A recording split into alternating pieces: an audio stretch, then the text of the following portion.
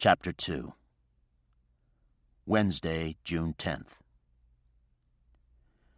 At 7:40 a.m. the following morning, Sergeant George Brady stepped behind the 5th Precinct's massive desk and flipped the pages of the sergeant's clipboard. He glanced down at the desk lieutenant, who was making his beginning-of-tour blotter entries, and then looked up at the clock. Brady took the cigar from his mouth and laid it in the ashtray. It was time to turn out the 2nd platoon. Looking down at the desk lieutenant, Brady asked, "Got anything for the boys, Lou?" The lieutenant looked up. "Tell him not to bring in any Puerto Rican mysteries. I'm not in the mood for that bullshit today. And George, tell Sector Charlie I want some roast pork lo mein for lunch." "You got it, Lou." Brady tucked the clipboard under his arm and stepped out from behind the desk. "All right, fall in," Brady shouted, walking into the sitting room. The members of the 2nd platoon reluctantly abandoned their coffee and cigarettes and shambled into 2 uneven ranks. Brady faced the platoon. "Attention to roll call." He called the roll, assigning each police officer to his post, sector, calling off their meal hour. He read off post conditions. "Summonses are down for the month. We need movers. Pay attention to your accident-prone locations. Sector Adam, watch out for payroll robberies. Sector David, tag the double parkers around the court. The judges are complaining that they can't get into their assigned spaces. The 7th squad is looking for 79 green Ols in connection with a homicide. The right front fender is smashed in. The car has jersey plates and a broken vent window on the driver's side. If found, safeguard for prints. Sector Charlie, the lieutenant wants roast pork lo mein for lunch. You might as well bring him a flute, too. He'll be a little parched by then." He was referring to a soda bottle filled with whiskey. "You all understand your assignments?" 2 files of policemen stood in indifferent silence, their eyes staring blankly ahead. "Okay, open ranks for inspection," Brady growled. Sergeant George Brady had 40 years in the job. Next year, he'd have to throw in his papers. Just as well. It was getting harder and harder for Brady to accept the new breed of cops. He missed the spit and polish of the old days. As he moved down the first file, he glanced with dismay at the short, dumpy female officers with asses as broad as billboards, their flabby waists hanging over their gun belts. The blacks with their damn afros, uniform caps perched on top of a beehive of kinky black hair. Puerto Ricans with their goddamn peach fur on their goddamn wheat-colored chins and their goddamn greasy sideburns. Even the Irish cops had succumbed to the age of permissiveness with their long hair lacquered down with hairspray and their goddamn handlebar mustaches. The locker room smelled like a goddamn French whorehouse. There was only one white cop in the entire precinct with close-cropped hair, spit-shined shoes, tailored uniform that hugged the body, and he was a goddamn fag. Yeah, it was time for George Brady to get out. The sergeant stopped in front of a female officer who had the contours of a fire hydrant. "Where's your flashlight?" "In my locker, Sarge," she replied sheepishly. "In your locker? And what will you do if you have to chase a hold-up man into a dark basement, call time out and run back to your locker?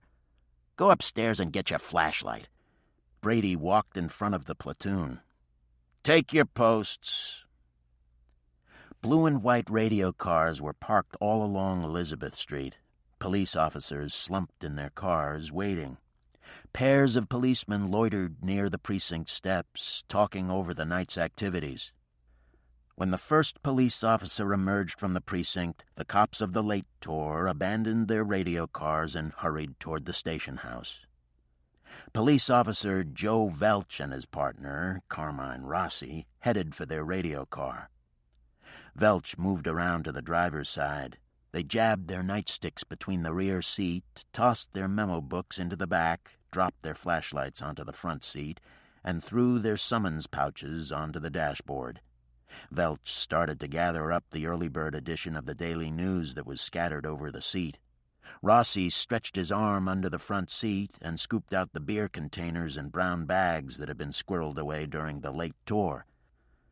Welch looked up at the gas gauge. "You're supposed to gas up on the late tour, you donkey cocksucker," he shouted after his hastily departing relief. They drove over to the 6th Precinct to get gas, and then drove to Moshe's on the corner of Canal and Baxter, where 2 containers of regular, 1 extra sweet, and 2 bagels with cream cheese were waiting in a bag next to the cash register. The radio car slid to a stop in front of the luncheonette. Welch raised himself out of the car and ambled into the crowded store. Moshe was busy behind the counter. The store owner saw the policeman enter and started to work his way down the counter to the cash register. "So how goes it today, Joe? Catch any criminals?" Moshe asked. "Not yet, Moshe," Welch said, struggling to pull out his wallet. Welch took a dollar bill out and placed it in Moshe's palm. The store owner handed the policeman the bag, rang up the sale, and gave Welch his 4 quarters change. They parked the radio car under the Brooklyn Bridge. Rossi opened the glove compartment and rested the bag on top of the door. He took out a container and a bagel and passed them to his partner. They pried off the tops of the containers and laid them on the dashboard. Cops never throw away the tops of containers. They might have to leave fast. The view was relaxing. A tugboat was shepherding 2 garbage scows, its stubby bow pushing aside greenish water. The river's day was just starting when a scratchy mutter on the radio broke the silence. "5 boy, K." "Ah, shit," Rossi said, snatching up the radio. "5 boy, K," he answered. "5 boy, respond to Chatham Towers, 170 Park Row. See complainant regarding a foul odor." 5 boy, 10-4. Rossi put the mic back into its cradle and turned to his partner. "We'll finish our coffee and then take a slow ride over. It's probably nothing." The Chatham Towers, a 24-story housing complex of naked concrete blocks and jutting terraces, stood in lower Manhattan in the shadow of the Manhattan Bridge and Columbus Park. Crescent-shaped driveways angled upward to the building. Isolated tiny playgrounds with modular cubes instead of seesaws made the apartment house setting seem somewhat bizarre in the surrounding area of old buildings. Tenants were milling in front of the entrance as the radio car rounded the driveway. The policeman got out and walked down the steps leading into the complex. A porter was waiting for them in the vestibule. "The 3rd floor, officers." When the elevator was between the 2nd and 3rd floor, they got their first whiff of the familiar awful odor. Welch looked at his partner. "It's ripe." The elevator stopped on 3, and they stepped out. Welch made a sudden grab for his handkerchief. The coffee, bagel, and cream cheese exploded from his mouth, splattering his uniform and spewing across the hall. The stench was suffocating. They gagged and their mouths filled with saliva. With every gasp, they fought not to swallow their tongues. "You okay?" Rossi said, pressing his handkerchief over his mouth and nose. "I'm all right," he choked. "My uniform is shot to hell." "Christ's sake, this is one ripe son of a bitch," Rossi said. They reluctantly paused in front of each door in the hall until they got to apartment 3C. "Get some ammonia," Rossi gagged before he, too, vomited.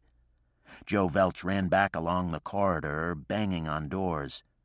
"Police, open up! We need ammonia!" A door in the middle of the floor finally cracked open, and a hand appeared holding a gray plastic bottle. Welch grabbed the bottle. The door slammed. He ran to apartment 3C and started to pour ammonia in front of the door. "Carmine, you stay here. I'll call the sergeant and the squad," Welch said, shaking out the last drippings. "Tell them to bring some crystals with them. We're going to need them," Rossi shouted after his partner. Gus Heineman stuck his massive head in the door of the lieutenant's office. "Lou, They think they've got a DOA in the Chatham Towers. They're calling for the squad." "They think?" Malone said. "They haven't entered the apartment. They're waiting for us to get there," Heineman said. "Who's catching?" Malone asked. "Pat. Both of you run over and have a look. If it's a mystery, get on the horn and call me. If it's just a grounder, clean it up and forget it." When the detectives arrived, they found Sergeant Brady standing among a cluster of anxious tenants. When Brady saw the detectives getting out of their car, he walked away from the people and went to meet them. "What do you got, Sarge?" O'Shaughnessy asked, walking up to Brady. Brady answered, "We were waiting for you guys to get here. We poured some DB-45 crystals around the outside of the door. It was pretty bad up there." "Anything on who lives there?" O'Shaughnessy asked. "A female, white, by the name of Sarah Eisinger. She's about 34 or 5 and lives alone. We questioned some of the neighbors, but none of them know anything about her. According to the building's management, she's lived here for 5 years," Brady answered. "The first thing we gotta do is find out qué pasa inside of that apartment," Heineman said. An emergency service van careened around the driveway, squealing to a stop behind the unmarked detective car. "Figured we might need gas masks if the crystals don't work," the sergeant said, looking at the van. Heineman looked at his partner. "Think we should call the boss?" "Nah, all we have so far is a case of bad breath. Let's see what we find," O'Shaughnessy said. A group of detectives and uniformed officers hovered in the hallway, waiting for the disinfecting crystals to work and turn the stink into a bearable smell faintly like violets. Heineman turned to the sergeant. "Sarge, will you start a log? If we got a mystery, we'll want a record of everyone on the scene." "You got it," Brady answered. The detectives put on gas masks. O'Shaughnessy took the bottle of crystals from the sergeant. "Here goes," said Heineman, lifting up his right foot and smashing it into the door, splintering it open. An unspeakable odor gushed out. All the cops started to gag and choke. 2 policemen ran retching down the hallway, while O'Shaughnessy stood in the doorway scattering crystals inside the apartment. There was a large kitchen to the right of the entrance. A black wrought iron table was on its side, its glass top shattered. The cabinets were open, their contents strewn over the floor. O'Shaughnessy stepped inside and turned to the uniformed cops. "Wait out here." The detectives entered. O'Shaughnessy spread around more of the crystals. A half-open convertible couch was lying on its side, the cushions slashed and shredded. Tables and lamps were broken. There was no sign of a body. "Nothing," Heineman said, moving through the living room. "It's got to be someplace." The masks muffled their voices, giving them a hollow resonance. Heineman moved to the window and turned on the air conditioner. He glanced down at the street. His eyes wandered to the duplex pagoda roof of the Manhattan Savings Bank on the corner of Chatham Square and Catherine Street. He liked the way the eaves curled under. A queue of tourist buses were starting to unload their passengers. It was a beautiful day to be looking for death. The living room led into a small foyer. There were 2 closets on either side. The floor was littered with linens. A closed door at one end apparently led to the bathroom. Pat looked at Gus. "It's got to be in there," Pat said, moving to open the door. "Dear Mother of God!" The bathroom was done in blue. Ceramic tiles covered the floor, blue fluffy scatter rugs on top. The tub was filled to its brim with a dark red liquid. Lying face down was the swollen, nude body of a woman. Her long blonde hair fanned out on the surface of the loathsome, hardened mixture of blood and other things. Writhing maggots covered the back of the head, sodden worm-like creatures feasting on human decay. Her hands were handcuffed behind her body, intertwined fingers pointing helplessly upward. "I ain't never seen nothing like this," O'Shaughnessy said, his mouth gaping. "Better call the boss and tell him to get his ass here forthwith. We got a homicide in our hands." They were waiting outside in the hall when the lieutenant and the rest of the squad arrived. Walking up to the gathering, Malone asked, "Who's been inside?" Heineman answered, "Only Pat and me." "Let's keep it that way," Malone said. "I don't want anyone inside unless they've got a specific reason for being there. Has Forensic been notified?" "They're on the way," O'Shaughnessy answered. Malone turned to Sergeant Brady. "Sarge, you take care of it out here. If any of the chiefs from headquarters come by, keep them the hell out of the crime scene. I don't want them screwing things up. The last one we had, some chief from planning held up the murder weapon for the newspaper boys. He got his picture in the centerfold and the perp walked." Brady asked, "And if some muck-a-muck insists?" "You call me. I'll handle it," Malone said. 10-4, Brady replied. "Let's take a look," Malone said, moving to the doorway. Pat O'Shaughnessy was at the lieutenant's side, a stenopad ready in his hands. The lieutenant stared into the apartment. "What a shambles." "Looks like somebody put up a hell of a fight," O'Shaughnessy said. "Or someone was searching for something," Malone said. Malone started to enter the apartment when Brady called him. The lieutenant turned, and the sergeant handed him plastic gloves. "Thanks," Malone said, putting the gloves on. "I almost forgot them. Make sure that no one enters the scene without them." Malone stood looking down at the tub, shaking his head in disbelief. He knelt down and, with his forefinger, he carefully wiped the slime off the handcuffs. "Smith & Wesson," he observed, twisting his head, trying to read the serial numbers. "We might be able to trace them." "How long do you figure?" O'Shaughnessy asked. "It's hard to tell," Malone said, glancing from the body up to the partially opened window. "From the degree of decomposition and the maggot castings, I'd say about a week." Malone stood up and faced his detectives. "I want this apartment field-stripped, overlook nothing. Gather up her telephone book, her checkbook, savings book. I want to know her medical history, who her friends were, her enemies. I want to know who she was making it with, if she was a switch hitter, gay. Where did she work? When Forensic arrives, tell them I want the crime scene sketch done in the coordinate method." "The Forensic boys ain't gonna like that. It's a lot of work," Heineman said.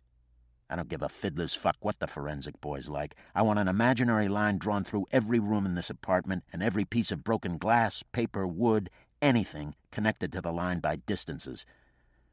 "Do you want to call in some extra detectives?" O'Shaughnessy asked. "When I notify the borough, I'll ask for a few to help with the initial canvases. I don't like too many men working on a case. They fall over each other." Malone's face hardened. "Let me re-emphasize what I said before. I don't want to see anyone inside this apartment unless they've got a reason to be here. No cops using the telephone to call their girlfriends or picking up souvenirs." "We got the message," O'Shaughnessy said. "Okay, call in the rest of the squad and let's get to work. We're going to take this one nice and easy, one step at a time, just like they say you do it at the academy. Who, what, when, where, how, and why," Malone said, elbowing past the detectives on his way to call Inspector Zambrano. When Malone returned 5 minutes later, he found a photographer snapping pictures of every room from every angle and a detective measuring distances from the imaginary line and calling them off to his partner, who entered them on the crime scene sketch. Fingerprint technicians were spreading powder and dusting with plumed brushes. Detectives were sticking their noses into every nook and cranny of the apartment, searching for physical evidence. Anything that was considered of value was tagged and placed into plastic evidence bags. Brady had stationed himself outside the apartment. A rope barrier had been erected in front of the door. There were signs prohibiting entrance into the crime scene area. As detectives arrived from the borough, the sergeant entered their names and times of arrival into the crime scene log. Malone dispatched teams of detectives to canvass the Chatham Tower complex for witnesses, friends of the victim, anyone who might know something. Additional teams were sent to interview storekeepers, garage attendants, people who worked in the housing complex, bus drivers who had nearby routes. Bo Davis and Gus Heineman canvassed the parked cars within a 5-block radius of the scene. Every license plate was written down. Later, they'd be run through the National Crime Information Center. Perhaps the killer had panicked and run from the scene, leaving his car. The building's underground garage was canvassed for unauthorized vehicles. Jake Stern was on his knees in the apartment, searching the bottom of the linen closet. Malone looked down at him. "Anything?" Stern crooked his body, straining to look under the bottom shelf. He reached his hand under and ran it along the shelf. "Nothing?" "Lou, the meat wagon is here," an anonymous voice announced. "Send them in," Malone said, without turning to look. 2 attendants walked into the apartment lugging a body bag, its wide straps dragging on the floor. With impersonal detachment, the morgue attendants laid the bag alongside the tub and went about their job. Detectives stopped working and gathered around to watch. Policemen are no different from civilians and firemen when it comes to death. The same thoughts cross their minds. She's dead. I'm alive. Someday I'll be dead. I wonder how long I've got to live. What will it be like? Nothingness. Without hesitation, the attendants plunged their bare hands into the red muck. They lifted the body. Slime sloughed off. Maggots rained to the floor. The crust was broken. A new abomination rose from the tub. The lower part of Sarah Eisinger's jaw dangled from one socket. Her battered body was halfway between the tub and body bag when the jaw clattered to the floor. The body was placed into the canvas bag. One of the attendants bent to scoop up the jaw. He nonchalantly tossed it into the bag. "Don't close it up," Malone said, kneeling to examine the front of the body. He spread his hands under her neck and slowly ran them down over the body, feeling for entrance wounds, something taped to the body. He felt under her deflated breasts, her armpits. He pushed her legs apart. "Jesus Christ, look at this." Protruding from Sarah Eisinger's vagina was the curved end of a curtain rod. Chapter 3. Evening of the same day. Malone sat in his office that evening, reviewing the fives on the Eisinger homicide. Outside in the squad room, a detective was interviewing a female complainant who insisted she had been raped by her common-law husband. As he flipped the pale blue pages of the supplementary complaint reports, he was struck, not for the first time, by the impersonal tone of the narratives. Time and place of occurrence, physical description of the crime scene, victim's name and pedigree, name and addresses of persons interviewed, name, shield number, and command of MOFs on the scene, and notifications made. Malone wondered if there was anyone who would miss Sarah Eisinger. Malone tossed the case folder into the active basket, then arched his back and stretched. He reached down and slid out the bottom drawer and took out the quart bottle of Jack Daniels and a glass. He blew the glass clean. The booze would sterilize it. Drink in hand, he got up and walked over to the window. He grinned when he saw the black man on the corner of Canal Street hustling tourists in a 3-card Monte game. Schmucks. They'll never learn. Malone's office was a sterile cubicle with dirty green and gray cinder block walls, a locker, 2 filing cabinets, and a glass cabinet-type bookcase that contained the patrol guide, penal law, criminal procedure law, and stacks of unread department orders. His desk was green metal with a gray formica top and a glass covering, standard PD issue. Taped to the wall behind the desk was a large piece of cardboard with important telephone numbers. He moved back to his desk and went to kick in the open bottom drawer when he noticed the ormolu picture frames sticking out from beneath the Manhattan yellow pages. It had been a long time since he had stared at her photograph and remembered. He lowered himself into the chair and reached back into the drawer to pull the frame out from under the thick book and set it up on the desk in front of him. He poured more bourbon into his glass and toasted the photograph, staring into her large black eyes. He could still remember the exact date he had snapped it. Sunday, May 4th, 1960, over 22 years ago. He had caught her preening in front of the seal pit in the Prospect Park Zoo, a cheerful nymph with short, coal-black hair and a pixie nose. She was 18. He was 20. Dan Malone and Helen Fraser fell in love. Their heads were full of dreams about their future. He was going to earn his B.A. in history from Brooklyn College and become a policeman and go on to become the chief of detectives of the largest police department in the world. Helen Fraser was going to earn her Ph.D. in psychology and become a child psychologist. They were going to marry and live happily ever after. A marriage that started in bliss and ended in shit, he thought as he drank. Their union lasted 8 years, 9 months, and 24 days. In the beginning, they shared a lot. Each day ended with long, full reports on the day's experiences. By the end of their first year together, they had both earned their degrees. She was doing graduate work at Hunter College and was active in both the literary and psychology clubs. In January of their second year of marriage, he was appointed to the police department. The metamorphosis from civilian to cop began immediately. His first class at the academy was a don't class. Don't get involved off-duty. Don't discuss the job with civilians. Don't look to be a hero. Don't be a boss fighter. Don't ever trust newspapermen, lawyers, junkies, or hookers.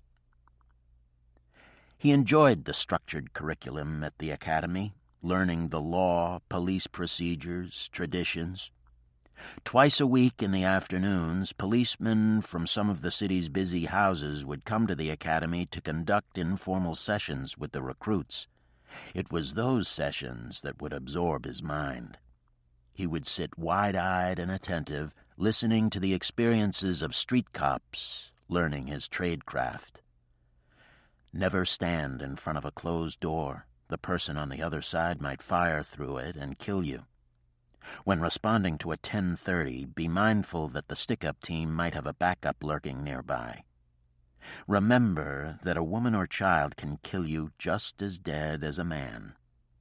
A woman in a nun's habit is no guarantee that she's a nun. In a crowd, stay with your partner. Don't get separated. Pull your holster around your front in order to protect your groin and to prevent anyone from coming up from behind and ripping your gun from your holster.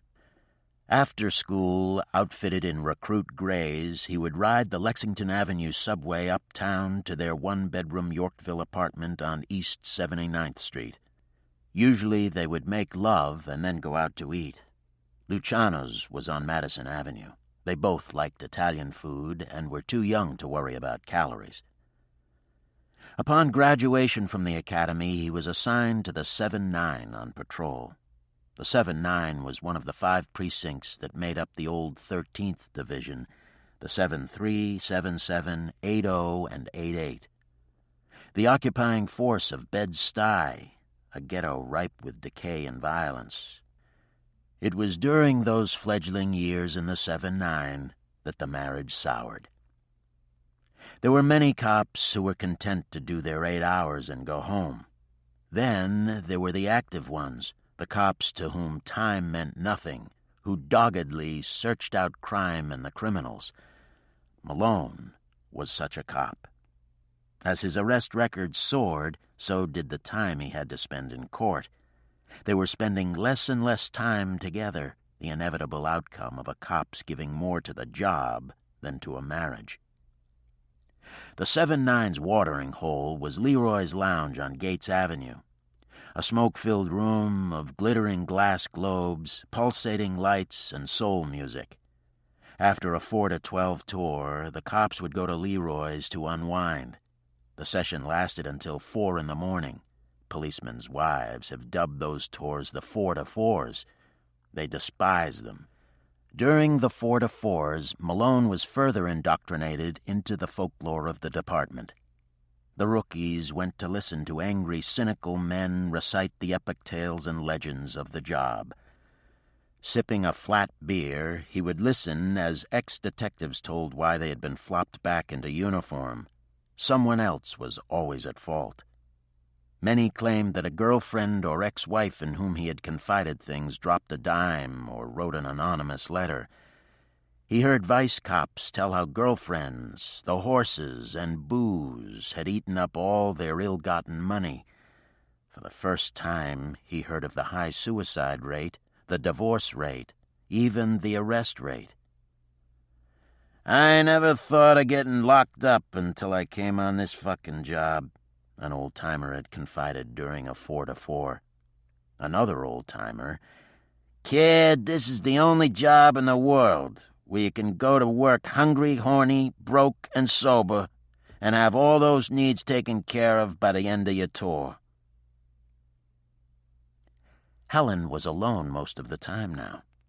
She kept herself busy with schoolwork and school activities. She told herself that it was the newness of the job that enthralled him. It would wear off in time, and they would settle into the normal routine of living.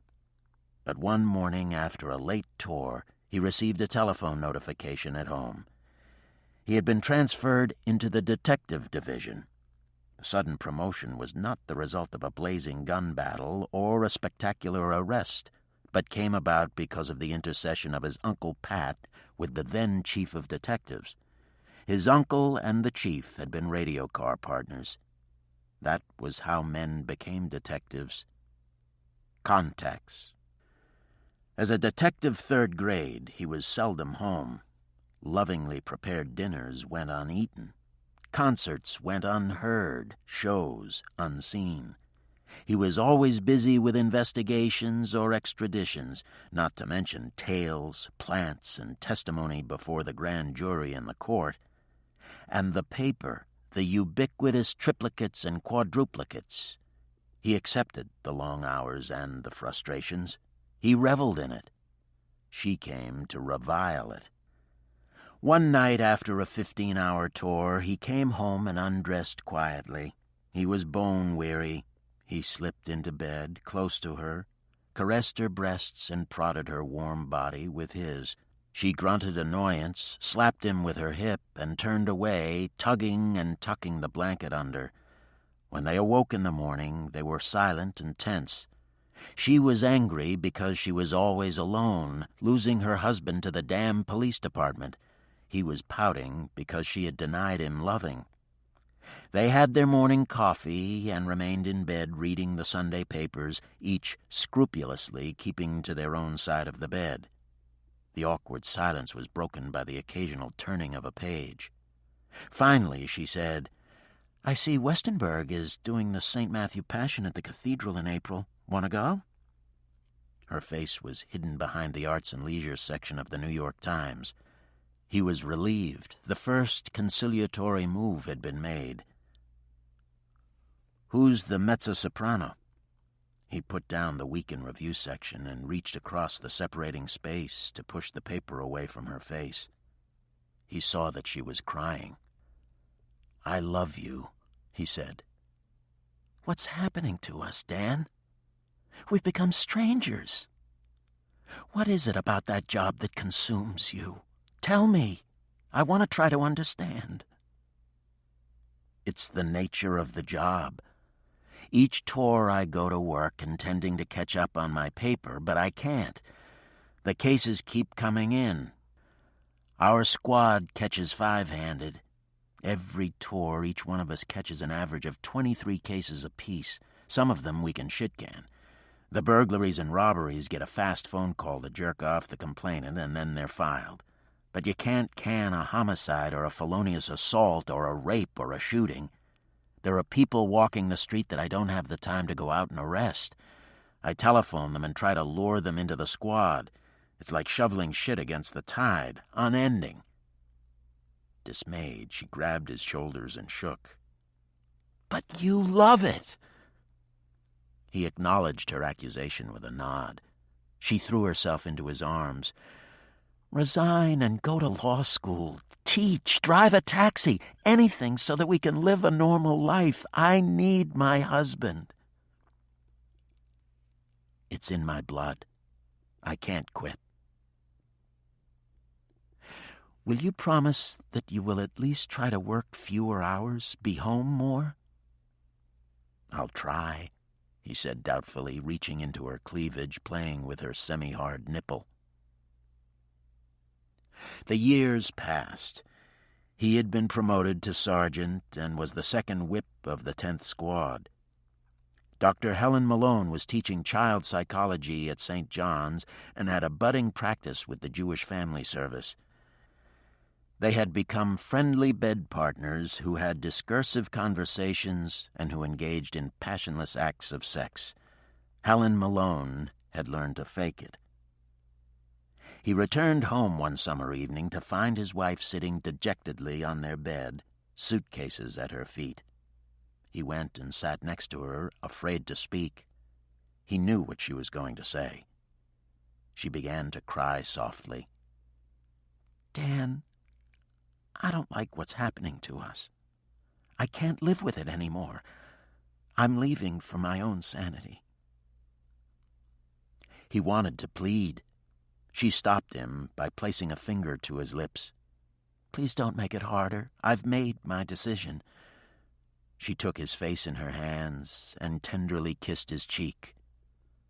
"I want you to know that I've never been unfaithful to you." His eyes brimmed. "Neither have I." Tears were stinging her lids. "I know." He still remembered it clearly, but the pain was less. He poured one more drink, returned the ormolu frame to its place beneath the Manhattan Yellow Pages, and pushed the drawer closed. "Lieutenant, you got a call on 2, a detective in the squad room shouted. Malone looked over at the blinking plastic button. He gulped his drink and yanked up the receiver. "This is Captain Madvick from the Chief of Detectives' office." It was a pleasant enough voice. "What can I do for you, Captain?" he asked, lowering himself onto the edge of the desk. "The Chief asked me to call. He wants to know if there's anything unusual about the Eisinger case." Malone stood up. Why was the Chief of Detectives interested in a run-of-the-mill homicide that was probably going nowhere? "Nothing," he answered, tucking the receiver under his chin and reaching for the case folder. "Did you come up with any physical evidence or property that was unusual?" Malone pressed the earphone close. "What did you say your name was, Captain?" "Madvick."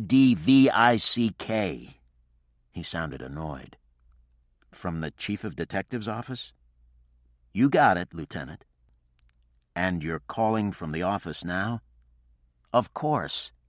I'll call you right back." Malone hung up and looked up at the directory. He picked up the receiver and dialed. "Chief of Detectives. Captain Madvick, please." "Ain't no Captain Madvick assigned here, pal." "This is Walter Farrell from the New York Times," Malone lied. "I'm trying to get in touch with Captain Madvick. He used to be assigned there. I'm doing a story on the Rosenberg homicide. He was in charge of that case." "I don't think there's anyone with that name assigned to the detective division." "Wait a minute and I'll check the 10 cards. There was no active member of the detective division with the surname Madvick, he was told by the duty officer. Malone thanked him, hung up, and then dialed operations.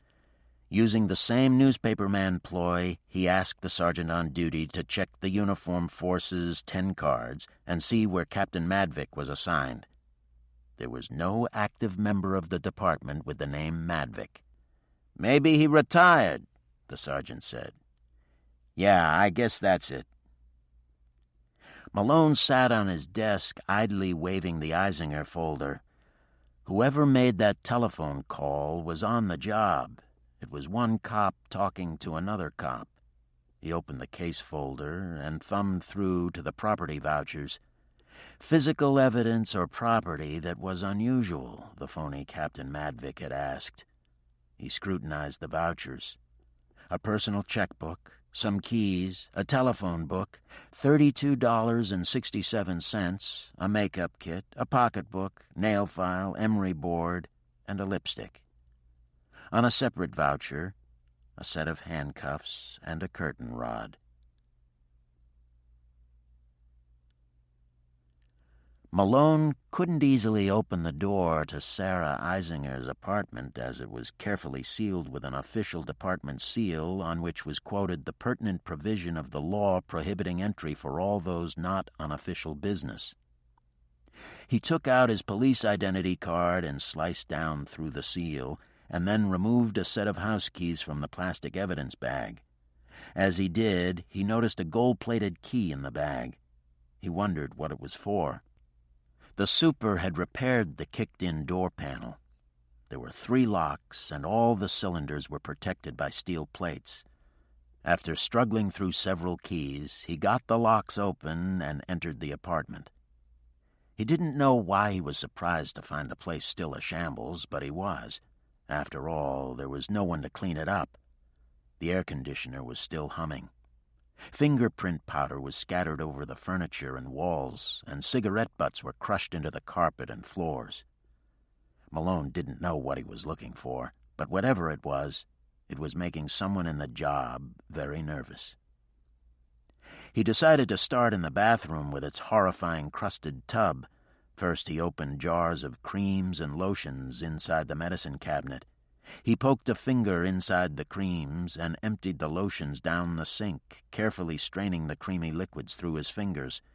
Finding nothing, he went to the foyer outside the bathroom. He re-examined the closets, getting on his knees in order to run his hands underneath the shelves. 40 minutes later, he was standing in front of the refrigerator, searching the freezer.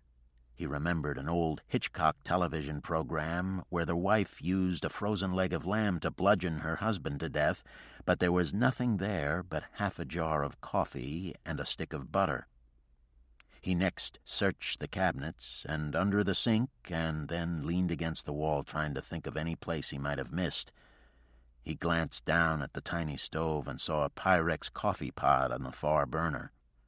His eyes swept the apartment. What had he missed? Perhaps nothing. Maybe he had found whatever it was and didn't know it. That gold-plated key? As he thought, he absent-mindedly picked up the coffee pot and examined it. There was a metal strap around the middle. A screw was fastened through the handle, securing both ends of the strap to the pot. He noticed that the screw was loose. He inserted the nail of his forefinger into the screw head and attempted to tighten it. Then he saw it. A strip of negative 16mm film that appeared to be about 3 inches long was fitted between the handle and the neck of the pot, hidden under the metal collar. He looked down at the knife. Eisinger must have unscrewed the handle with the knife, slid the film under the strap, and been attempting to tighten it when her killer, or killers, interrupted her. Juggling the strip of film up under the light, he attempted to make out what was on it and couldn't. He counted 16 frames. He put the film into his shirt pocket and went to turn off the air conditioner. It was a little before 9 the following morning when Malone walked into the squad room. O'Shaughnessy was on the telephone promising fidelity to Foam. According to Heinemann, Pat enjoyed walking the tightrope of infidelity with a bottle of nitro stuck up his ass. Detective Bo Davis, an expatriate from Dixie, lived in East Meadow, Long Island, with his wife and 2 children. He loved his family, the job, his ranch-style home with the cyclone fence all around it, and going to bed with women other than his wife. His motto was, "Never get involved," and during 16 unfaithful years, he hadn't. Davis was slumped in a swivel chair with his feet stretched up over the desk, admiring his new cowboy boots. He was wearing a white sports jacket with wide blue stripes, white waffle-weave trousers flared at the cuffs, and a blue shirt with a white tie and gold tie clasp with a miniature detective shield emblazoned in the center. "Getting ready for Halloween?" Malone said, walking past Davis on his way into his office. "I got a date with a three-way broad with her own mattress," Davis said, leaning forward to buff the point of his boot. Malone called the detectives into his office. A person who was murdered the way Eisinger was should not end up a faded case folded with years of nothing-to-report fives stapled to it. "What do we got on the Eisinger thing?" Malone said, glancing down at the 60 sheet, looking over the list of cases that had come in during the night. He was relieved to see that there was nothing heavy. At least he had a clear track for today. Gus Heineman spoke first. He had gone through Eisinger's telephone book and found the address of her parents in New Jersey. In line with department procedure, he had sent a next-of-kin teletype message to the New Brunswick Police Department requesting them to make the notification. The rest of her book was surprisingly uninformative except for 2 numbers with no names next to them. One had a 703 area code and the other a 212 code. The phone company reported that they had no record of such numbers, so Heineman contacted the wagon board, the department unit that allocated all the department's patrol wagons and, as a sideline, knew more about telephones than Ma Bell. He had also gone through her scanty collection of personal papers, found her Social Security card, and expected word momentarily from the feds about where she was employed. Bo Davis was leaning against a file cabinet, admiring his manicure and listening to Heineman's report. "What about the canvases?" Malone asked Davis. "They all came up dry," Davis answered. "We couldn't come up with anyone who knew her. Several of the neighbors said that they'd seen her in the elevator or hallway, smile and exchange a few pleasantries, but that was it." "Did you interview all the people in her building?" Davis checked the interview sheets. "We missed about a dozen. The apartment numbers are listed on the sheets." Malone said, "What about the other buildings in the complex?" "Same thing. The broad was a phantom," Davis answered. "What about forensic?" O'Shaughnessy answered. "They came up with a few partial prints, about 12 or 15 points, more than enough for a positive ID if we can come up with a suspect." "Were the prints compared with Eisinger's?" Malone asked. "Yeah, they cut the skin of her fingers off and rolled them at the morgue. They weren't her prints," O'Shaughnessy answered. "I went back to the scene last night and found this," Malone said, taking out the strip of film and omitting any mention of the phony Captain Madvick's telephone call. "Let's take a look," Malone said, walking out from behind his desk. O'Shaughnessy went over to the equipment locker and took out the viewing machine. He set it up and then went around the squad room, shutting off the lights and pulling down the shades. Jake Stern slowly maneuvered the film under the machine's glaring light. A conical beam threw a blurred picture onto the wall. Stern reached in front, turning the lens, adjusting the focus. Even in the eerie reversal of the negative, it was clear that the subject matter was a man and a woman in bed, making love. "That dude can really breathe through his ears," joked O'Shaughnessy. "I hope he comes up for air so we can get a look at his face," Malone said, watching with interest. The male star surfaced 2 frames later. "Jake, send that film to the lab. Have them blow up each frame and make us some stills," Malone said. 10-4, Stern said, switching off the machine and removing the film. Malone walked over to the large desk next to the wall. The property that had been removed from the Eisinger apartment was neatly lined up over the desk, each item in plastic evidence bags tagged with property clerk's evidence tags. Malone picked up the bag containing the keys. "Anything on this?" he asked, holding up the gold-plated key. "It don't fit any of the locks in her apartment," Stern said. Malone examined the key. An ordinary house key that had been gold-plated. A locksmith's 6-digit registration number was stamped across its head. He tossed it to Heineman. "Check the registration number with Consumer Affairs. Find out who made it and for whom. Anything on the cuffs?" "Not yet. We're waiting to hear from Smith & Wesson," Stern answered. Malone walked to the portable blackboard in the corner and wheeled it into the center of the room. He picked up a piece of chalk and started to outline the Eisinger case. The detectives gathered around. Across the top of the blackboard, Malone blocked out the heading, Eisinger Homicide. Next to it, he listed the case's serial numbers. UF 61, number 6739. UF 60, number 4278. UF 6, number 9846. Forensic, number 1298-80. Property vouchers, A 456798-812. The date, time, and place of occurrence were listed below the heading. A diagram of each room was sketched in broken lines, the bathroom done in a larger scale. On the right side of the board, each piece of inventoried evidence was listed along with its invoice number. Witnesses was blocked out on the bottom left side. The space under it was blank. Malone stepped back, folding his arms, frowning. Not very much, is it? He studied it for a while, and then flipped the blackboard to the reverse side. Okay. Bo, I want you and Pat to recanvass her apartment building. Get the ones that were missed yesterday. There had to be someone who knew her. Also check with the local storekeepers. She had to eat and brush her teeth. And don't waste time trying to put the make on any women. Malone listed the assignment on the board. I want a 5 on every interview, he added. The lieutenant turned his attention to Jake Stern. Jake, I want you to visit the morgue. Get hold of Epstein. Tell him I want to know when and how. Malone stared at the blackboard.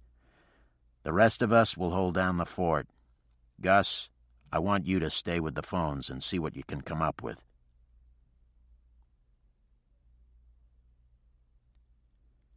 The flower cart standing against the building with the glazed brick facade on the corner of 30th Street and 1st Avenue had a red umbrella. Its top was terraced with fresh-cut flowers, roses, gerbera, carnations, irises, tulips, daffodils, a profusion of color that enhanced a beautiful June morning.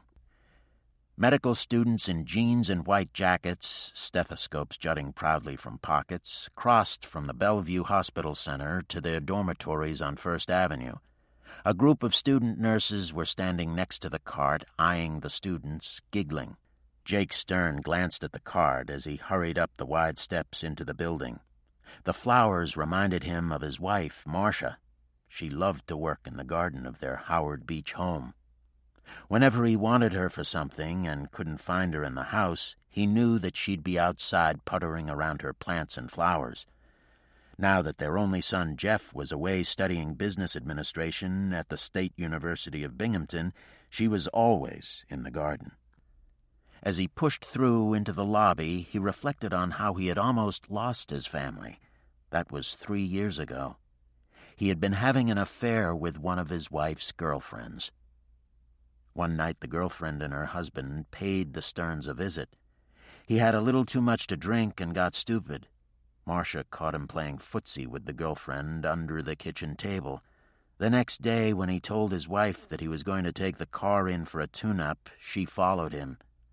When he and his lady friend left the motel on Cross Bay Boulevard 2 hours later, Marcia was leaning up against his car, tapping her foot.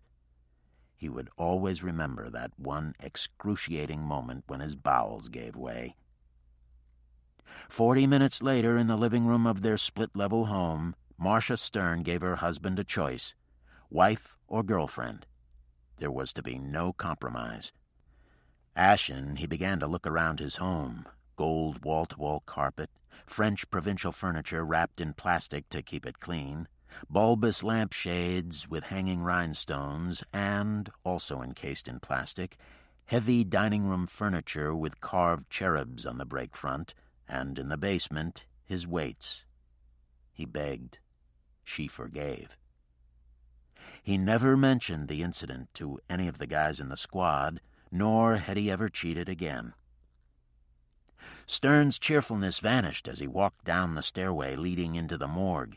In the basement were corridors of stainless steel boxes, their latched doors shining under overhead fluorescent lights. There were bare concrete floors with evenly spaced drains. Gurneys lined the corridors, bodies under white sheets, protruding legs with slanted feet and identification tags looped over big toes.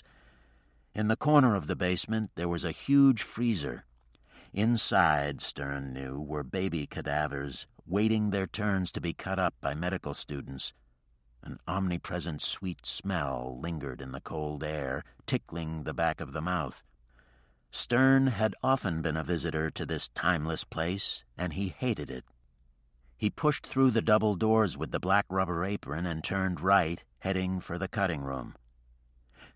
6 tables were occupied. 4 of the bodies had their chest cavities opened by an incision that ran from the neck down the center of the chest to the pubic hair. The rib cages were pried open, exposing the inner organs. There was a scale next to each table. An attendant was cutting off a cranium with a high-speed circular saw. Saul Epstein was studying the inside of a body, whistling zippity-doo-dah and waving his scalpel in a mime of leading a band. A microphone hung over his head, recording words and music. Stern rolled his eyes as he entered the cutting room. "How's my favorite ghoul?" "Quick, Jose, my saw. We've got a live one to work on," Epstein said, looking up. "You look right at home, Saul." "What brings you into my world?" Epstein asked, reaching inside the cadaver. "Sarah Eisinger." Epstein lifted the liver out of the cadaver and held it up to the detective. "Hungry? It's yummy with onions and bacon."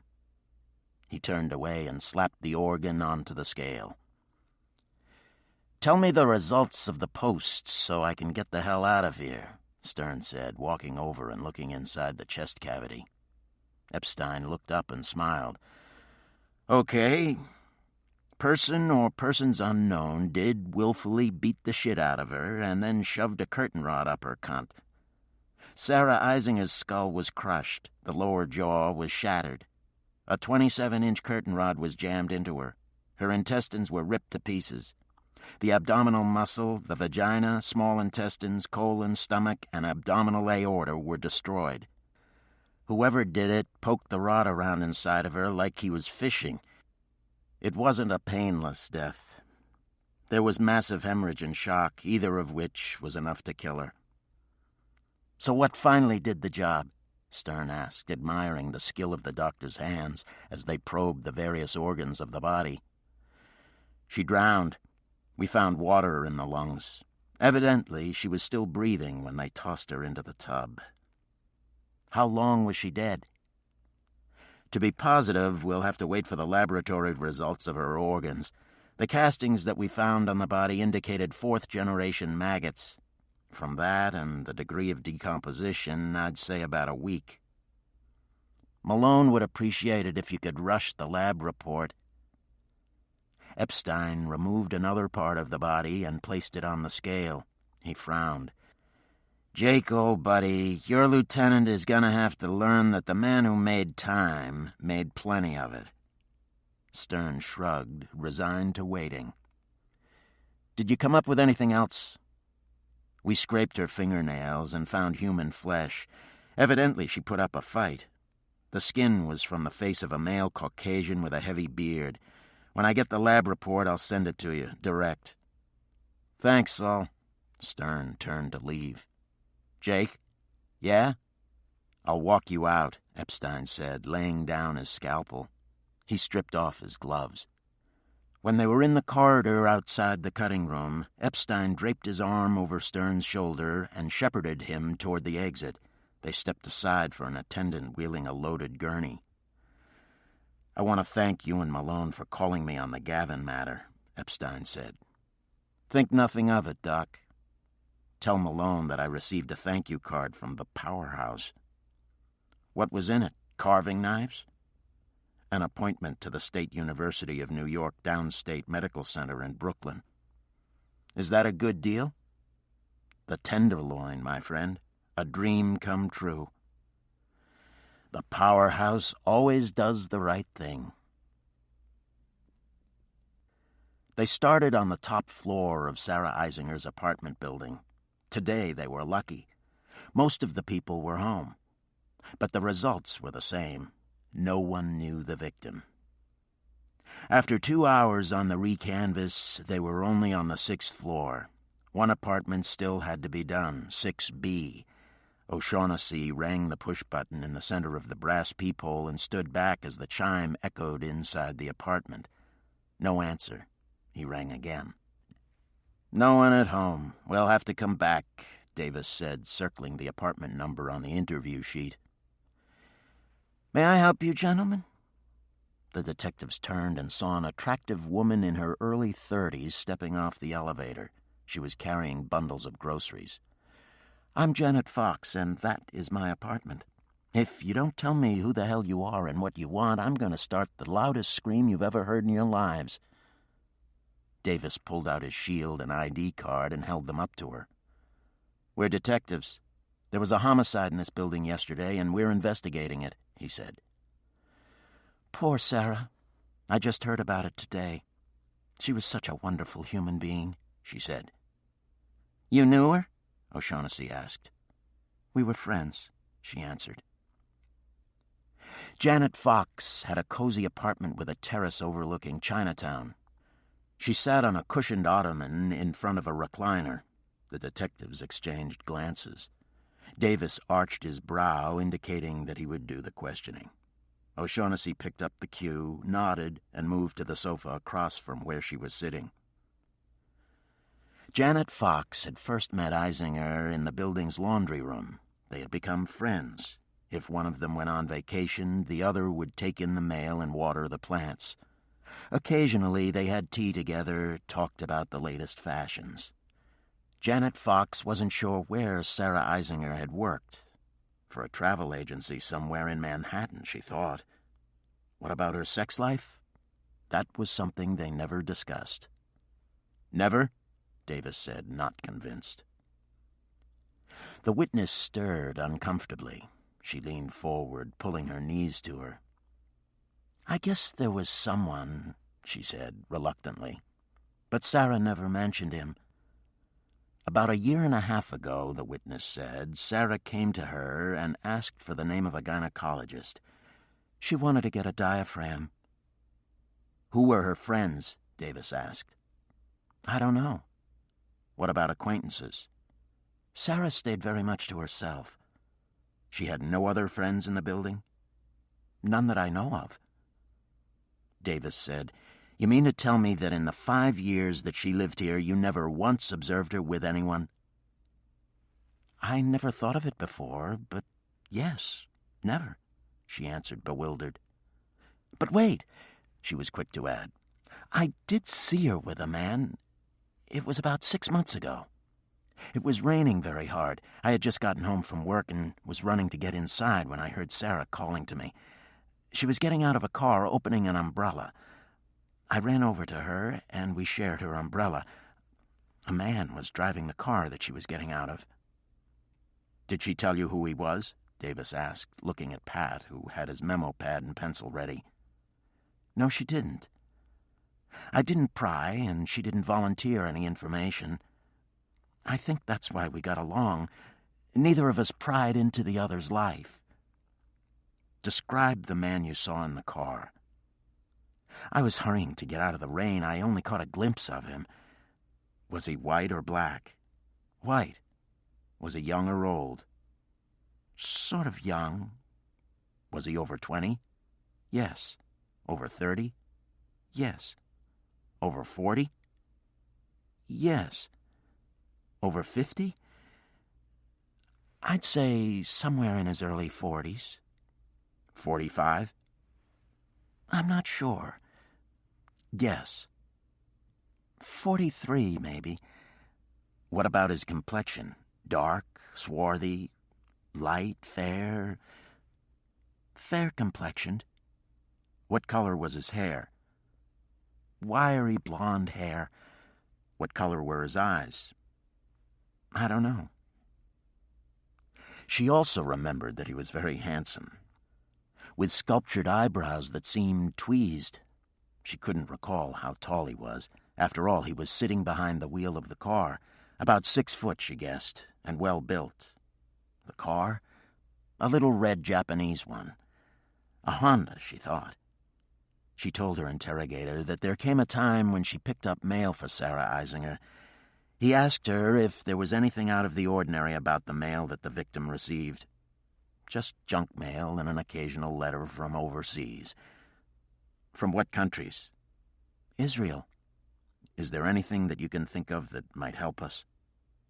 I'm sorry, there isn't. I was surprised that I was able to remember what I did. You did real good, Davis said, crossing the room to sit next to his partner. Janet Fox relaxed. She looked down at her palms. They were wet. She hadn't been aware of the tension before. Janet, there is one more question that I would like to ask, Davis said. Her stomach tightened. Yes? You told us that you just heard about the murder today, a homicide in your apartment building, and you just found out about it? She looked at the detective and said hesitantly, I was away for a few days. Where? The witness shifted. I was at the Concord with my boss. He's married, and his name is Joseph Grossman. Davis turned to his partner. Pat, why don't you continue knocking on doors? I'll stay here and ask Janet a few more questions, get the name of the doctor that Eisinger used. It'll save us time. O'Shaughnessy was on the second floor when his partner caught up with him. How'd it go? O'Shaughnessy asked, making an obscene jabbing gesture with his fist. Nothing like that, Davis said. She's a very nice lady. We sat and talked, that's all. How'd you make out? Zippo. She paid her rent, didn't cause no trouble, and no one knows shit about her.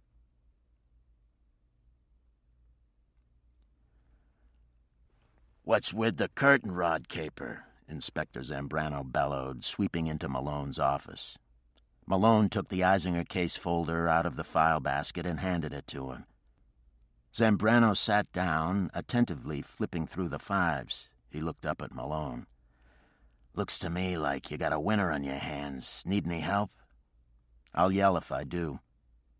Dan, I know that this ain't the right time, but in a few weeks, I'm going to do the annual evaluation of your stewardship of the squad. Try and get your paper in shape, and don't forget Operation Participation. Malone leaned forward, eyebrows raised. Know something, Inspector?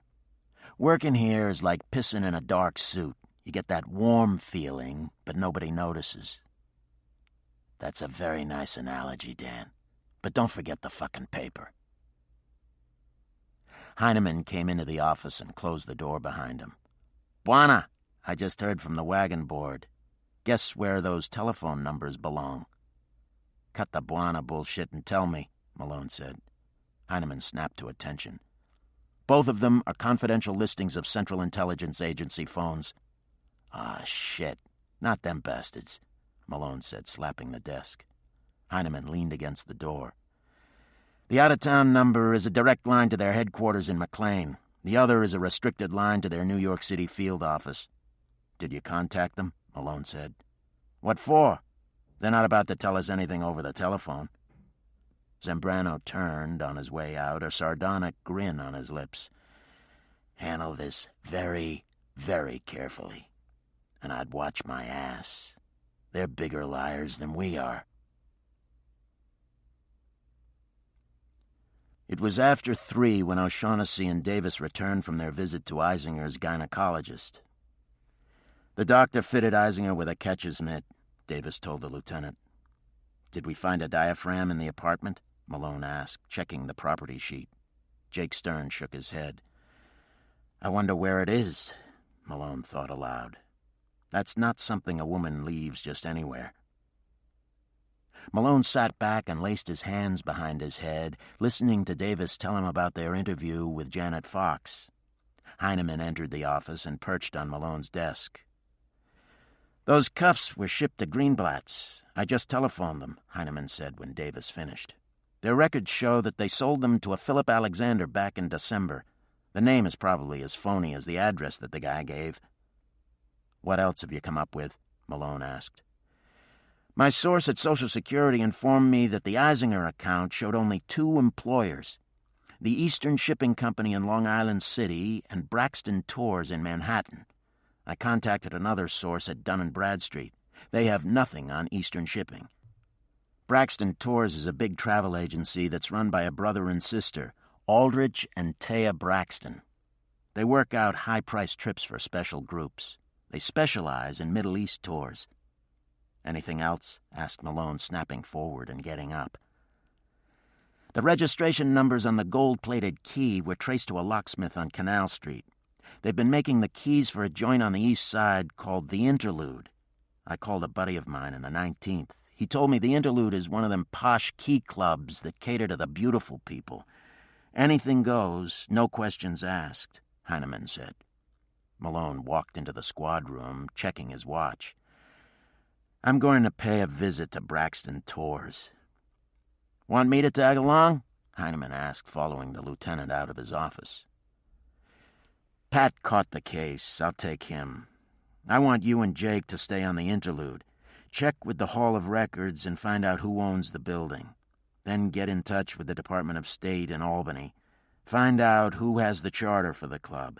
Then check with State Liquor and find out who buys the booze." Braxton Tours occupied a suite of offices on the 16th floor of a huge glass-walled office building on Park. Attractive young women padded their way between glass-partitioned offices. The floors were carpeted, the furniture comfortable, expensive. Taya Braxton was waiting for them. She wore a beautifully tailored white, raw silk Chanel suit. Her shoulder-length hair was ash blonde, enhancing the mature beauty of her tanned face. Her expression was coldly composed. "We've been expecting the police ever since we read of Sarah's death in the newspapers," Taya said, dismissing her secretary with a wave. Malone measured her as he entered the office. He already had guessed just what she would say. Sarah had been with the company for a year and a half. She stayed to herself, had no close friends within the company. Taya knew nothing of her personal life. What a pity that such a horrible thing should happen to such a beautiful young girl. Who could be responsible for such an act of barbarism? The newspaper accounts were just ghastly. Taya moved from behind her desk and motioned to a grouping of canvas director chairs in front of a thermopane wall, through which a huge slice of the city could be seen below. "What can you tell me about Sarah Eisinger?" Malone asked, noticing the sunlight reflecting off her head. Her response was exactly what he had suspected it would be. "She was a conscientious worker," Taya answered. "She didn't seem to have many friends. Can you tell us why?" "By choice, I guess. Sarah preferred to stay to herself. Everyone isn't gregarious," Taya said, looking at Malone, who was standing directly in front of her. That's true enough," Malone said, walking over to the far wall, examining the paintings. "There must be big bucks in the travel business," Malone said, loud enough for her to hear. "What was Eisinger's responsibility with your company?"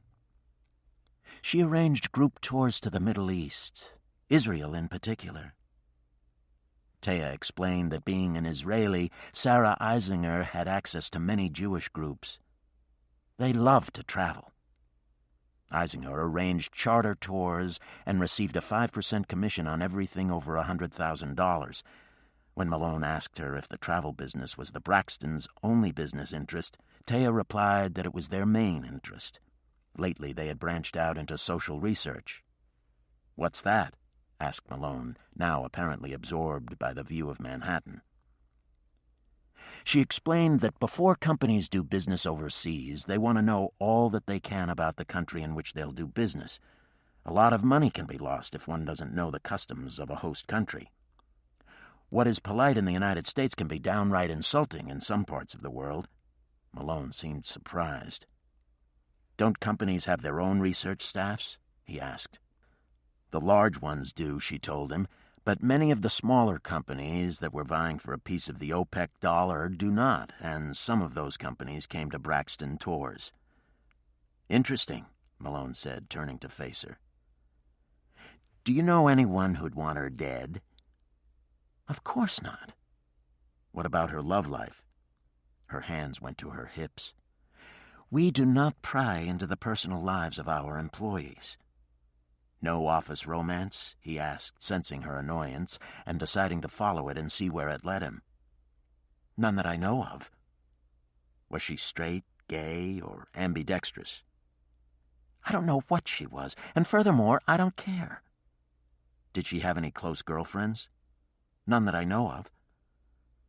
How did Eisinger get her job with your company? She answered an ad that we put in the New York Times for someone with language abilities. Sarah spoke 6 languages. Really? What were they? German, Polish, English, Hebrew, Spanish, and Ladino, she replied. Eisinger was dead for about a week before her body was discovered. How come you didn't report her missing? Sarah took a week off. She went to visit her parents in New Jersey. She wasn't due back until yesterday. Can you think of anything that might help us? I wish that I could think of something, she said, reaching for a porcelain jar on the table in front of her. She removed a cigarette and lit it. I hope that you catch the people responsible, she said, putting the lid back in the jar. We will. We'd like to interview your employees. That is, if you have no objections, Malone said. Of course not, Taya Braxton said, taking a drag. The door opened, and a thin man in an impeccably tailored beige suit walked into the room. "Hello, I'm Aldrich Braxton," he said as he moved toward Malone and offered his hand. Aldrich Braxton's face was starting to wither.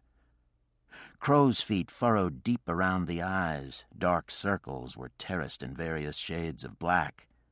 He had styled his unruly black hair into a moderate afro. "Did you know her well?" Malone asked him after the introductions. "Not as well as I would have liked to. She was a strange young lady in many ways. She reminded me of a person who was afraid to enjoy life," Aldrich said, moving to the vacant chair next to his sister. "What can you tell us about her personal life?" Malone asked. "Nothing, I'm afraid," Aldrich answered. Malone walked over to Taya's desk. He picked up a figurine that had caught his attention, a gold goddess in a flounced skirt clutching snakes in both outstretched hands. He studied it carefully, then put it back. "Can either of you think of anything?" Malone asked them. The Braxtons looked at each other. They turned in unison and shook their heads. "In that case, we'd like to interview your employees," Malone said. Taya Braxton got up, crossed to her desk, and pushed the button on the intercom with her forefinger. Her secretary reappeared. "Arlene, please escort these gentlemen around the office. There are policemen here to interview everyone concerning Sarah's death." As they were walking out of the office, Malone pulled a pad from his pocket and stopped a moment to scratch a note to O'Shaughnessy. "Check New York Times for Braxton ad seeking employee with language ability. Find out when inserted and withdrawn." He handed the note to O'Shaughnessy and followed Arlene out of the office. "That Braxton broad has really got her shit all together," O'Shaughnessy whispered. Malone shot him a look. Maybe just a little too together. He then whispered to O'Shaughnessy, "Keep Arlene busy while I talk to the operator." He stepped ahead of the woman and entered the telephone cubicle, closing the door behind him. O'Shaughnessy moved ahead and blocked the door, preventing Arlene from following inside. The operator was eager to help. "Sarah used to receive calls from a man with an accent," she said. "They always talked in a foreign language." "What language?" "I don't know." "Was it Spanish?" "Oh, no. It was one of the European languages." "French?" "No." "German?" "It might have been. I'm really lousy on languages." "What was the man's name?" "I don't know. He never gave his name, just asked for Sarah Eisinger." "How old would you say he was?" "I don't know. How could I tell his age?" "By the sound of his voice. Take a guess." "I'd say late 30s, early 40s. "When did this man first start to call her?" "The very first day she started to work here." "Are you the only operator?" "Yes. If I'm sick or on vacation, they get a temporary in." "Did this man call her often?" every day that she was in the office, sometimes 2 and 3 times. And he never once mentioned his name? Never. Do all calls come through your board? Yes, only the Braxtons have direct lines. Did she ever receive other personal calls? I don't think so. Malone saw a shadow cross her face. What happened to Eisinger could happen to every woman who lives alone. It's important that we know who she talked to. Everything that you tell me will be confidential, I promise. Malone folded his arms over the top of the switchboard, leaning forward, looking down at her. Please. She looked up. The board buzzed. She answered the incoming call and routed it. You might save another woman's life, Malone said. A woman by the name of Andrea used to call her from time to time, she said. What can you tell me about this Andrea? Nothing. They used to talk in different languages. What languages? I don't know. Sometimes they'd speak in English. What did they talk about? He asked casually. Lieutenant, I don't listen in on conversations. I certainly didn't mean to imply that you would intentionally listen in, but everyone knows that sometimes operators accidentally press the wrong button. Well, actually, I did overhear part of a conversation. They were talking in English, Andrea and Sarah. It was the Thursday before she left on vacation. Sarah was talking very excitedly about a song. She told Andrea to look at the song. Did she mention the name of the song? No, she just told her to look at the song, that she would understand when she did. Understand what? She raised her shoulders and grimaced. I don't know.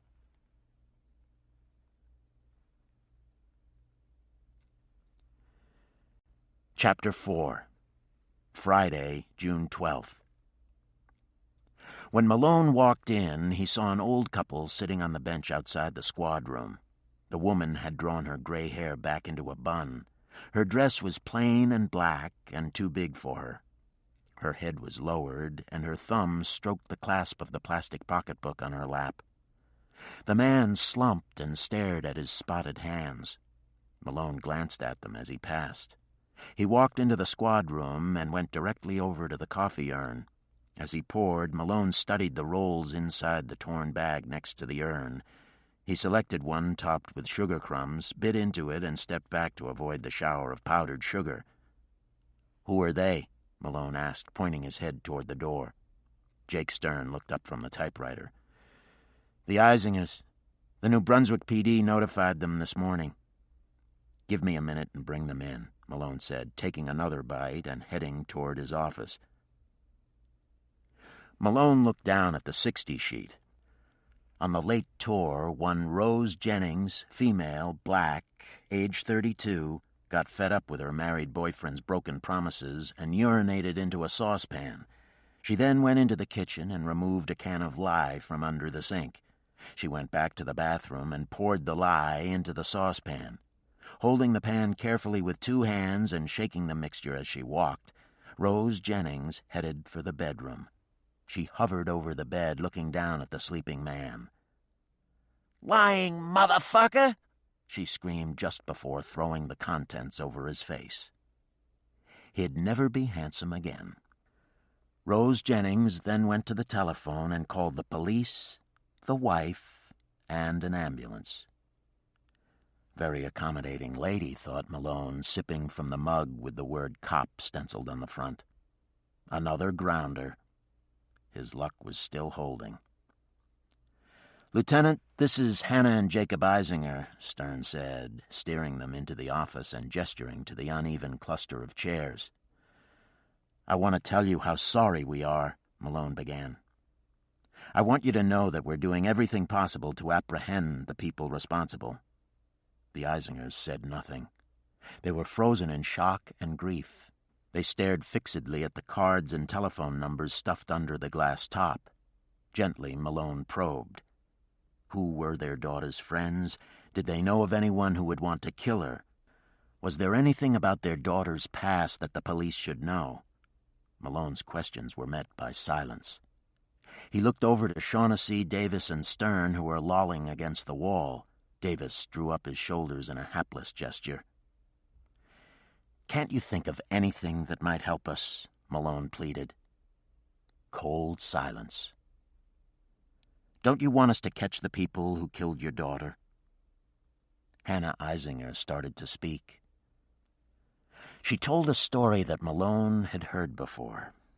She had been persecuted but had survived Nazi Germany. She had emigrated to Palestine and started a new life. She told of the birth of their daughter and the joy of watching her grow into a beautiful woman. When Sarah was of age, she went into the army and met a boy and fell in love for the first time. When the Eisingers decided to come to the United States, their Sarah said that she would come with them. "Do you know any of your daughter's friends?" Malone asked. Jacob Eisinger stiffened. His shoulders reared up in defiance. "Friends?" he said. "We have learned to live without the luxury of friends. Our Sarah was the same way." Malone started to ask random questions, searching for something that might give him a lead. "What did your daughter do when she was in the army?" Malone asked. "She was a clerk at a supply base 40 kilometers from Jerusalem," Jacob Eisinger said. Hannah Eisinger leaned across the desk and clutched Malone's arm, a supplicant's grasp. "Why don't they let us have our daughter? We have to bury her. It's the law." Malone swallowed. He looked over at his detectives in time to see Stern push away from the wall and leave the office. "I'll see that she's released," Malone said gently. Jacob Eisinger asked if they might leave. "Just a few more questions," Malone said. "How old was your daughter?" 34, the mother answered. "And how long had she lived in this country?" 6 years, answered the father. "Do you have any photographs of your daughter?" Malone asked, remembering that the only one they had was taken at the morgue. Hannah Eisinger looked to her husband. The old man's face quivered as he reluctantly nodded consent. Hannah Eisinger opened the pocketbook and removed a snapshot. It was a small black and white with a coarse grain. Sarah Eisinger was standing on a long pier in front of a file of freighters that stretched along a dock, the ships secured by taut mooring lines. Mounds of crates were stacked on the pier. The girl in the photograph was laughing and waving off the unknown photographer. "Where was this taken?" Malone asked, studying the photo. "I don't know," the mother answered. "When was it taken?" Malone asked. "It was taken on one of Sarah's European vacations before she came to live in this country," replied the father. "Did Sarah take many vacations when she lived in Israel?" asked Malone. "Yes," the mother said. Malone laid the snapshot down in front of him, tapping it with his middle finger. "You have no idea where this was taken?" "No," Hannah Eisinger said. "Is it important?" "Maybe. May I keep it for a while?" He saw their hesitation. "I promise that I'll return it to you." Jacob Eisinger lowered his head. Malone took his silence for consent. "Did your daughter ever mention any of the men in her life?" Malone asked. "No," Hannah Eisinger said flatly. "What kind of work did Sarah do in this country?" Malone asked, watching them closely. "She worked for a travel agency arranging tours to Israel," the mother said. "Will that be all?" Jacob Eisinger said, lifting himself up out of the chair and turning to help his wife. "Thank you for coming by," Malone said, standing and rounding his desk. "I'll have one of my detectives drive you to the station." "We'll take a taxi," Jacob Eisinger said.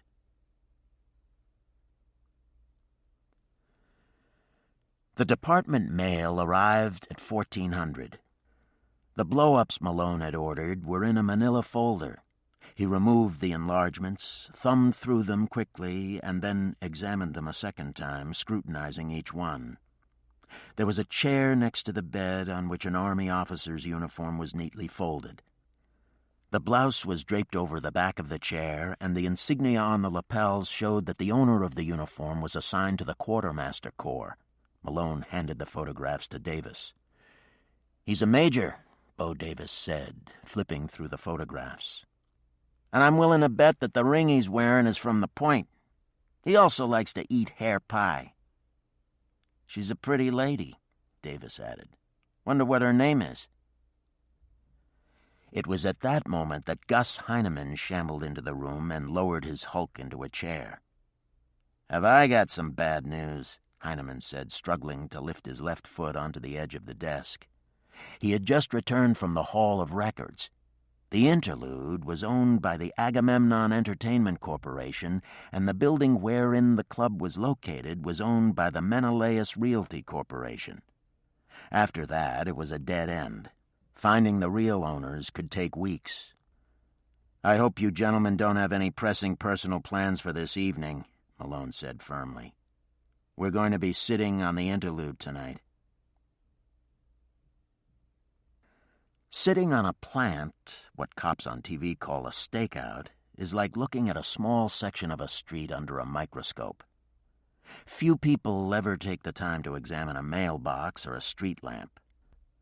Detectives do. They spend many hours sitting in parked cars or standing in the shelter of doorways waiting for someone to arrive or leave a location, or just waiting for something to happen. The Interlude was a 4-story brownstone on East 58th Street. The streets in this part of town were clean and litter-free. Each tree had its own well-tended square of dirt. Doormen strolled along the streets holding onto leashes with expensively groomed little dogs. Joggers navigated the sidewalks. 6 stone steps led up to a double door with scrolled grillwork. The windows were dark and blank. O'Shaughnessy and Davis were in the front seat of a department taxi that was parked on the south side of 58th Street. Detective Starling Johnson was slumped in the rear. Johnson was a recently divorced black man with a cherubic face, oversized horn-rimmed glasses, flaring sideburns, and plenty of time to kill. The other detectives were on OT from the day tour. Johnson was working a night duty. A green Buick Electra that had been confiscated by the Federal Narcotics Task Force in San Francisco, driven cross-country by an automobile transporter with a government contract, and traded to the NYPD for a white Eldorado that had been confiscated in Harlem, was parked on Sutton Place, a block from the Interlude. Malone and Stern were in the front seat. Gus Heineman was stretched across the back seat, stuffing Milky Ways into his mouth and discarding the wrappers on the crushed velour seat. An hour passed. The Interlude was in darkness, save for a single light on the top floor. Heineman felt the gurgling in his stomach. "I'm starving," he bellowed, patting his large belly. "Any of you ever work with High Rothman?" Jake Stern asked, pressing an exercise hand grip in his left hand. "Suicide Rothman?" "I had that pleasure," Malone said. "That son of a bitch tried to turn every homicide he caught into a suicide. I was working a late tour one summer on temporary duty in Central Park. I was only out of the academy a few months. It was around 6 in the morning, and I'd just come out of the heave to make a ring. I was talking to the sergeant over the call box when I noticed a set of legs sticking out of the bushes.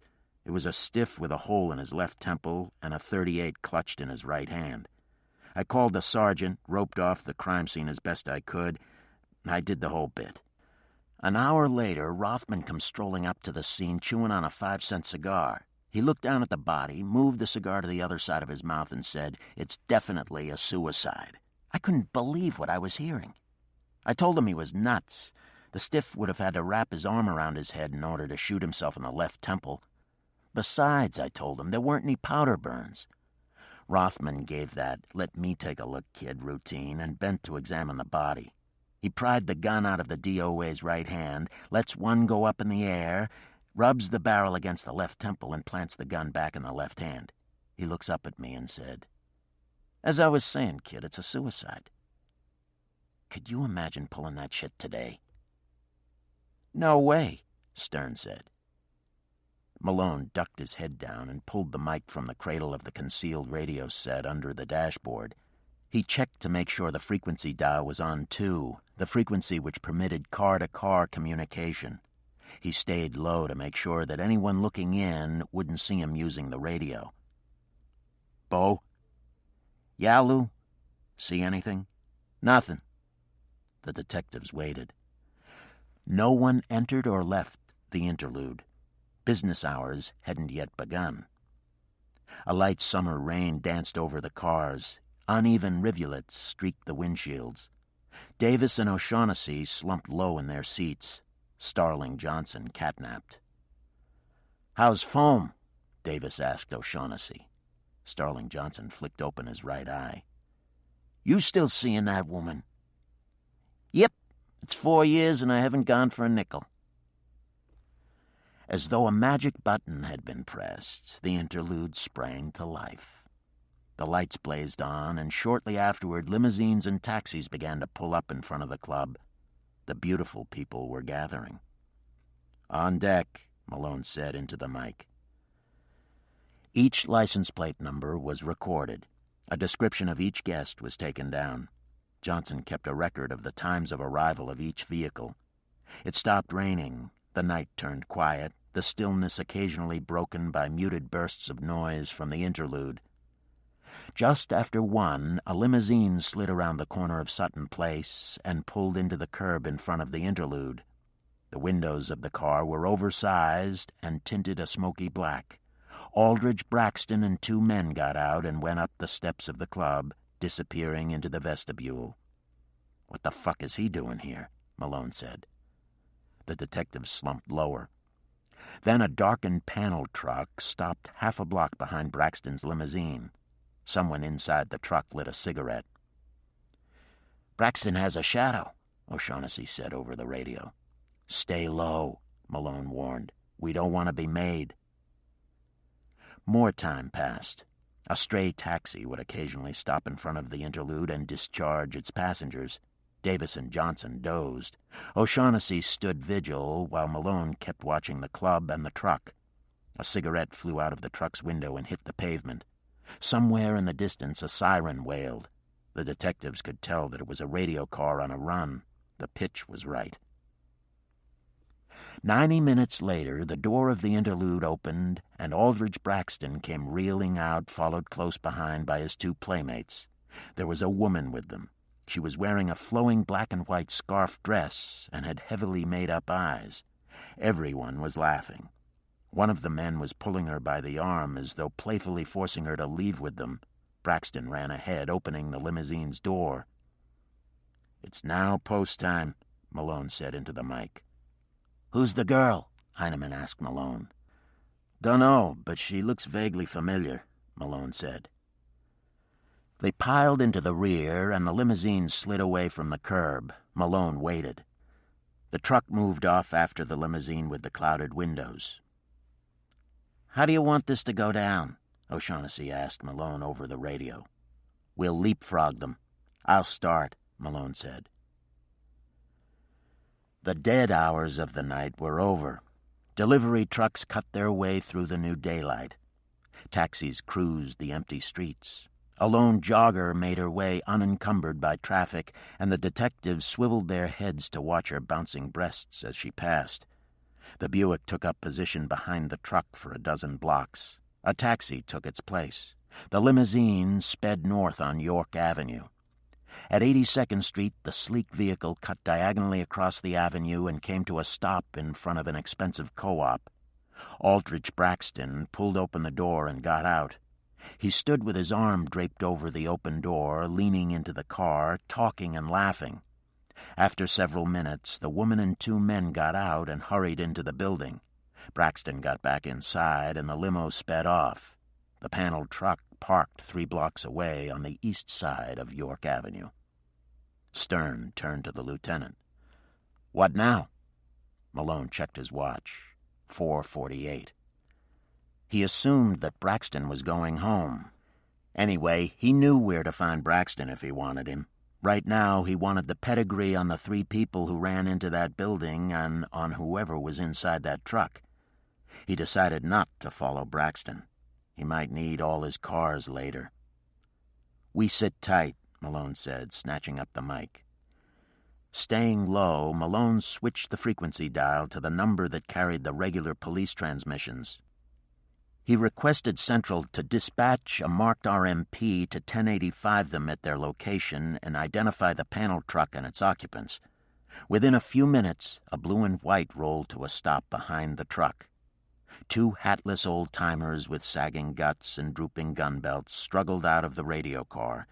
They meandered over, each separating and walking along the opposite side of the truck. "Let me see your license and registration, pal. What are you doing parked here at this time of the morning?" It wasn't necessary for the detectives to hear the monologue. Every cop knows it by heart. As the policemen waited for the driver to pass out the documents, they scrutinized the two occupants. The driver was in his middle 20s. He had black curly hair that danced over a low forehead. A small knitted yarmulke was fastened to his pate.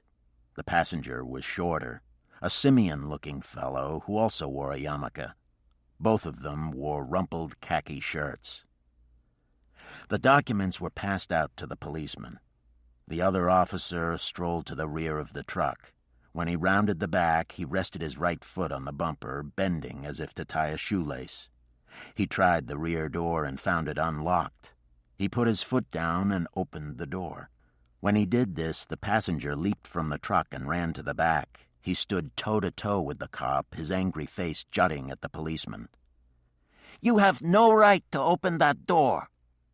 His challenge of the cop's authority was a serious mistake.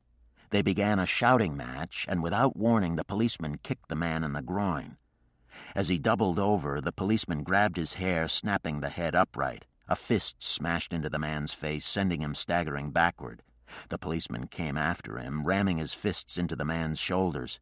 The force of the blows slammed him against the truck. He slid to the ground, blood trickling down his shirt front.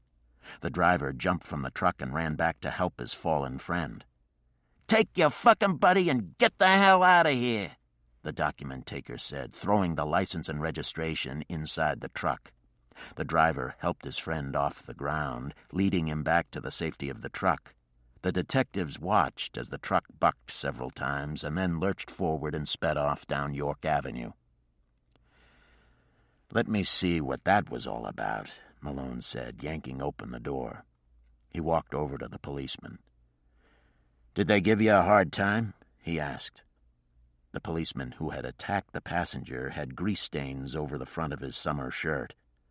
Too many pizzas, thought Malone, looking over the team. The attacker's breath was stale and smelled of alcohol. Both needed a shave. "A search warrant," the attacker grumbled. "Imagine that fucking foreigner asking to see my search warrant." "What were their names?" Malone asked. The one who accepted the documents read from his memo pad. The driver was Hillel Henkoff and the passenger Isaac Arazi. Both gave an address on Borden Avenue in Long Island City.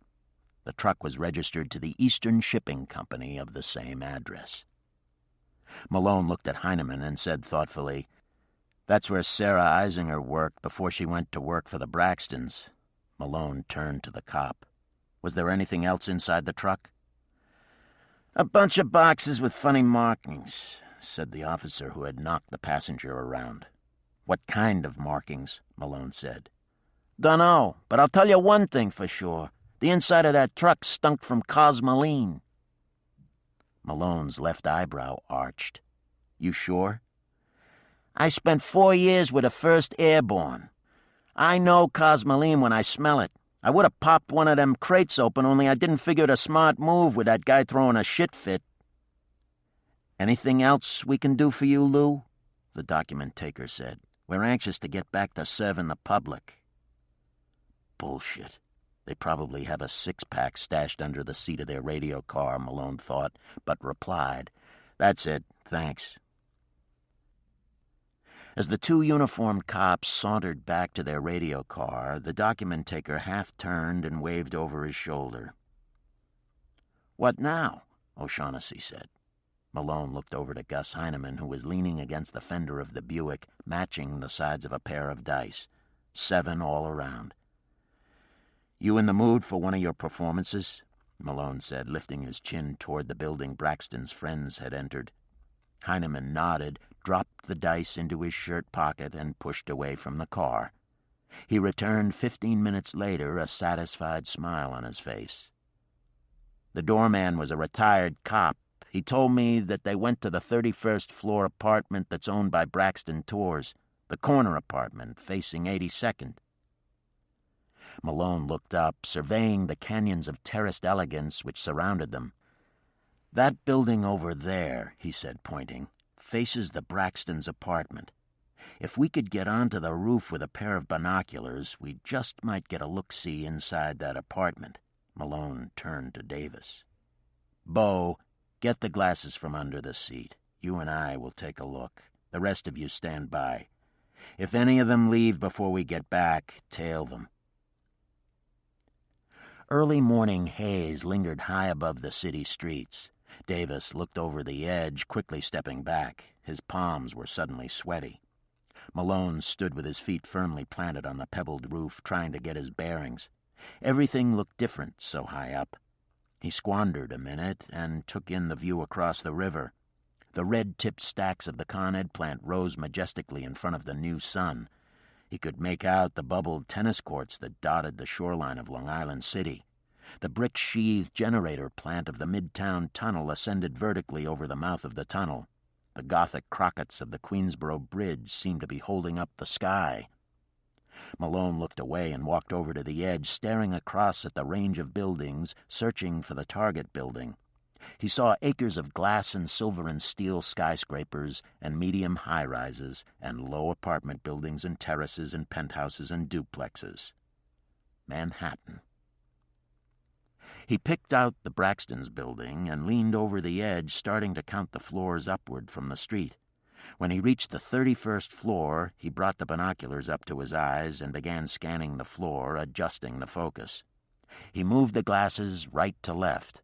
Suddenly he lurched forward, straining, sharpening the focus. "What do you see?" Davis asked. Malone kept silent. He remained motionless, the glasses fixed to his eyes.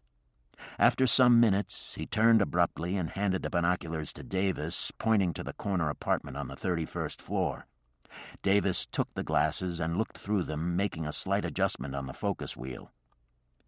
"That's one hell of a party they're having. It's hard to tell who's doing what to whom," Davis said. "Recognize the woman?" "No, but she sure has one beautiful pair of tits." "You're looking at the female star of the porno film that we found in Eisinger's apartment." Metal lockers lined one wall of the dormitory. Black-faced combination locks hung through the hasps. 4 bunk beds were flush against the wall. Large slivers of peeling paint drooped down from the walls and ceilings. Glossy posters of nude women covered the wall next to the beds. Heinemann lay on the bottom bunk, his right leg hanging over the edge. The men snored, and the ripe smell of their farts hung in the air. O'Shaughnessy slid off the top bunk and padded to his locker. He pushed it open and took a toilet kit from the shelf. He left the room with his kit under his arm and his right arm thrust into his underpants, scratching his ass.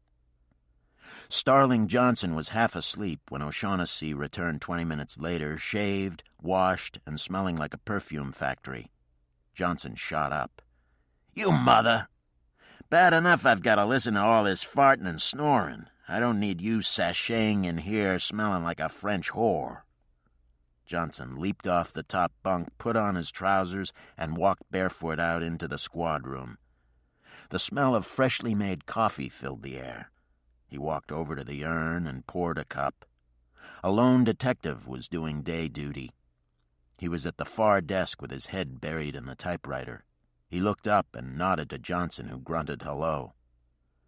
Malone was leaning back and resting his shoeless feet on the desk. He had a coffee mug on his knee. He was looking at the blackboard, digesting the growing outline. "It's beginning to fill out," Johnson said, walking in and draping an arm over the filing cabinet next to the door. "We've still got a long way to go," Malone said. Johnson asked, "Are you going to cut them men loose, or do we keep going?" Malone's left hand rose in a gesture of despair. I hate like hell to lose the momentum, but we can't keep going forever." One by one, the detectives started to file in, sleep-filled eyes glancing at the blackboard. The telephone rang. Without taking his feet down, Malone stretched over and snatched up the receiver. After spending most of the night sitting on the interlude, he was in no mood for Zambrano's abrasive voice.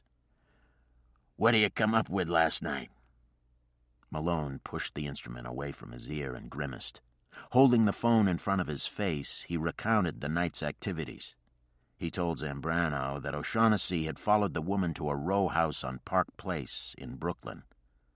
The men were tailed to a loft in Soho. "Did you get a make on them?" Zambrano asked. "Not yet. O'Brien and Mullins are on the woman. Martinez and Valenti are on the men. They'll ID them." "Why didn't you tail the guys in the truck?" "Because I didn't have enough vehicles or men, and because I wanted to get them the hell out of there so I could find out what was going down inside that apartment." "How many men you got doing day duty?" "I've got one detective holding it down. The other two are on the woman. The detectives on the men I pulled off tonight's night duty." "So you're gonna have just one man covering the chart tonight?" There was a tinge of annoyed doubt in the inspector's voice. "That's right." "And you're holding yesterday's day duty team on OT?" Malone forced a flat calmness into his voice. "Right again." "You're stretching it kind of thin." "Don't you think that I know that?" Zambrano yawned. "Guess it's time for me to get out of bed and get into the salt mine. See you later." Zambrano hung up. Malone stared at his mouthpiece. Son of a bitch. He looked over at the detectives. Tired men make mistakes. "Go home and get some sleep." "What are you going to do, Lou?" Starling Johnson asked. "I'm going to pay a visit to a shipping company in Long Island City." As Malone was about to leave, O'Shaughnessy called out and told him that he had a telephone call on line 3. He went back into the squad room. This time there was no pretense or introduction.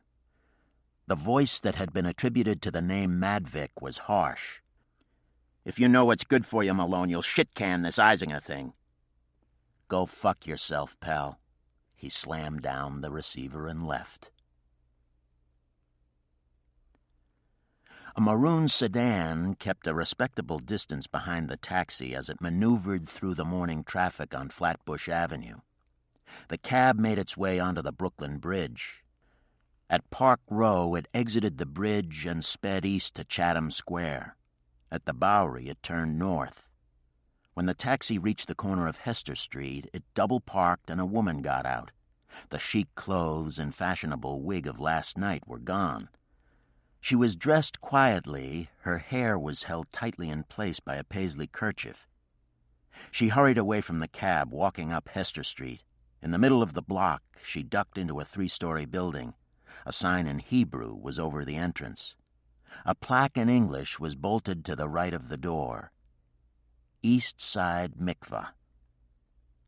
The maroon sedan glided into the curb in front of a fire hydrant near the corner. "What's a mikvah?" O'Brien asked his partner. "It's a religious bath that Jewish women go to once a month to get cleansed after their period," Mullins said. "A hookah like that?" "It takes all kinds." 20 minutes later, the woman exited the mikveh and walked north. O'Brien slid out of the car. The woman walked 5 blocks, occasionally casting a nervous glance over her shoulder. In the middle of the 5th block, she entered a restaurant with Hebrew lettering on the window. She went to an empty table next to the window. She was so distraught that she didn't notice the man who entered a short time later and sat 3 tables away. A stooped waiter with a seamed face shuffled over to O'Brien. "You want something?" The woman played with the food the waiter had brought her. She kept looking out the window, casting glances up and down the street, checking her watch. O'Brien had finished his dairy dish and was considering ordering another when a man walked into the restaurant and moved directly to the woman's table. "Well?" he demanded, lowering himself into the seat across from her. O'Brien could just overhear their conversation. "It wasn't there," she said. "Are you sure that was the only mikveh she went to?" "Yes, I'm sure," she said peevishly. "We must locate that damned list," the man said. "What more can I do?" "I don't know, but I do know that the police are involved." The man leaned across the table, whispering, and O'Brien was unable to hear the rest of the conversation. Suddenly, the woman sat back in her chair, agitated. "I don't know where she hid it. She kept mentioning some goddamn song." Chapter 5.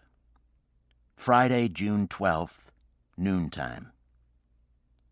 Van Dam was the last westbound exit on the Long Island Expressway before the Midtown Tunnel. Borden Avenue began on the other side of Van Dam and sliced through the industrial heart of Long Island City.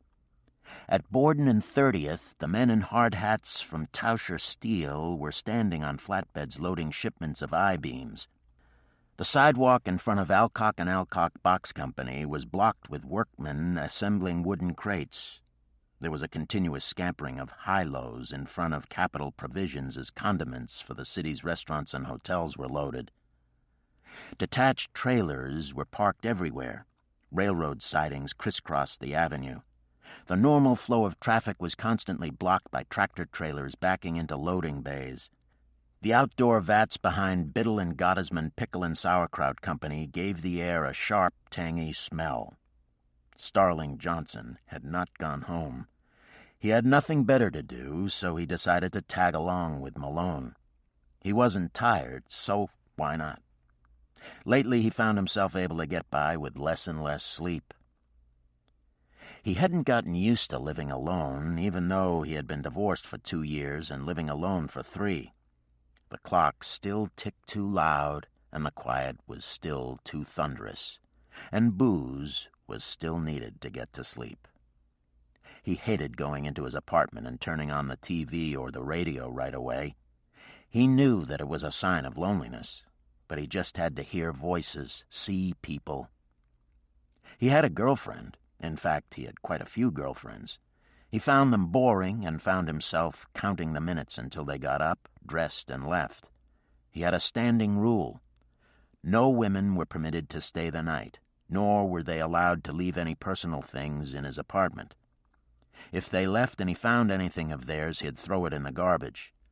No female was going to stake a claim on him or his apartment. They had stopped for some eggs and coffee before heading to Queens. After breakfast, they drove through the Midtown Tunnel and exited onto Borden Avenue right after the toll booth. It took the toll collector a few extra seconds to copy down the number of their vehicle identification plate before he waved them through the toll. Johnson was annoyed at the delay. Perhaps he was tired. Johnson parked the department auto across the street from the Eastern Shipping Company. After spending 30 minutes watching the place, they both decided that there was something definitely off-key. The other businesses on Borden Avenue were busy, with trucks pulling in and out of loading bays. The Eastern Shipping Company appeared to be abandoned. The building that they were watching was 1.5 stories high and built in the shape of an irregular octagon. There were several banks of loading bays, each bay sealed by a sliding metal door. The windows were high and covered with steel mesh. In the rear of the building, there was a railroad siding that was enclosed behind a chain-link fence topped with barbed wire. The filthy water of Newtown Creek flowed past the building's end. Gray crisscross girders of the Long Island Expressway dwarfed the front of the building. All around the outside were high-density lights, as well as TV cameras which surveyed the structure's periphery. "Something strange going down inside that place," Johnson said, puckering and lifting his eyebrows. "Why don't we go see what?" Malone got out now and led the way to a door with a sign on it that read, "No salesman except by appointment." They walked into a tiny drab room paneled in fake pine veneer. Behind a sliding glass panel in the far wall, a receptionist who wore astoundingly oversized pink-framed glasses greeted them with total indifference. "May I help you, gentlemen?" "We're here to see the boss," Malone said, reaching into his pocket and pulling out a packet of business cards. He extracted one and glanced at it before handing it to her. "I'm John Grimes of the U.S. Department of Labor, and this is my associate Tyrone Washington. We're here on official business." The woman took the card, swung around in her chair, and pressed a button on the switchboard. Johnson poked the lieutenant. "Tyrone Washington, man. That'd be an ethnic name." Malone winked at him. 10-4, he whispered, looking around the reception area. There was only one inner door, and it was fitted snugly into the wall. An avocado plant was next to the railing by the entrance. A few leatherette chairs and a coffee-stained table with some out-of-date magazines completed the decor. A man in his late 30s came out. He had a large hawk-like nose that dominated his dark features. He wore khaki shorts, a sweaty undershirt, and Roman sandals, no socks. His muscular torso strained against his undershirt. "I am David Ancori. What can I do for you, gentlemen?" he asked, kicking the door closed and leaning against it. He had a smooth British accent. Malone took the card back from the woman and walked over to Ancori, handing it to him. Ancori looked at the card and smiled. "So?" "We have reports that there are violations of federal employment guidelines within the Eastern Shipping Company," Malone lied. "We're here to discuss the matter with your boss." "I see." A mocking grin lit up Ancori's face. Malone had the uncomfortable feeling that he hadn't fooled Ancori with the card, but fuck it. He'd go through the motions and see where the game led. "If that's the case, I'd better let you talk to Anderman himself," Ancori said, snapping the door open and motioning the detectives through. Malone went first. He stepped into a narrow passageway of corrugated sheet metal. There were no windows. Ventilation fans hummed overhead. At 3-meter intervals, push-bar doors led off the corridor. Centered in each door was a combination box lock with 12 numbered buttons. David Ancori stopped before a door numbered 6 and punched in the combination. The door clicked open, and the detectives were led through it into another narrow hallway with cinder-block walls. Ancori walked rapidly ahead of them. At the end of the passage, he opened a heavy push-bar door and held it as they walked past. Ancori introduced Yakov Anderman. His desk was cluttered with shipping invoices and ICC regulations. He was portly and appeared to be in his late 50s. He had hooded eyes that were cold, weary, and decidedly unwelcoming. His hair was thin on top and thick around the sides, with many errant strands looping the ears. An occasional twitch squeezed the right side of his face, and he exuded the strong smell of tobacco and cheap aftershave. He was wearing a white short-sleeved shirt that was spread wide at the collar, exposing the matted graying hair on his chest. His blue trousers were strikingly fashionable, cut in a flashy Italian style, and seemed out of key with the rumpled rest of Anderman. He looked balefully at the intruders. "Spare me that nonsense about being from the Department of Labor. You're policemen, so state your business with me and leave," he said harshly. "What makes you so sure that we're policemen?" Malone said. "I have lived in many countries during my lifetime, and the one thing that I have discovered is that you and your kind are the same all over the world." Anderman strummed the tip of his nose. "I can smell you." Malone controlled his rage. He produced his credentials and passed them across the desk to Anderman. The man behind the desk looked at them and tossed them back to Malone. "So, I'm impressed. Why are you here?" "Listen, pal, don't you come on to me with that attitude of yours. We're here on official police business. If you don't want to cooperate here, I'll drag your fat little ass down to the station house and effect an attitudinal change on it. Understand, pal?" Malone said. David and Corey made a move toward Malone. Starling Johnson stepped forward, barring Ancory's path. "Be cool, man. Be real cool." Anderman raised his hand, motioning Ancory back. He picked up a package of Gaulois, took one out, and lit it. He started to cough. Then he raised his shoulders and smiled. "It has been a difficult week. We all have them, yes? What is it I can do for you?" he asked, dragging on the cigarette. "We're investigating the murder of Sarah Eisinger. She used to work for you," Malone said. "Yes, I read about her death. But why are you being so devious?" Malone said, "Because many people are reluctant to speak to policemen, but everyone has time to talk with representatives of Uncle Sam." "I see," Anderman said, flicking ash into his overflowing ashtray. "I find it difficult to understand why anyone would want to kill Sarah. She was such a nice girl." Anderman told him that Eisinger had worked for him for 4 years. "One day she pranced into the office and announced that she was quitting." "Did she tell you why she was leaving?" "Sarah had become afflicted by the great American way of life. She told me that she wanted to find herself, roam the beaches with her tits hanging out, toe the sand, and listen to the cosmic force of the waves breaking over the beach, the usual dribble of the frustrated." "Why was she frustrated?" "How should I know?" Anderman said. "What was her job with you?" Malone asked. "She maintained running inventories and arranged our shipping schedules, and she was quite good at it," Anderman said, crushing out his cigarette. "Inventories of what?" "High-precision industrial machinery.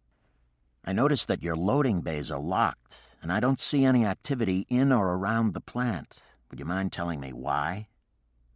Anderman brought his left elbow up and rested the heel of his hand under his chin, his fingers rubbing the lips, as he decided whether he was going to answer the policeman's question. "My company is self-insured," Anderman said, deciding it was better to cooperate than fight, at least for now. "I refuse to pay the outrageous premiums that the insurance companies charge. By providing our own security and carefully selecting my own people, I am able to eliminate losses due to theft. As a result, our rates are cheaper than our competitors. Those loading bays are open only when trucks are entering or leaving." "You don't employ union teamsters?" Malone said, surprised. Anderman was suddenly annoyed. "I employ whomever I want. Gangsters are not going to run my business." Anderman grinned. "Of course, every now and then it becomes necessary to grease a few palms. I employ Israeli students who are studying in this country and American students who come recommended by friends. I will hire no one who is not vouched for." Malone asked Anderman if he ever heard from Eisinger after she left. Anderman made a sour face. He told Malone that at first there were a few telephone calls, then nothing. Malone craned his neck and looked at David and Corey, who was lolling by the door with his arms folded across his chest. "Do you know Aldridge Braxton?" Malone asked, looking back at Anderman. "No, I have never heard that name before. Have you, Ancory?" Ancory pushed away from the door and moved across the room, glancing at Johnson. He stood next to Anderman. "No, the name means nothing to me," Ancory said. "Why?" "Because Hillel Henkoff and Isaac Arazi, both of whom worked for you, were following Mr. Braxton last night in a truck that was registered to this company. Harassment is against the law," Malone said. "Were you responsible for the beating that was inflicted on Arazi?" Anderman was stern. He had removed another Gaulois and was tapping it end over end, staring at Malone through narrowed eyes. "Beating? I know nothing of any beating," Malone said, turning to Johnson. "Did you hear of any beatings?" Starling Johnson shook his head.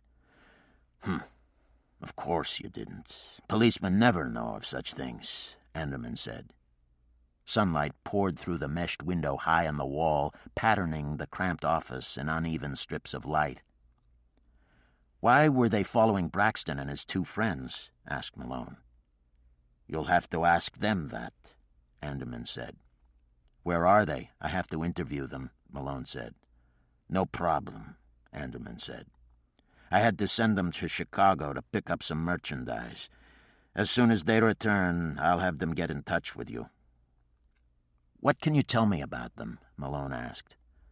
"I can tell you that they're both a pain in the ass," Anderman said. "They are our JDL zealots who try to out-Zionist the Zionists. They're both students who spend most of their time mouthing JDL bullshit instead of working. I've been thinking of getting rid of them. I'm in this business to make money, not fight causes. Those two think that by breaking some Arab's balls, they're going to be big heroes on campus. Peer group bullshit. But they're harmless. Together, they couldn't fight their way out of a paper bag." "When do you expect Henkoff and Arazi to return?" Malone asked. "A day, maybe 2. Don't worry, policeman. They'll get in touch with you, I promise," Anderman said. "Did you know Sarah in Israel?" Malone said. "I did." "Have you heard from her parents?" Malone asked casually. "No," Anderman answered. Malone saw the small shadow that crossed Anderman's eyes when he lied. Starling Johnson drove the unmarked car into Erickson Place and parked behind a Sealand truck. He turned to Malone. "Want me to come with you?" "I'd better go alone. They're funny people." Malone cut through a line of traffic that was moving into the Holland Tunnel. He stood on the curb on the south side of Varick Street, checking to see if he'd been followed. He turned and entered the gilded lobby of 131 Varick Street. According to the directory, the Funding Development Corporation was on the 10th floor. It was the home base of NYPD's Intelligence Division. Any cop in his right mind stayed well away from it. Malone stepped off the elevator into an enclosed anteroom that consisted of an old plug-type switchboard and a green metal desk topped with gray formica, NYPD issue. A well-groomed woman in her late 40s looked up. "I'd like to see Lieutenant Joe Manelli," Malone said. "I think he's in public relations." She gave Malone a cold glance, flopped open her palm, and said in a deadpan voice, "Credentials?" Malone handed them to her. She reached beneath the desk and pulled up a thick file of computer printouts fastened between blue plastic covers. While she was occupied flipping the pages to the M's, Malone's eyes scoured the tiny alcove. 2 cameras were bracketed on the walls. Every damn place that he went in connection with this case had cameras. The woman slapped the identification card down on a line of typed symbols that contained the coded pedigree of Lieutenant Daniel Malone, NYPD. Her middle finger darted across the line. "What is your tax registry number, sir?" 833949. Date of promotion to sergeant? August 67. Where were you assigned when you left the academy? Patrol in the 7-9. She handed back his documents and slapped the binder closed. "By the way, sir, what's a 49? She repeated the question. Her right hand was hidden under the desk. Malone wondered if a .38 was aimed at his stomach. A UF-49 is the official letterhead of the department. A 28? A UF-28 is a request for time off. "Thank you, Lou," she grinned. Malone leaned across the desk. "Did I pass?" "Sure, lieutenants always pass." She reached under the switchboard and pressed a button. The only door in the alcove sprung open. "Through there, Lou." Malone stepped through and it closed behind him. There was another door in front of him. When it popped open, Malone saw the smiling face of Joe Manelli. He hadn't changed much in 3 years. There was a little more gray around the edges, but the stomach was still flat. One thing that Malone did notice was that the sparkle was gone from his friend's eyes. They shook hands, and Manelli led him to his office. "How's the spy business?" Malone asked, easing himself into a chair. "Full of trench coats falling over each other. What brings you here, Dan?" Manelli's tone of voice was normal, even casual, but Malone saw wariness around his eyes and mouth. When Malone finished telling Manelli about the Eisinger case, Manelli made a deprecatory shrug. "So, why come to me?" Malone uncrossed his legs. "I want to know Eisinger's connections with the CIA. Those 2 telephone numbers were restricted listings, which means that she had a direct wire to someone in New York and McLean. I want you to arrange a meet with one of their people, someone who'll be able to give me some answers." "Is that all?" Manelli asked sardonically. "No, there's more. I also want you to run some names through our intelligence file." Malone took a piece of paper out and slid it across the desk. "Here's a list of everyone connected with this case, including the victim. I'll probably have some more names for you as the case progresses." Manelli moved forward, strumming his fingertips on the top of his desk. "Have you any idea what you're asking me to do?" "According to the department TO, this unit is still part of the NYPD. Where the hell should I go for help? Nassau County?" "Danny boy, this department has no connection with the CIA. And we don't, do not maintain intelligence files on American citizens. It's against the fucking law, department policy, and the goddamn U.S. Constitution." Malone's reply was curt and precise. "Bullshit." Manelli watched him for a long minute, a cold smile on his lips. Malone was first to break the uncomfortable silence. "Joe, we've been friends a lot of years. We came on the job together. We're in the same class in the academy. I've run into something that I think is in your ballpark. I need a favor. I've done a few for you over the years, and now it's my turn to ask. Remember Ann Logan?" Manelli looked at him. He hadn't thought of that name in several years. 10 years ago, Manelli was a married sergeant with a pregnant girlfriend. He went to his friend Malone, who arranged a visit to a doctor in Jersey City. Abortions weren't legal then. "Got a cigarette?" Manelli asked, reaching across the desk. "I gave them up 2 years ago. Now I only smoke OPs, other people's." Malone lit the cigarette for his friend. Manelli leaned forward, clasping Malone's hand, watching him over the flame. "Have you ever stopped to consider how many idioms we use in our job?" Manelli said, resting his head back. "Not really. When someone wants to buy you a suit or give you a hat, that means that there's a payoff waiting for you if you overlook a violation of law, fail to do your job. And then, Danny boy, there's the biggie. He's a stand-up guy. That little idiom refers to a man who can be trusted, a man who will deny everything, who will go before the grand jury and commit perjury to protect his friends and the job. Are you a stand-up guy, Danny boy?" Manelli suddenly looked very old. A knot of concern twisted Malone's stomach. He looked at the solemn face in front of him. "I've always been a stand-up guy." "Okay, old buddy." Manelli slapped his palms over the formica. "After Knapp, things got tough in the job. But the PC and the rest of the shining assholes left the intelligence division alone. They were so paranoid with corruption in the street that they forgot we existed. But along came Watergate, and that changed fast. This end of the business got tighter than a clam's ass, and that, in case you didn't know, is waterproof. No one trusted anyone. The CIA got their pricks burned because they trained our people in the late 50s and early 60s. One of the Watergate bagmen came from our job, and he didn't stand up. Our covert operations were ordered disbanded.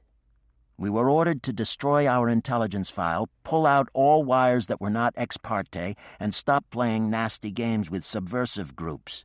Christ's sake, we were damn near out of business. A skeptical grin appeared on Malone's face. You closed up shop? Not really, Manelli said with a little smile. We blended our records with the records of the youth division and subcontracted our subversive business to private detectives who we can trust.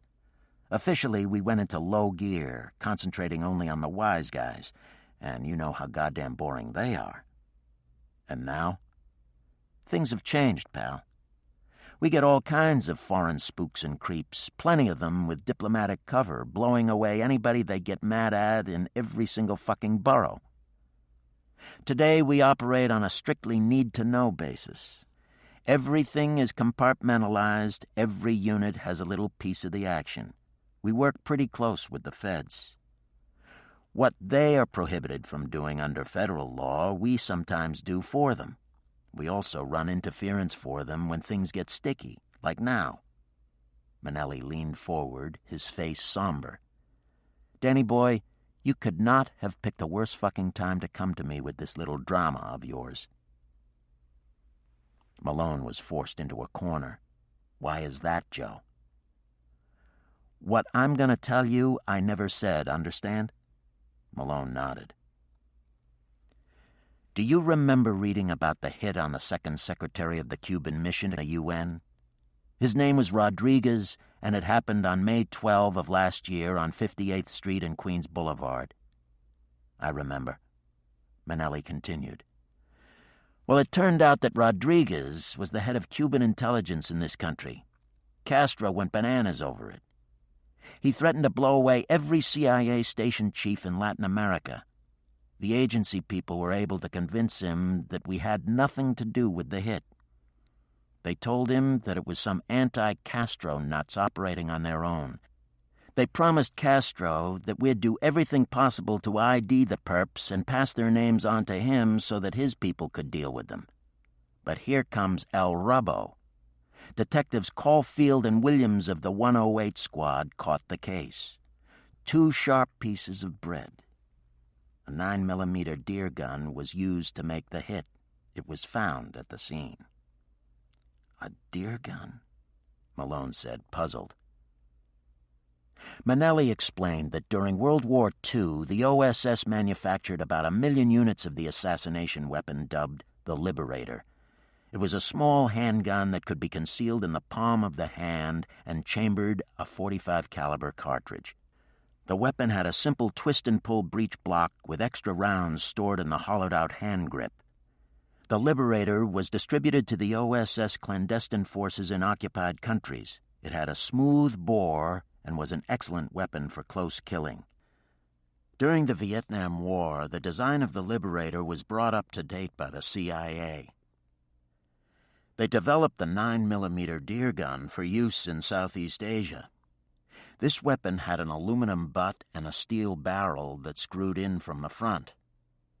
I don't know how the hell Caulfield and Williams did it, but they traced the murder weapon to a consignment purchased by the CIA over 8 years ago. They also came up with 4 witnesses who positively ID'd the perp. They not only put him on the scene, they have him walking up to the car, raising the gun, and firing. So, what's the problem?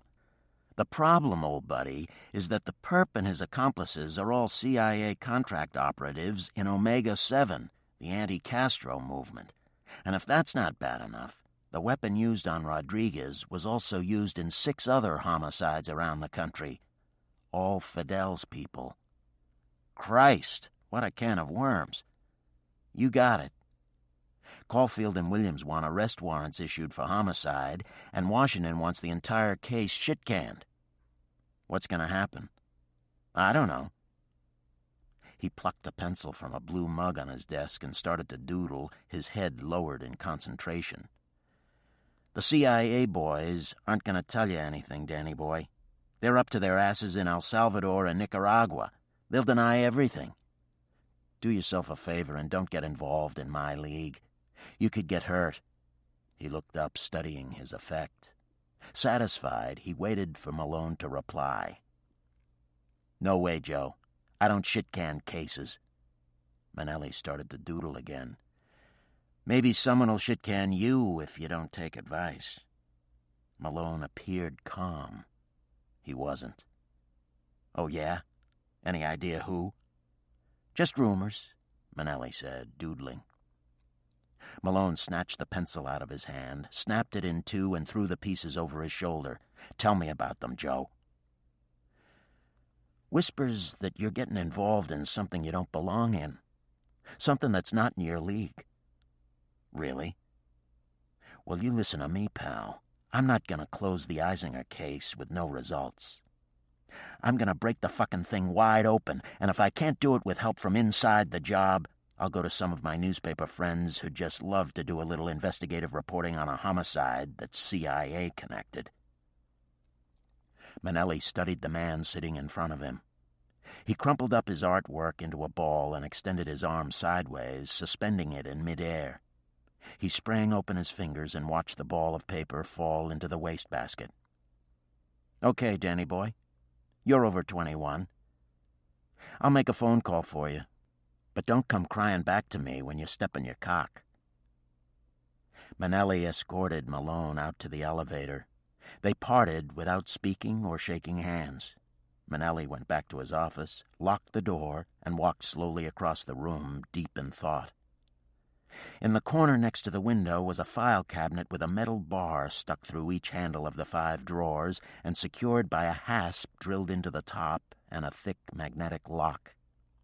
He reached behind the cabinet and pried off a magnet. Next, he held the magnet over the lock and watched it spring open. The bar was slid out and laid over the cabinet. He pulled out the top drawer and removed a telephone, placing it on top of the cabinet and staring at it for several moments as though deciding whether to use it. He gnawed his lower lip as he picked up the receiver. When it was answered at the other end, he simply said, "I need to have a piano tuned." Ahmed Marcoux and Iban Aziji saw the taxi make the right turn off Flatbush Avenue and drive onto Lafayette Avenue. They hurried over to the curb. When the taxi cruised to a stop in front of them, Marcoux opened the door and both men slid into the rear seat. The driver checked the oncoming traffic and drove away from the curb. With one eye on the road and the other on the rear-view mirror, watching his 2 passengers, the driver said, "A problem has developed, and you 2 are being detailed to correct it." The passengers did not answer. They sat, staring into the face in the rearview mirror. The driver continued. "Andrea St. James was observed having lunch with Yakov Anderman. One of my men happened to be shopping on the Lower East Side. He saw her walking along Hester Street. He also saw 2 detectives in a department car tailing her. My man decided to tag along. He saw her enter this restaurant.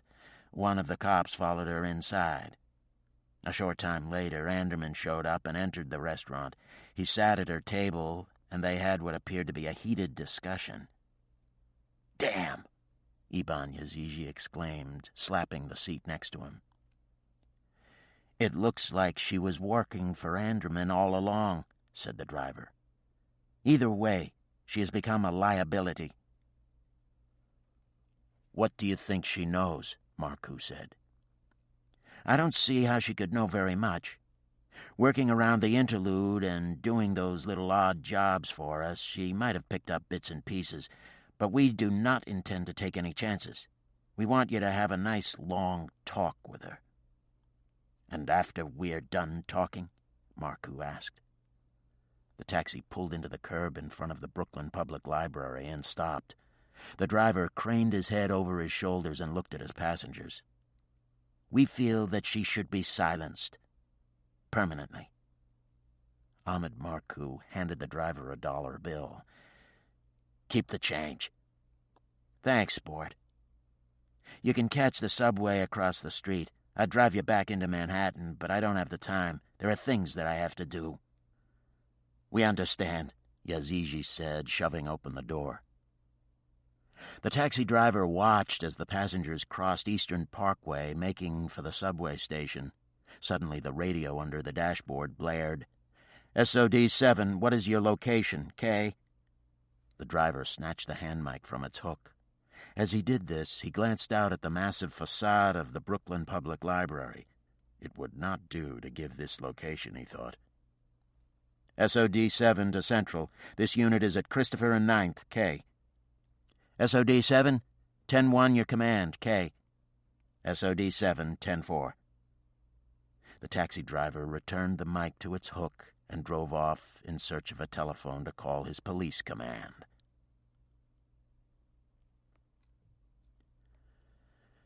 When Malone and Johnson returned to the squad room, they found Heineman typing 5s and Davis jerking off an outraged citizen who thought that her apartment should have been dusted for fingerprints. After all, they did steal her television and a pair of earrings. Malone went over to Davis. "I told you guys to go home and get some sleep." Davis held up a protesting hand. "We figured we'd hang around till you got back in case you needed us. But don't worry, it's on the arm. We're not going to put in overtime slips. You can make it up to us when this caper is over. It'll give us some splashing time."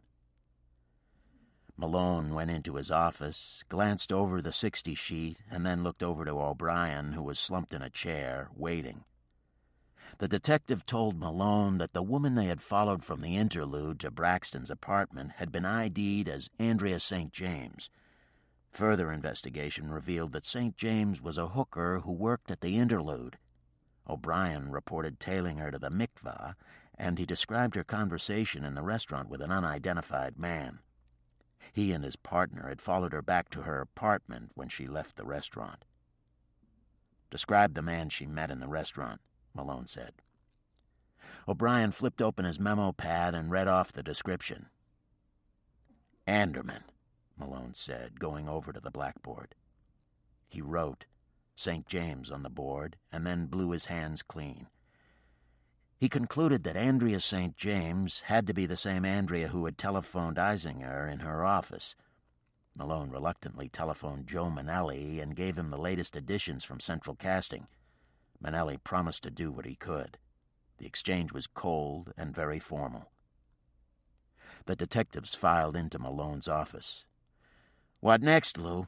Heineman asked. Malone looked at their tired faces. "Go home. We'll pick it up in the morning." O'Shaughnessy pulled out a timetable and made some quick mental calculations. "I could see her and still catch the 8:42 to Hicksville. That'll give me time to see Foam." "What about your marriage vows? Do they mean anything to you?" Davis said jokingly. "I took them 15 years ago. The statute of limitations expired." Malone picked up the receiver and tucked it under his chin as he dialed. With his free hand, he started to jot down things he needed. "Inspector, Dan Malone. I'm in the mood to spring for dinner. Interested?" Gino's was a miraculous little restaurant in the heart of Little Italy. Miraculous because it had never been discovered. Sawdust covered the floor. Antique tables with scroll-back chairs were haphazardly scattered about the bar and dining area. A large oil painting hung by the side of the oak bar. It showed Gino surrounded by a group of old Italian men laughing and drinking wine. "Danny, how are you?" Gino said as Malone stepped through the door. Gino's bald egghead seemed as shiny as ever. Only his stomach had changed. It had grown to astonishing proportions. Malone made the introductions. Gino moved the denobili to the other side of his mouth. "Pleased to meet you, Inspector. It's good to see one of our own make it in the department." "We'd like a table in the blue room," Malone said, smiling. "Why, sure. Just follow me, sir." Gino led them into the dining area, a square room with a miniature balcony running across its length.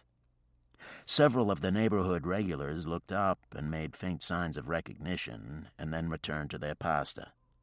Gino ushered them to a table next to the stairway leading to the overhead balcony. "1 minute, sir, while I prepare your table." Gino picked up the grubby ashtray, emptying it on the floor. He snatched off the tablecloth, shaking it clean and reversing it before spreading it back across the table. Zambrano moved his head next to Malone's. "A class joint," he whispered. "I always take the boss top drawer," Malone said. They ordered drinks. Malone told Gino to bring the special of the day. When their drinks arrived, Zambrano raised his. "Salud, Gumba." They touched glasses. Gino brought over a bowl of mussels, a platter of pasta shells, a bowl of linguine and white clam sauce, and a large salad. "A feast," he said, putting the food down and turning, walking back into the bar area. He returned with a bottle of Chianti and 2 water glasses. "All the crystal got broke in the dishwasher," he said, handing each man a glass. Gino leaned across the aisle and took Italian bread from the wall cabinet. Zambrano broke off the heel of the bread and dunked it into his wine. "What's doing with the Eisinger case?" Zambrano asked, shoving the bread into his mouth.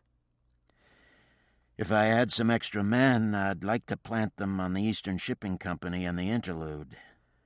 Malone sipped his wine, watching Zambrano over the rim. The next move was Zambrano's. The inspector dug his fork into the pasta, rolling it onto his spoon. "What else would you do if you had the men?" Zambrano shoveled the pasta into his mouth. Permission had been given. Malone could continue. "Tails on Anderman, the Braxtons, and Andrea St. James," Malone said, rolling his pasta. "Anything else?" Zambrano asked. "Wires on all the locations." "You're talking about a very expensive operation," Zambrano said, reaching for the salad. "I'd be hard put to justify setting up an operation like that for one insignificant homicide that was yesterday's headline. This is June, and we've had over 783 homicides. No one gets excited over one more." "My instinct tells me that this is a heavy case."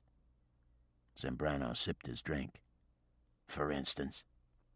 "Little things," Malone said, picking up a spoon and moving shells around in the bowl.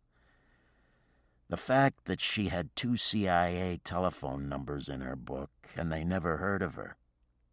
The fact that a certain member of our intelligence division knew about the case and suggested that I forget about it.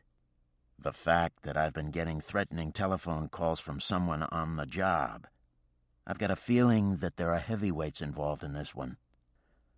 "Want to tell me about those telephone calls?" "No. When I know more, you'll be the first to know."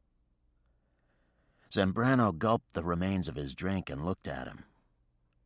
"From what you've told me, you don't have any grounds to go into court and ask for ex parte orders." Malone shoveled some shells onto his plate. "We could employ extrajudicial methods," he said, raising his glass. "Black bag stuff? In this day and age? That'd slice your balls into the lasagna if you got caught. Mine, too." They settled into enjoying their dinner and ate with gusto. Malone waited. First food, then talk.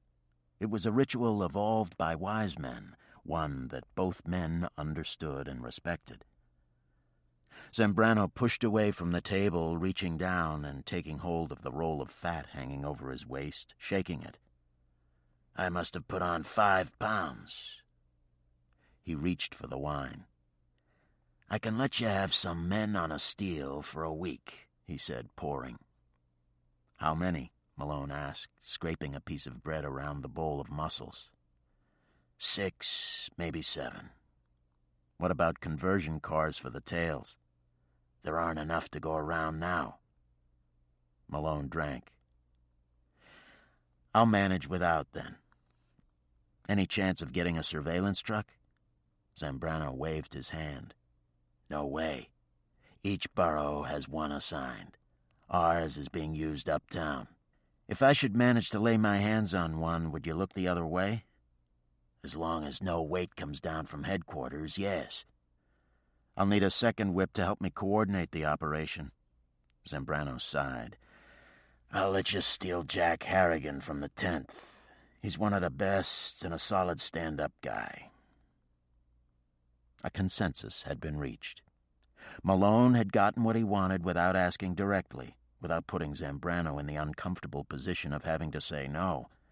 Malone ended the ritual with the ordained, "Thank you, Inspector." Malone motioned to Gino.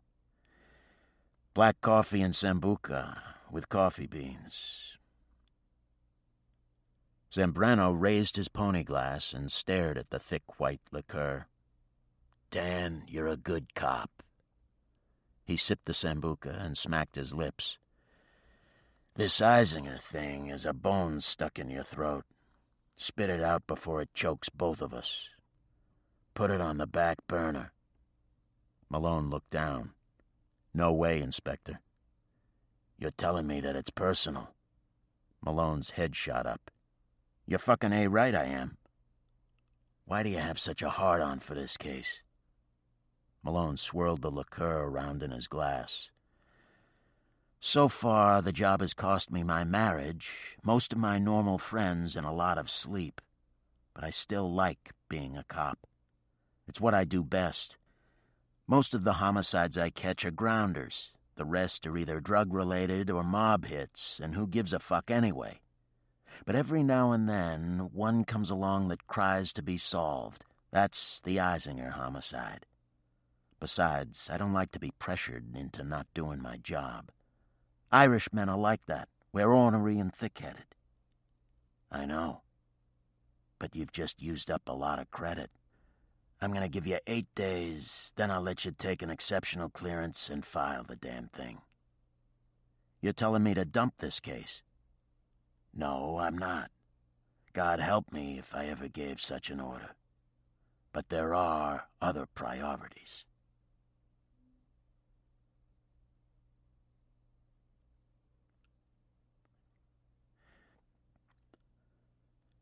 Chapter 6. Tuesday, June 16th, morning.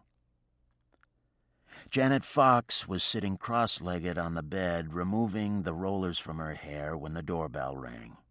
She looked at her watch and saw that it was only 10 minutes after 8. She got off the bed and went to see who was at her door. "Detective Davis," the voice said. "I was here the other day with my partner." She remembered. He was the one with the nice shoulders and cute behind. She looked through the peephole to make sure, told him to wait a minute, and then ran back into the bedroom. She put on a pair of slacks and a plain cotton top and quickly brushed out her hair. "I had a few more people in the building to interview," Davis said, stepping into the apartment. "You've already questioned me," she said, closing the door. He faced her. "Janet, this case is going nowhere fast. So far, you're the only person we've come up with who called Eisinger a friend. I came by this morning to ask you if you've thought of anything additional that might help us, no matter how insignificant you might think it is." She smiled. "I'm useless in the morning without that first cup of coffee. Care to join me?" It was a small kitchen with a lot of sunlight and a round table next to the window. She put a plate of hot croissants down and sat opposite him. "I've been racking my brain to see if there was anything that I forgot to tell you," she said, reaching for the butter. "There isn't."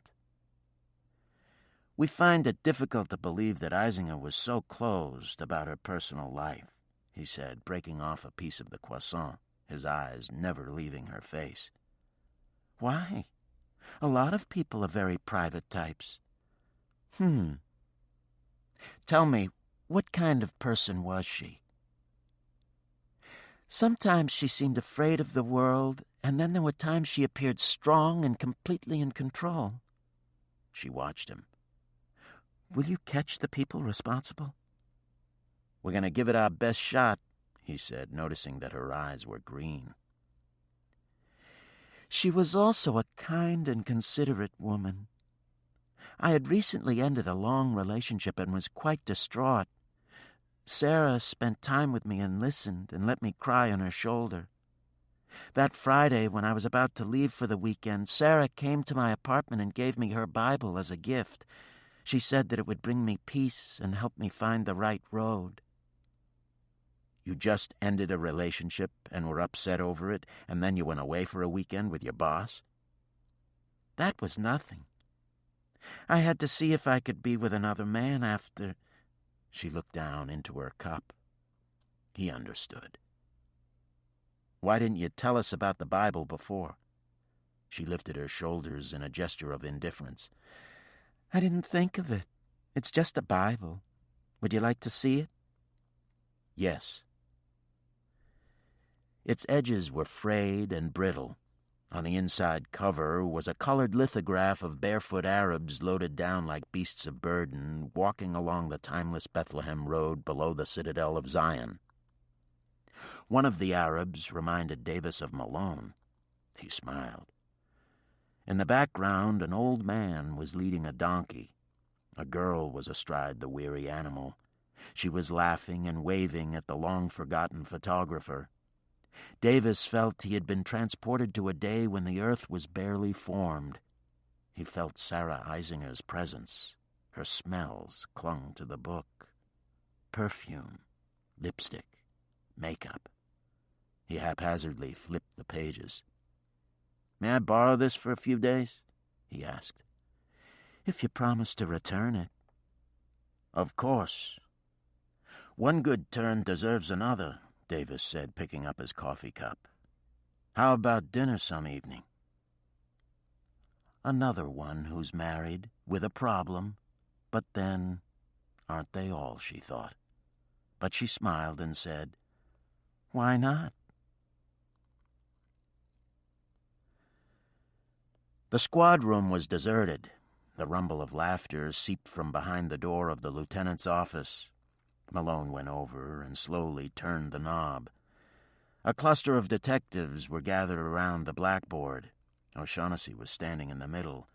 Draped over the board was a poster of a nude woman. She was lying on her back and her legs were spread wide.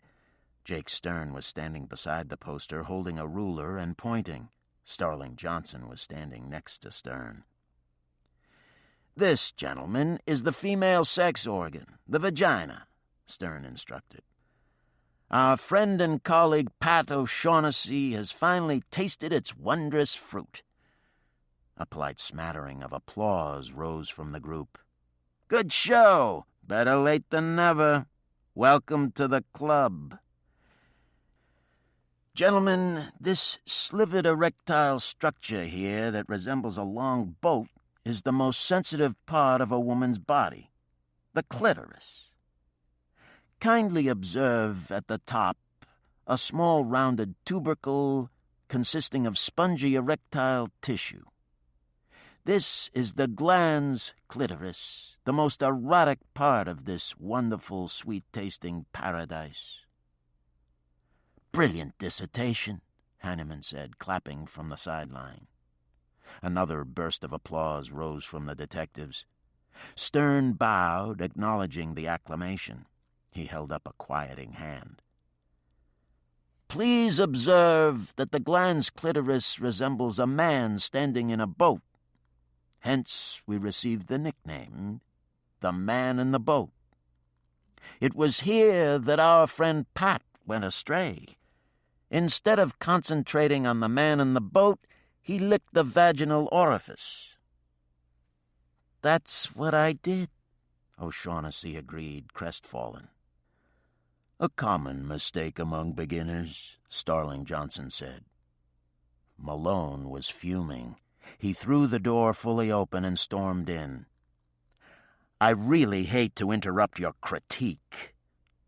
I went for $25 taking Zambrano to dinner, telling him how overworked you are, how we need help on the Eisinger thing, and what do I find? A bunch of middle-aged whore masters trying to teach someone how to eat a woman. If he doesn't know now, he'll never know." "It's never too late to learn," Stern said, ducking out the door. Malone was unable to suppress a smile. "How you doing, Lou?" Malone turned. A wiry Irishman was leaning his chair back against the wall, cleaning his nails with a silver pocket knife. "I'm Jack Harrigan.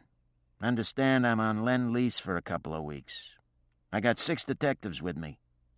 Detective Sergeant Jack Harrigan had graduated summa cum tough from Stickball U in Greenpoint. Malone felt that he could be trusted. "What about the men who came with you? Know them?" Malone's forehead furrowed, eyes clouded.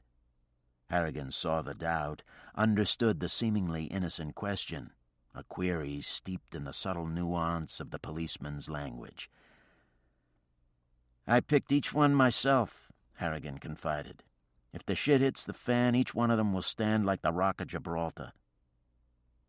"Do they know how to install wires and videotape?" "The guineas wear undershirts in the summer?" Harrigan popped the chair forward. "What do you got for me, Lou?" For the next 90 minutes, Malone detailed the Eisinger case. When he finished, he looked at Harrigan. "I want you to coordinate the operation." Harrigan cocked his head, tugging at his right earlobe. "A lot of homicides go down each year. Except for a cop killing or when some heavy dude gets his ass blown away, we don't pull out all the stops. So why have so many men been taken off the chart on the Eisinger case?" Malone steepled his hands over his nose, massaging the bridge with his forefingers. "Because I want this one, Jack." Harrigan pursed his lips, nodding. "I can dig that. 4 years ago, I caught a case that became personal. Almost came in my pants when the perp was sentenced from zip to life." A puzzled frown crossed Harrigan's face. "For the kind of operation you want, we don't have enough men or wheels.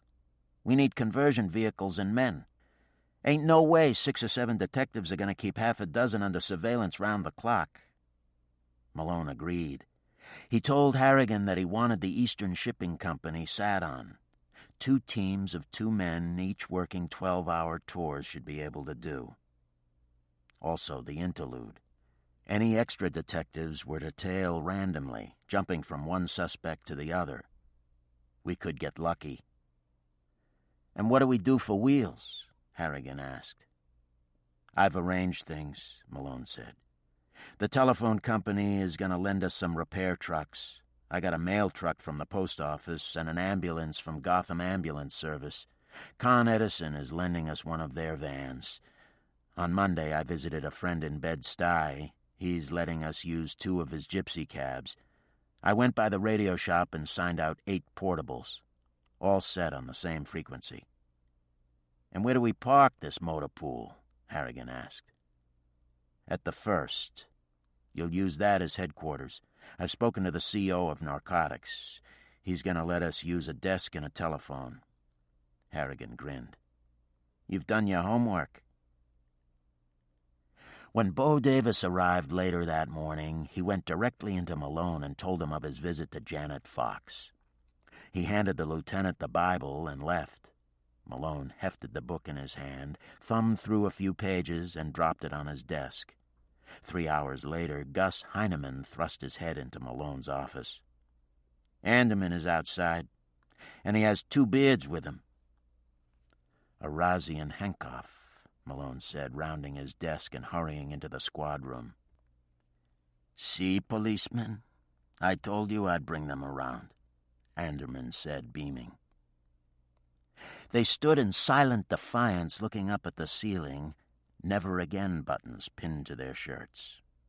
Both wore patched jeans and had fledgling beards and yarmulkes. Arazi was a skinny kid with bulging china blue eyes and a large Adam's apple that slid up and down every time he talked. Henkoff was short. He had a barrel chest and rounded shoulders that gave him an appearance of brute strength. A wide bandage ran vertically along the bridge of his nose. Malone motioned them to sit. They shuffled over, sprawling into the chairs, surveying the walls with do-me-something smirks on their faces. Malone began. "What were you 2 doing following Aldrich Braxton and his friends?" Arazi glared up at the policeman. "We don't have to tell you anything." Arazi's shrill voice irritated Malone. No fascist cop can force us to answer questions, Henkoff said. Heinemann slipped off the desk and moved between Malone and the two seated men. The heel of his shoe crashed into Arazi's foot, a demolition ball falling down. Arazi leaped up, dancing on one foot, holding the injured limb. "You did that on purpose!" he screamed. Heinemann's face was wrapped in a blanket of shocked innocence. He clutched at his heart. "Sir, we do not beat people. It's unprofessional." "And counterproductive," Starling Johnson hastened to add. Anderman moved between the detectives and his employees, his eyes narrowing with displeasure, glaring his warning to behave at Arazi and Henkoff. "Save that undergraduate bullshit for the campus," Anderman said. "We'll try again," Malone said. "Why were you following Aldrich Braxton?" Henkoff answered. "We weren't following him. We were interested in his two Arab friends."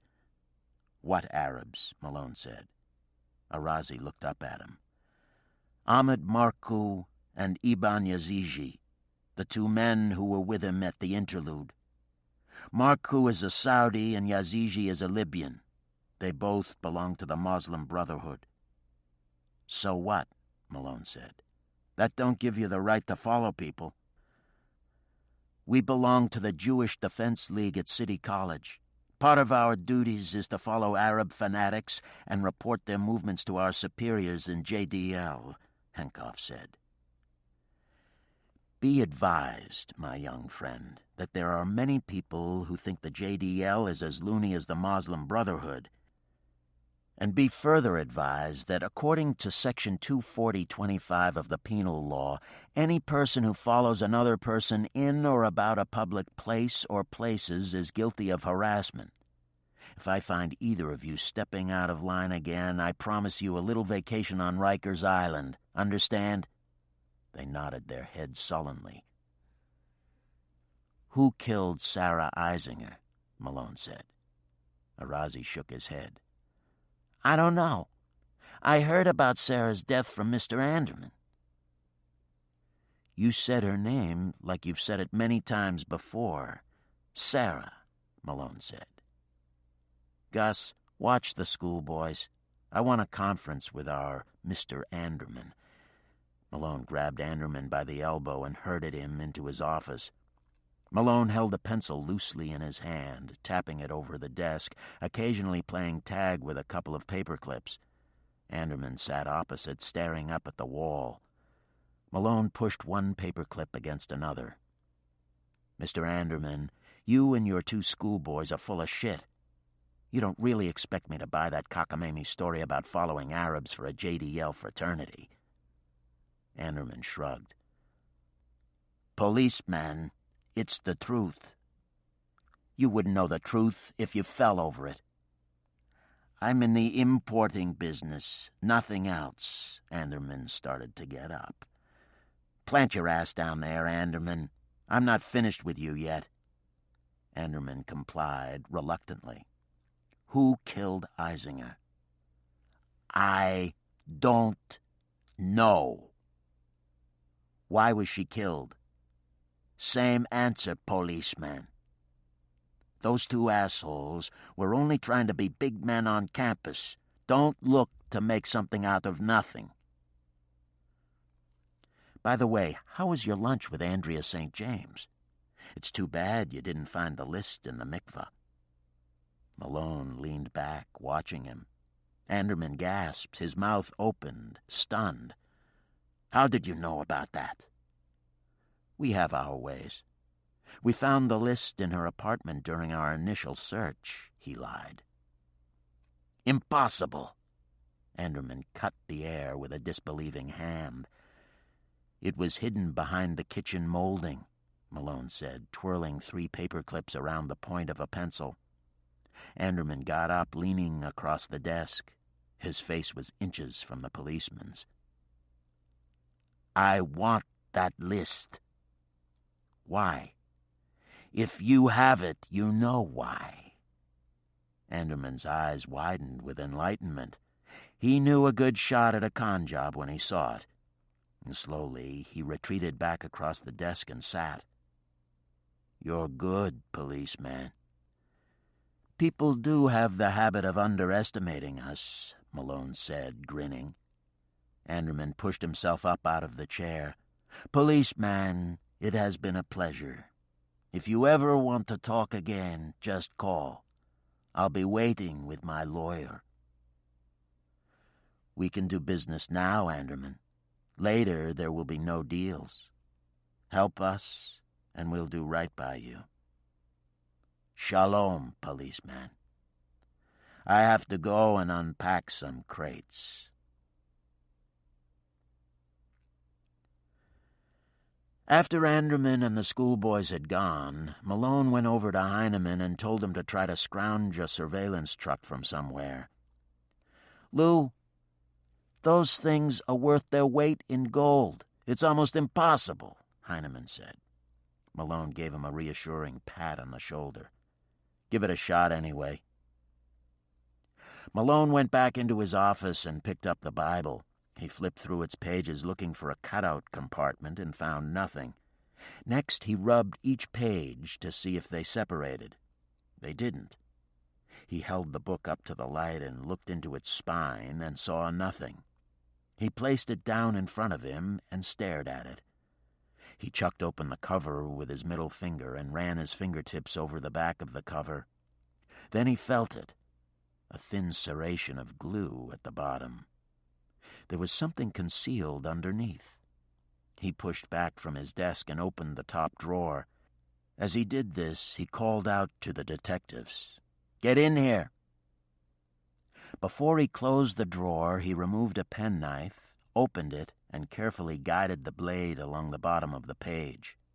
When the incision was complete, he fished his forefinger inside the cut and slid out a sheet of onion skin. 10 addresses typed single space.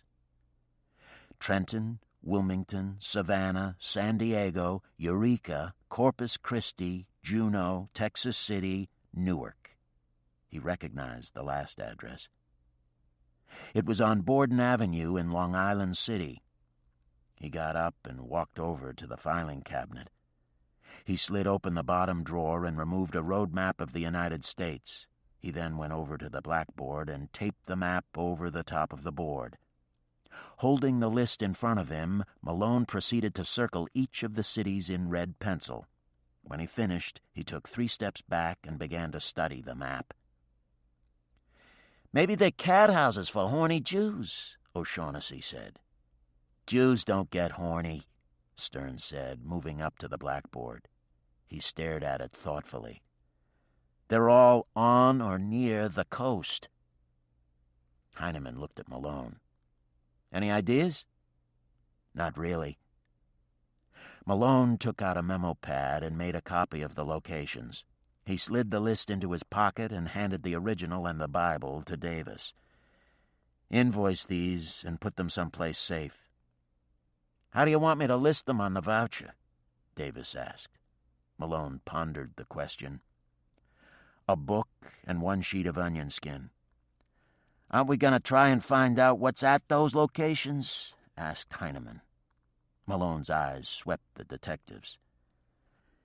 "We're going to find out, but not through official channels. They've had a tendency to leak lately. I want none of you to discuss what we found. No one outside this squad is to know. Capiche?" The detectives nodded. Starling Johnson meandered over to the blackboard. "That be's a lot of territory to cover. How you gonna do it without help?" Malone winked at him. "It's dues-paying time, my man." It was after lunch when Davis received a telephone call from his friend in Army intelligence. The male star of the porno film that they had found in Eisinger's apartment had been identified. His name was Major James Lansford, and he was stationed at Fort Totten in Queens. "He's waiting to be interviewed," Davis said to Malone. "Pat and Starling will come with me. The rest of you hold it down," Malone said. Fort Totten is squeezed onto a few acres of land that overlooks the western tip of Long Island Sound. The Cross Island Parkway runs past the main gate. Smart-looking MPs with patent leather holsters and white lanyards are stationed outside the gate's guardhouse. Parked clusters of military trucks with white stars painted on their doors can often be seen from the parkway. No regular military units were assigned to Fort Totten as far as Malone knew. Ostensibly, it was a place where military dependents waited for transportation overseas. 3 barracks with bizarre-shaped antennas that ran hundreds of feet into the sky were located in the center of the fort. An electric fence surrounded the barracks. Dressed in army fatigues, men with automatic weapons strapped across their chests patrolled the perimeter. There was a helicopter pad nearby. There was also a marina where pleasure craft tied up at night, boats with bulkheads crammed with high-frequency radio panels and strange antennas cluttering their masts. But Malone would learn about them in days to come. A jeep with 2 armed MPs led the unmarked police car to a Quonset hut where 2 more MPs waited. The soldiers snapped to attention and saluted. One of them turned smartly and opened the door. A tall, thin man in tailored fatigues and short gray hair was waiting. There was a slight touch of Dixie in his voice. "Welcome, gentlemen. I'm Colonel Claymore, the provost marshal of this base." Claymore's office was functional and strictly government issue. An American flag was on station in the corner. Pictures of the President, Secretary of the Army, the Joint Chiefs, and a print of Washington crossing the Delaware were on the wall. "Why do you want to interview Lansford?" Claymore asked, swiveling from side to side in his chair. "We have reasonable grounds to believe that Lansford is involved in a homicide." "Well, I'm afraid you've arrived a bit too late. He's dead. Just found a few hours ago. Heart attack." "I want to see the body," Malone said. "Want, Lieutenant?" Claymore said, hunching forward. "Yes, Colonel. Want." "I think you're forgetting that this is a military reservation. You have no authority on this land, Lieutenant." Malone smiled. "That's what I would call a cloudy issue, Colonel. Some people, in fact, most, agree with you. But I'll tell you what the NYPD does have. We have access to the little old newspaper and television people. They're our friends, allies. Why, those people in the Fourth Estate would jump on a story about how a Colonel Claymore of the U.S. Army refused to cooperate with the local sheriff in solving the murder of a poor, defenseless girl." Claymore glared and then said, in a deliberate, slow way, "There are matters of national security involved." "Aren't there always?" Malone said, adding, "Don't worry, we're good Americans." Resigned to giving ground, Claymore reluctantly replied, "He killed himself." Malone didn't know why, but he had half expected that answer. He canceled Claymore's questioning look with one of his own. "We think Lansford was being blackmailed." "He was," Claymore agreed. "Lansford left a suicide note. In it he mentioned the blackmail." "May I see it?" "It's classified." "What were Lansford's duties at Totten?" "His work was secret. Sorry." "What can you tell me about him?" "Married, 3 children, graduated from the Point, picked up a couple of Purple Hearts and other decorations in Nam." "I'd like to see the body, just to satisfy my morbid curiosity." The provost marshal of Fort Totten shook his head in disgust. "Oh, shit. Okay, let's go." As they were walking to the jeeps that were waiting to take them to the BOQ, Malone turned to Claymore and asked him if Lansford had always been assigned to the Quartermaster Corps. "He was an infantryman," Claymore said, stepping into the front of the jeep. There was very little of Major James Lansford's face that wasn't bloody. Brain matter splattered the wall. A small entrance wound in the right temple was covered with heavy powder tattooing. The left side of the head was gone. No weapon was in sight. Malone assumed that the Army had grabbed it fast before the NYPD arrived. Even in death, Lansford possessed a strangely military bearing. His chin was tucked in tight against his neck, legs together. It was as though he had stood at attention the second he pulled the trigger. Men in tailored fatigues without any insignia or badges of rank were systematically searching the BOQ with grim concentration. They ignored the detectives. Malone knelt next to the body. He rubbed his forefinger around the entrance wound. Charcoal grains stuck on his fingertip. Malone brought his hand down and slid it inside Lansford's shirt. The skin was cold. He looked up at Claymore, who was standing over him, watching. "Where's the weapon he used?" Malone asked, getting up. "We have it." "Any chance of getting a look at the suicide note?" "As I told you before, it's classified." "Appears to me that everything around this fort is secret or classified. Makes one kind of curious. What the hell kind of place you running, Colonel?" Claymore looked angry. He moved off without responding to a group of Army personnel who were huddled in the next room. Malone went after him, catching him by the elbow. "Where is Lansford's family?" Claymore shook his arm free. "In Texas. Lansford used to fly home on weekends." "That's a long and expensive flight to take every weekend," Malone said. "Takes civilians time to understand us simple Army folk," Claymore said.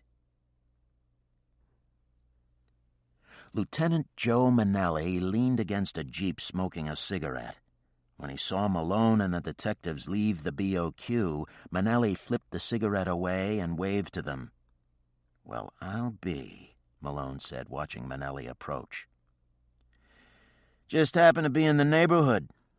When I saw the car, I said to myself, Joe, I bet that unmarked apartment auto belongs to my old friend Malone." "Bullshit, Lieutenant, sir," Johnson said. Manelli grabbed Malone's arm and waltzed him away. "Look at that grass. Wish I could get my lawn to look like that." "Cut the small talk, Joe. What the hell do you want?" "I'm the liaison between the fort and the city." "That includes the job?" "It does." "What's on your mind?" "I'm here to tell you—" He stopped mid-sentence and looked at Malone. "No. Not to tell you. To suggest that you forget about this base and everything on it, including Lansford. That's the way they want it on the 14th floor." Malone looked him in the eye, surprised. "This thing reaches up to the PC?" "The PC has cognizance of and control over everything that happens in the job." "Save that bullshit for the rookies in the academy. Why this case?" "Because the fucking powers that be don't want the U.S. Army dragged into your fucking little drama. That's why. In case you've forgotten, the banks and the U.S. government are supporting this town. It just wouldn't do to get either of them mad at us." "You suggesting that I close the case with negative results?" "Just leave the goddamn Army and Lansford out of it." Manelli hooked his arm around Malone's shoulder, pulling him close. "There are matters of national security involved." Malone pulled away. He was getting tired of hearing about national security. They strolled in silence down the winding streets, admiring the willows and manicured lawns. Malone finally looked at the man walking at his side and said, "What the hell is going on here, Joe?" "Danny boy, I don't know and I don't want to know. I'm only the guy they call whenever a problem arises with the local gendarmes." "When am I going to hear from your connection at the CIA?" "Things like that require careful orchestration. They don't happen overnight." After several moments, Malone turned to him. "Tell the people on the 14th floor that I'll do the right thing." "Never doubted it for a minute," he said, patting Malone's back. As the detectives were getting back into their car, Malone turned to Starling Johnson. "Remind me to ask Bo to contact his friend in Army intelligence. I want a copy of Lansford's military record. I can't help but wonder why a decorated infantryman was working in the quartermaster corps." "Right," Johnson said, starting the engine. The department auto slowed as it approached the guardhouse. An MP stepped outside and bent to scrutinize the occupants of the vehicle. He waved them through. O'Shaughnessy was sitting in the back seat. He suddenly lurched forward, shaking Malone by the shoulders. "Lou, look!" A panel truck turned off the service road from the Cross Island Parkway and sped into the semicircular driveway to the main gate. David Ancori was driving. An MP leaned out of the guardhouse, looked at the approaching vehicle and its driver, and waved it through. A gypsy cab with "Licensed by the People" stenciled across its rear doors followed the panel truck into the driveway, then made a U-turn and drove out, parking on the service road. The driver of the gypsy cab adjusted his sunglasses as the department auto drove by. Harrigan's man was sticking close. Malone was turned in his seat, watching the panel truck disappear inside the base. "What the hell is Ancori doing on a U.S. Army base?" O'Shaughnessy said. "I've got a better question. Why did that MP wave him on through without even asking him what his name was?" Malone said. Malone was examining the equipment in a square, gray, windowless van parked in the no-parking zone in front of the 5th Precinct. Large red reflectors had been set into the corners of the van, peepholes through which detectives could film and watch unsuspecting people. A person walking by the rear of the van who glanced inside would see stacks of cartons piled to the roof, a special optical illusion of which the van's creators at Motor Transport were especially proud. Malone had entered the interior of the van through a sliding metal door with a two-way mirror in its center. Immediately on the left was a chemical toilet. When Malone turned from examining the telephones, electronic and movie equipment, he found Heinemann standing in wonder over the toilet. He was fascinated by its compactness. His ass would smother the bowl, he reckoned. "How'd you ever manage this coup?" Malone said. "'Twas nothing, master," Heinemann said gleefully. "A war veteran I was in the Crimea with, 7th Hussars, works in motor transport. To make a long story longer, the van came in from the Bronx for a tune-up. We got it on the QT for a few days. I think the time has come for us to take a look inside the interlude," Malone said. He turned to Bo Davis. "I'd like you to run over to Abe's Army and Navy store on Whitehall Street. It's next to the old draft induction building. Show Abe your shield, tell him you work with me, and ask him to lend us 2 Army officers' uniforms. Starling and Jake are going to make outstanding officers. We'll use the key we found in Eisinger's apartment and try to bluff our way inside." "What about Andrea St. James?" Davis said. "After you talk with Anderman, she's going to know we're on to her. Want us to pick her up?" "Let's play her a little longer," Malone said. "Anderman might spook her when he tells her that we know about their lunch together. She just might get careless and lead us somewhere." Malone turned and asked Heinemann if the telephones inside the van were working. Heinemann assured him they were. Malone moved to the battery of telephones and picked one up, dialing. Jack Harrigan answered. "Lou, I was just about to call you." "What's the story with Ancori at Fort Totten?" Malone asked.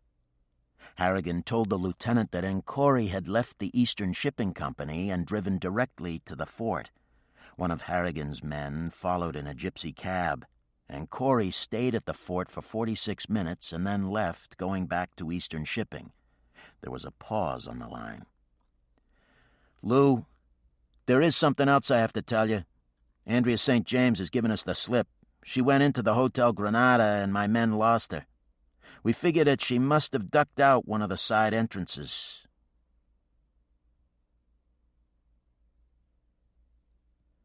Pat O'Shaughnessy sprawled over the lumpy sofa and lit a cigarette. There had been 4 hours to kill before they tried to get into the interlude, so Pat decided to give his old standby Foam a call. The other detectives went on to do their own things. Heinemann went to the 9th's club meeting. He knew there'd be a big game. Stern went to the precinct's gym in the basement to work out. Malone and Johnson drove to 2nd Avenue to get some Indian food. Pat watched her standing in the cramped kitchen off the living room doing the dishes. He wondered what she would say if she knew the nickname the guys in the squad had given her. When she first told him that she was going to use contraceptive foam, she'd said, "Now you won't have to use those rubber things anymore," watching his face, waiting for his approval. It was a primitively furnished apartment that in many ways reminded him of her life, empty and dismal. Whenever he called her, she was available. He wondered if she spent her life waiting for his infrequent telephone calls. Did she really believe the lies that he told her? Men have been telling women those same lies since the beginning of time. How could she possibly believe me? Single broads who date married men need those lies to maintain their self-respect, he reasoned. There were times when he felt sorry for her and the legions just like her. They spent a few nights a week with their married boyfriends, and the weekends alone, usually in a bottle of gin. Foam was not the usual Manhattan type who had been knocking around the singles bars for years. She never went to bars. She was a simple woman who Pat knew loved him very much, and that was the part that bothered him. She gave him everything that she had to give, and he gave her nothing but lies. But she was over 21, and whatever she did was her decision. He never forced her. She was with him because she wanted to be with him, he reasoned, and there was no way he was going to give up such a good deal. If she wanted to waste her life on him, that was just fine. He watched her drying the dishes and thought, she's a real boat jumper, brogue and all. When Pat had telephoned her and told her that he was coming over, Karen Murphy hurried from her second-floor walk-up on 61st Street and spent her last $15 on a roast. It didn't matter that she only had change left in her pocketbook. She was going to cook dinner for her Pat. Karen had been a 31-year-old virgin when they met. Many times before that first meeting, she had lain in her bed at night and wondered what it would be like to be with a man. Sometimes she would let her hand roam her body, pretending that she wasn't alone.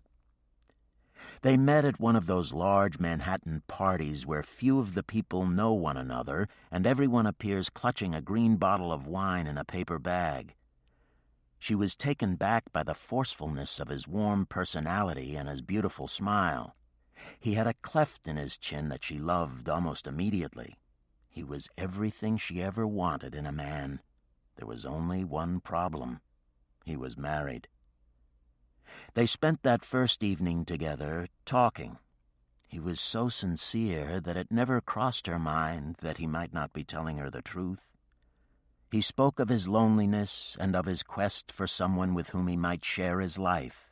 He told her of his wife's unfaithfulness, her drinking, how she mistreated his children.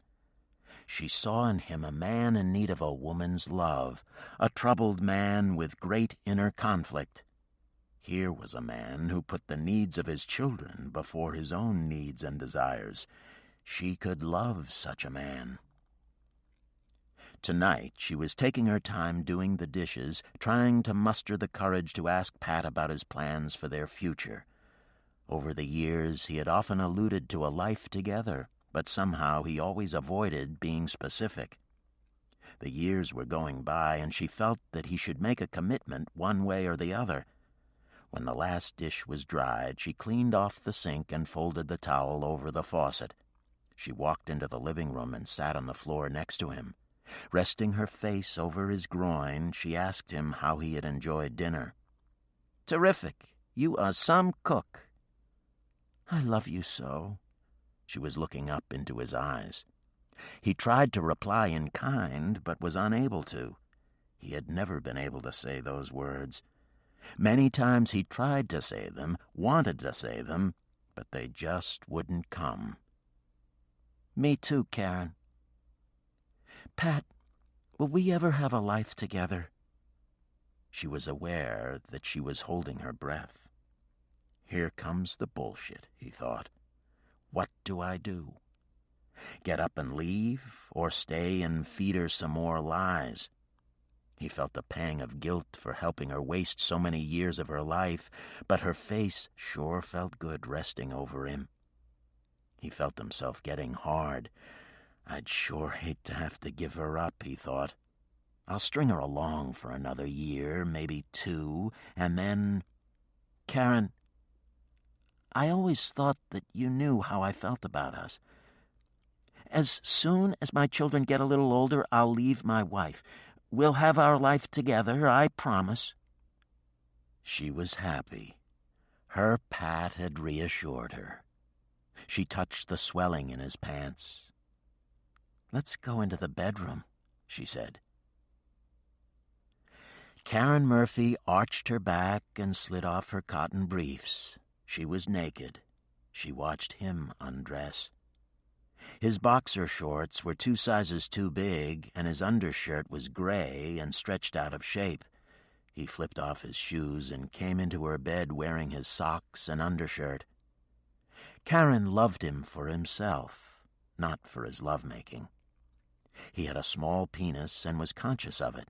He required constant assurance and would always ask her if he satisfied her and if he was big enough for her. She had never really enjoyed sex. As her mother had told her, it was something that women have to do, so it was best to get it over with as quickly as possible. She had learned to fake an orgasm to coincide with his. She sucked him until he was hard and then lay back. He entered her immediately without benefit of a kiss or foreplay. Karen undulated wildly. She began to say, "Fuck me, fuck me." He liked to hear her curse when they were doing it. He pumped her in silence, never emitting a sound. She could tell from his breathing that he was almost ready. "Now, come with me." She clamped her legs around his hips and rammed her pelvis up into his body. "I'm coming." His body sagged on top of her. She continued to vice him to her. "You're so wonderful. I love making love with you." He didn't answer her. He broke her grip on his body and rolled off her. He was asleep within minutes. She studied his face as he slept. Sex is so unimportant, she thought. She leaned over and kissed his lips.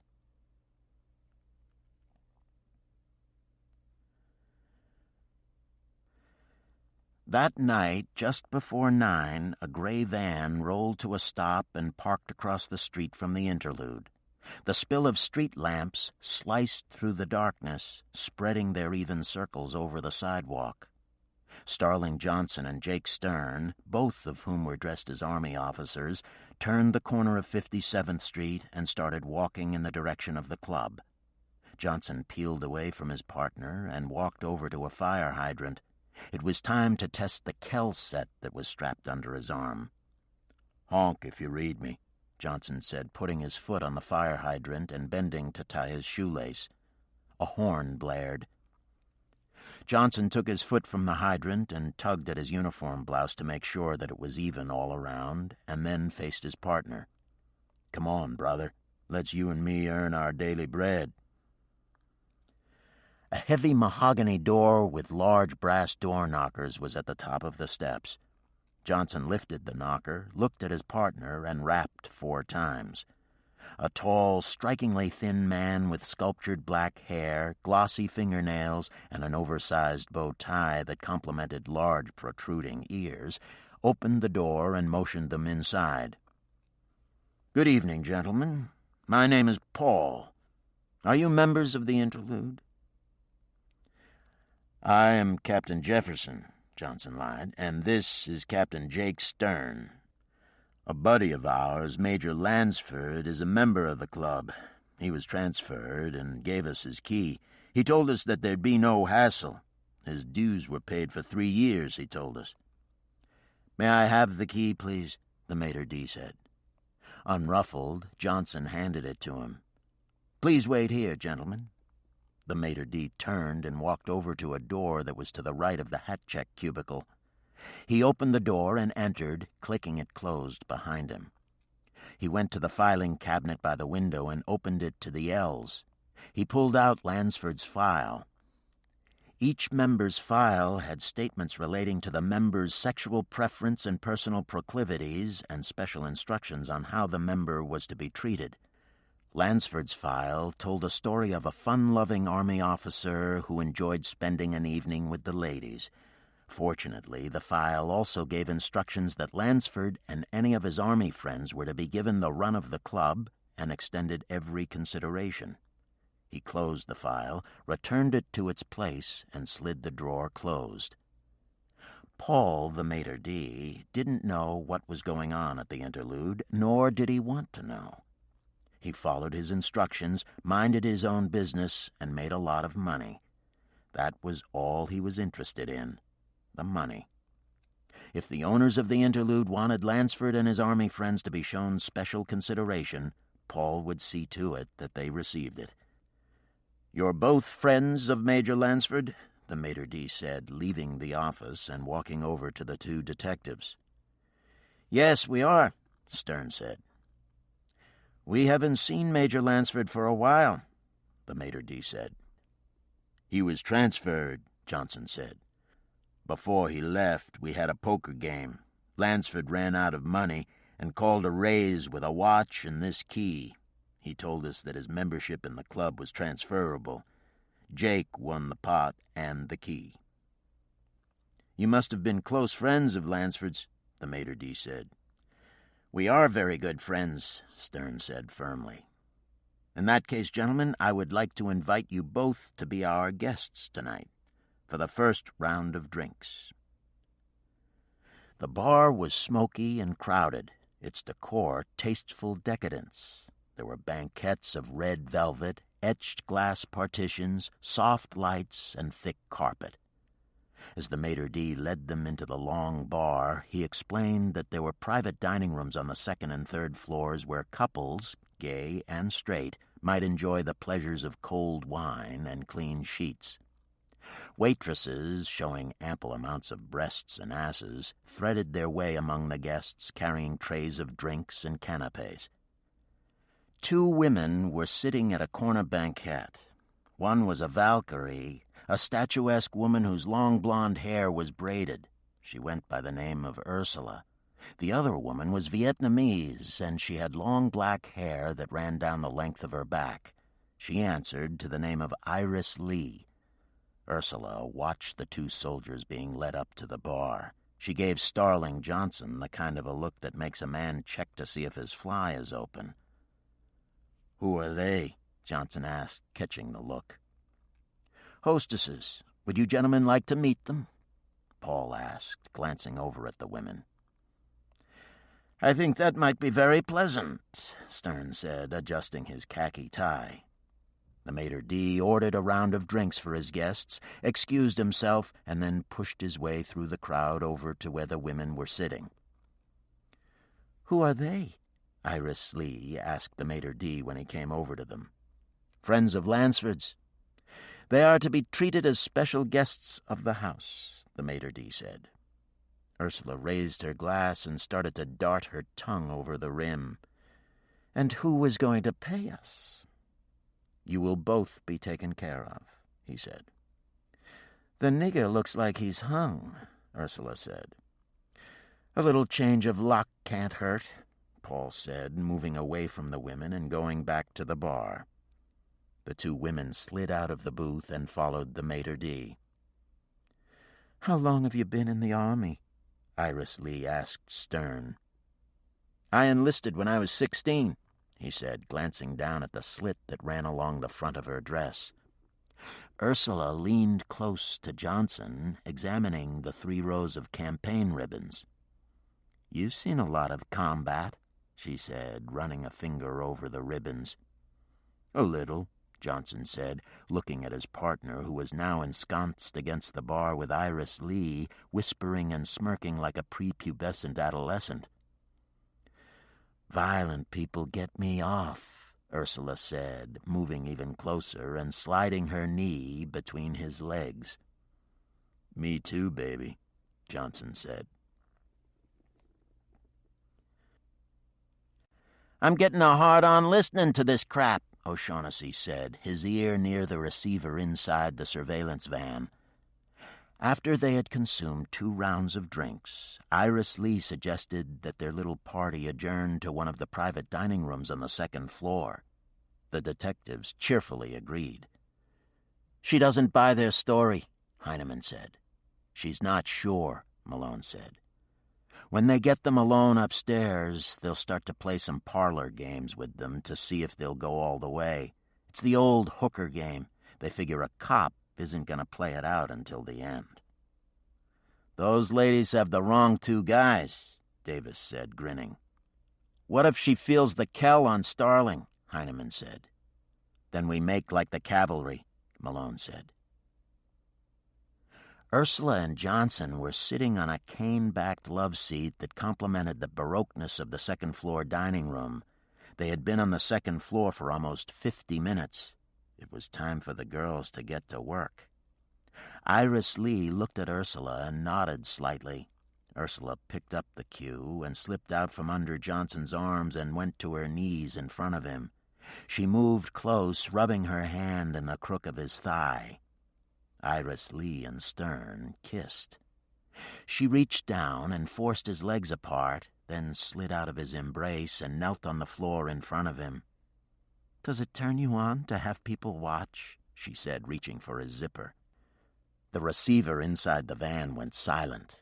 Detectives crowded around, each raptly concentrating on the black piece of mesh in the center of the receiver. "They better not," Malone said, shaking his head incredulously. "Lou, I think they're going to," Heineman said. Slowly, almost inaudibly at first, sounds of carnal pleasure began to seep from the mesh. Detectives snapped to attention, ears pricked. "I don't fucking believe it," Malone said, turning to O'Shaughnessy and shouting, "Turn off the goddamn tape." "Can I go in tomorrow night?" O'Shaughnessy asked, laughing as he flipped off the switch on the recording console. Gus Heineman leaned against the wall, his head resting on folded arms, laughing.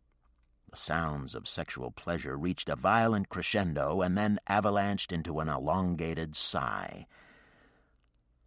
"Lou, I do believe that the cavalry has come," Heineman said, wiping his eyes with a handkerchief.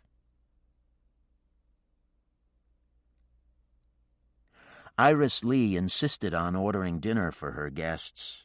Tanqueray martinis were served in frosted glasses. After 2 rounds of drinks, the door opened, and a waiter with a butch boy haircut wheeled in a serving cart. Iris Lee ordered him to put the dinner on the table in the corner of the room. When they were finished eating, the waiter put a tray of fruit and cheese down on the table. He then reached under the cart and removed an unopened bottle of Courvoisier. He put it down next to a silver humidor. Blouses open, the detectives sprawled in their chairs, sucking on large and deliciously illegal Havanas. "That sure wasn't anything like army chow," Johnson said, blowing a thick ring of smoke. "You ladies sure know how to treat a soldier," Stern said, raising the snifter to his nose and inhaling the strong bouquet. In unison, the detectives inside the van harmonized, "You fucking humps!" Iris Lee was coiled on the floor next to Detective Johnson, her head resting on his lap, her arms looped around his leg. She glanced up at him. "Can I get you anything else?" "Nothing, thank you. Everything was perfect," Johnson said, stroking her hair. "An experienced soldier like you must have a really important job at Totten," Iris Lee cooed, rubbing the tips of her fingers over the back of his thigh. "Why the hell would you be interested in that?" Johnson asked. "I'm a taxpayer. I'd like to know that I'm well protected," she said. "Don't worry," Stern said. "You'd be surprised if you ever knew the stuff we got there." Johnson shot a warning look at Stern and started to say something when a piercing scream came from the floor above. Both detectives' heads snapped up. "What the hell was that?" Stern said, getting to his feet, staring up at the ceiling. "Relax," Ursula said. "That's the Turk." He likes to do it in the rear. The louder the girl screams, the more he pays her." "I think we're going to enjoy being members of the interlude," Johnson said, sliding his hand inside Iris Lee's silk blouse. Another scream, faint, subdued. "Sounds like the Turk has finished playing," Stern said, glancing upward. Iris Lee reached back and unhooked her bra. Her breasts were large, out of proportion to her thin body. "Play with them," she said. Johnson fingered her nipples. This time there could be no doubt, a terrifying scream that begged for mercy. The detectives leaped to their feet and ran for the door. "It's nothing," Iris said, hooking up her bra and going after them. The detectives ignored her. They stood outside the room and looked up and down the deserted corridor. Another violent scream forced a decision. The detectives hugged the wall, moving cautiously in the direction of the scream. At the end of the corridor, they discovered a darkened staircase partially hidden behind dusty, faded drapes. Stern jumped to the other side of the drapes and pulled them aside. Johnson covered. The staircase ended in darkness. They stood at the bottom step, straining to see and hear what was going on at the top, where only a faint sliver of light could be discerned. They ascended the steps, one at a time, their backs rubbing the wall, and had almost reached the top when a large, shadowy form stepped out of the darkness and peered down at the two wary cops. "This floor is private," he said in a low, menacing voice. Johnson moved away from the wall. He braced his right leg behind, slowly moving his left onto the next step, firming his stance. "We're members," Johnson said, sliding his left foot up another step. The man's hand came out of the blackness, gripping a metal bar. He lunged down at the detective. Johnson ducked under the powerful swing. The detective came up hard, slamming his left hand into the man's elbow, at the same time banging down on top of the wrist with his right hand. Johnson pushed in the opposite direction, and suddenly the elbow snapped. Then Johnson pivoted, tugging the man forward, tossing him, screaming, down the flight of stairs. The body crashed into the drapes, tearing them off their rod. The man lay whimpering from the agony in his arm. Johnson and Stern rushed to the top, where they crouched down and let their eyes grow accustomed to the semi-darkness. A line of light seeped under a door at the end of the hall. Hearing eerie sounds coming from behind it, they ran toward the door. Johnson moved his mouth to the miniature microphone concealed inside his shirt. "Stay in the van," he shouted. "We'll handle it." "What should we do?" O'Shaughnessy said, concerned. "Wait and listen," Malone said. "They know what they're doing, most of the time." "And if they need help?" Davis asked. "Then we make like fucking gangbusters," Malone said. Stern smashed his foot above the knob. The door splintered and crashed open. The two cops rushed in, crouched defensively to minimize the targets they offered. The windows were shuttered. Streetlight filtered through the slats. The room was large and bare, save for a grotesquely ornate four-poster bed and one heavy wooden armchair. Two swarthy men were standing over a semi-conscious, half-naked woman who was tied in it. Her body was swollen, bloody. Both breasts were peppered with festering red blotches. Burnt matches were scattered around the chair. The tormentors swirled as the detectives crashed into the room. One of them pulled a blackjack from his rear pocket and leaped at the detectives. Stern met the attack and pivoted the threatening hand with his outstretched arm, rammed his knee into the man's groin, and smashed his gun's frame into the man's forehead. He crumpled to the floor, blood spurting from the jagged gash on his head. "Okay, Abdullah, playtime's over," Johnson snarled. "Get against the wall before I give you a second asshole." Johnson cocked his revolver, assumed a combat stance, and leveled the weapon at the man's face. Andrea St. James tried to get up. She and the chair tumbled to the floor. "Help me," she pleaded. Stern stepped back, covering the two men. Johnson removed his blouse and went to her, kneeling at her side. He untied her and gently placed the blouse over her. "Let's get you out of here," Johnson said. "We'll put these two bastards behind bars for a couple of years." Andrea St. James clutched at his arm. "No police, please," she said, tears streaming down her swollen cheeks. "Just get me out of here." "But," Johnson started to protest. "Please, no arrests." Johnson looked over to Jake Stern, who shrugged. "Without a complainant, we got nothing," Stern said. The maitre d' and the two hostesses burst into the room. Stern whipped around. "Against the wall, my lovelies." "What do you think you're doing?" the maitre d' demanded. "We're leaving, and the lady is leaving with us," Johnson announced, cradling Andrea St. James in his arms. "Who the fuck are you?" Ursula yelled. "Why, Mama, we're officers and gentlemen," Starling Johnson said, backing out the door. The emergency room at Bellevue was filled with the night's casualties. Malone peered past the partly drawn curtain at the doctor working over Andrea St. James. It never changes, he thought. She was just another person caught up in mindless carnage. Night after night, cuttings, stabbings, shootings. Malone scanned the people patiently waiting their turns to be patched back together. A white man sat pressing a flap of skin from his cheek in place. Malone looked at him. Just your friendly corner knife fight, no doubt, he thought. A dead, tired intern left the cubicle and shambled over to Malone. "Are you going to keep her, Doc?" Malone asked. "Where?" the doctor said. "They're packed in here like sardines. I've patched her up. Her private physician will have to take it from there." Malone went into a huddle with the detectives.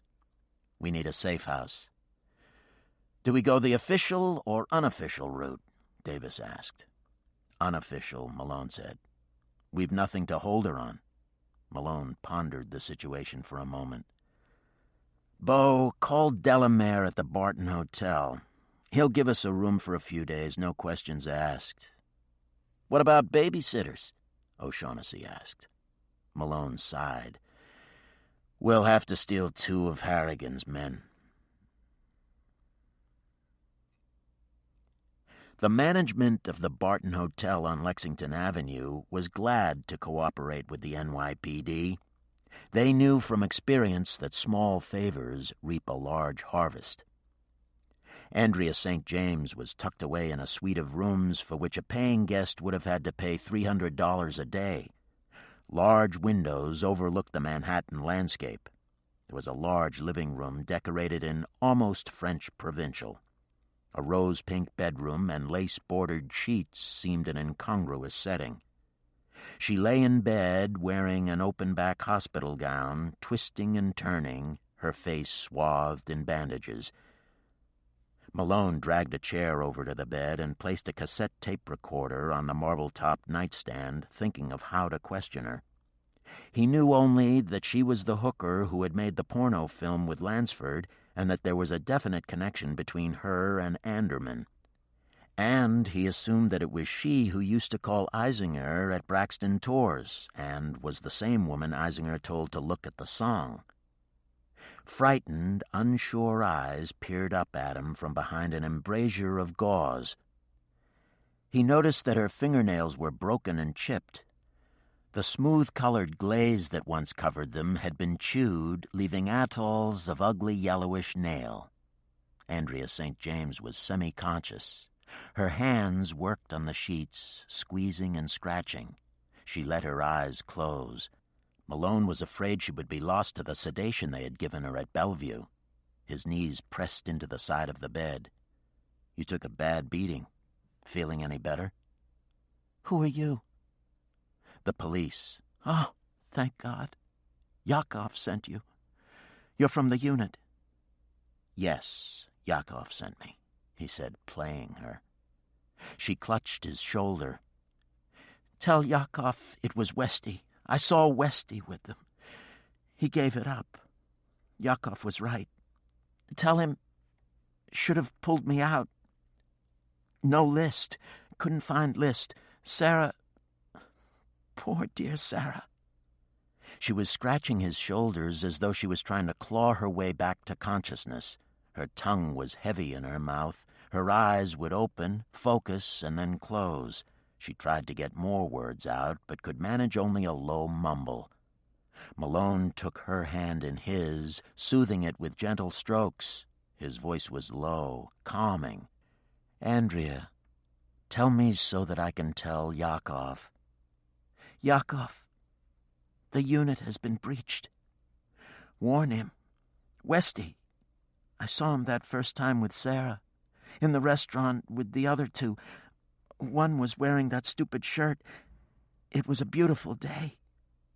Fort Surrender. Sarah, remember? He waved at her. Oh, I hurt so much." Her hand slid from his shoulder. Malone licked at the film of sweat that had formed above his lip. His eyes were wide, fixed in a disbelieving stare. He began to gnaw at the extremity of his lower lip. Had he heard correctly? He was suddenly conscious of his throbbing temples. He shuffled closer. He now had his direct link. Cops were involved, somewhere, somehow. He bent closer, not speaking, studying her, trying to unscramble her words.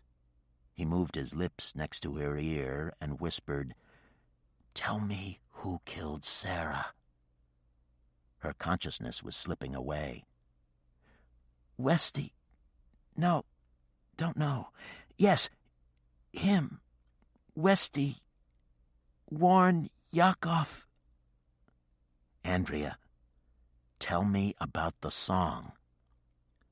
"Sarah tried to warn us. She found out about the unit within a unit." "The song," he repeated. "Song of Asaph. Sarah's way." He could feel his heart beating faster. "Andrea, tell me about the unit." Her eyes opened wide, and she struggled up, bracing herself on her elbows. "You're not from Yakov?" she yelled with surprising energy.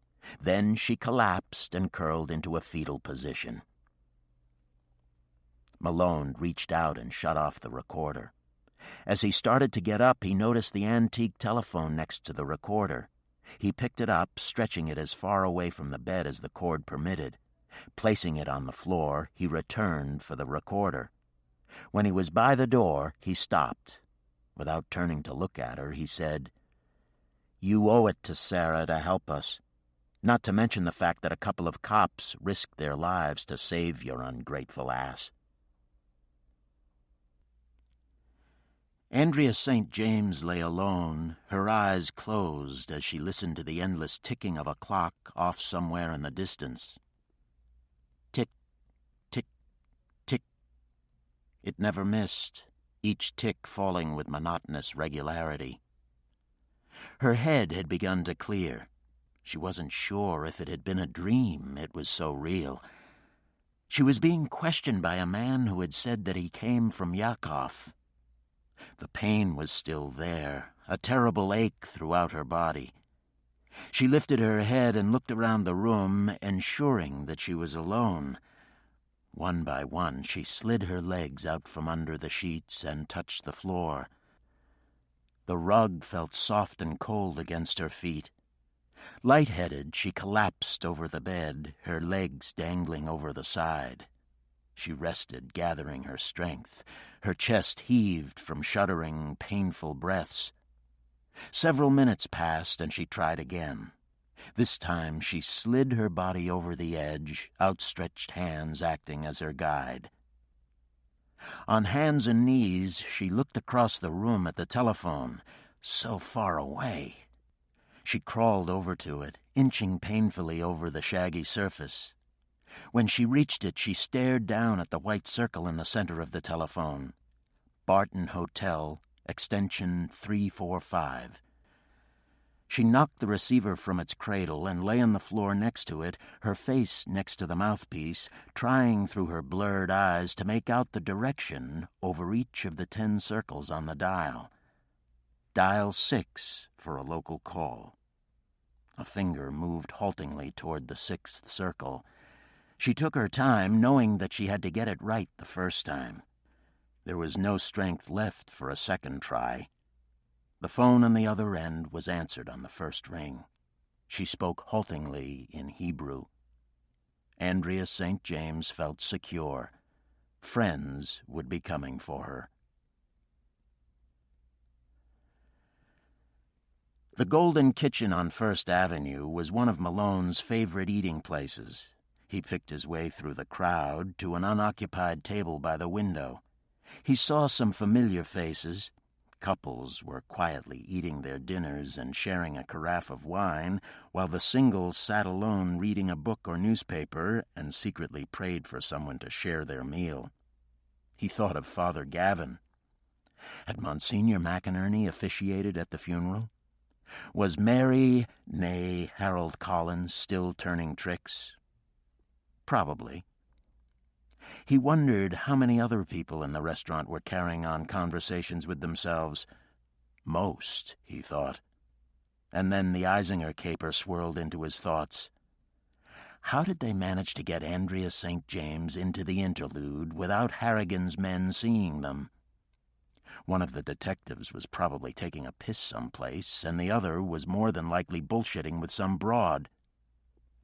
And Westy?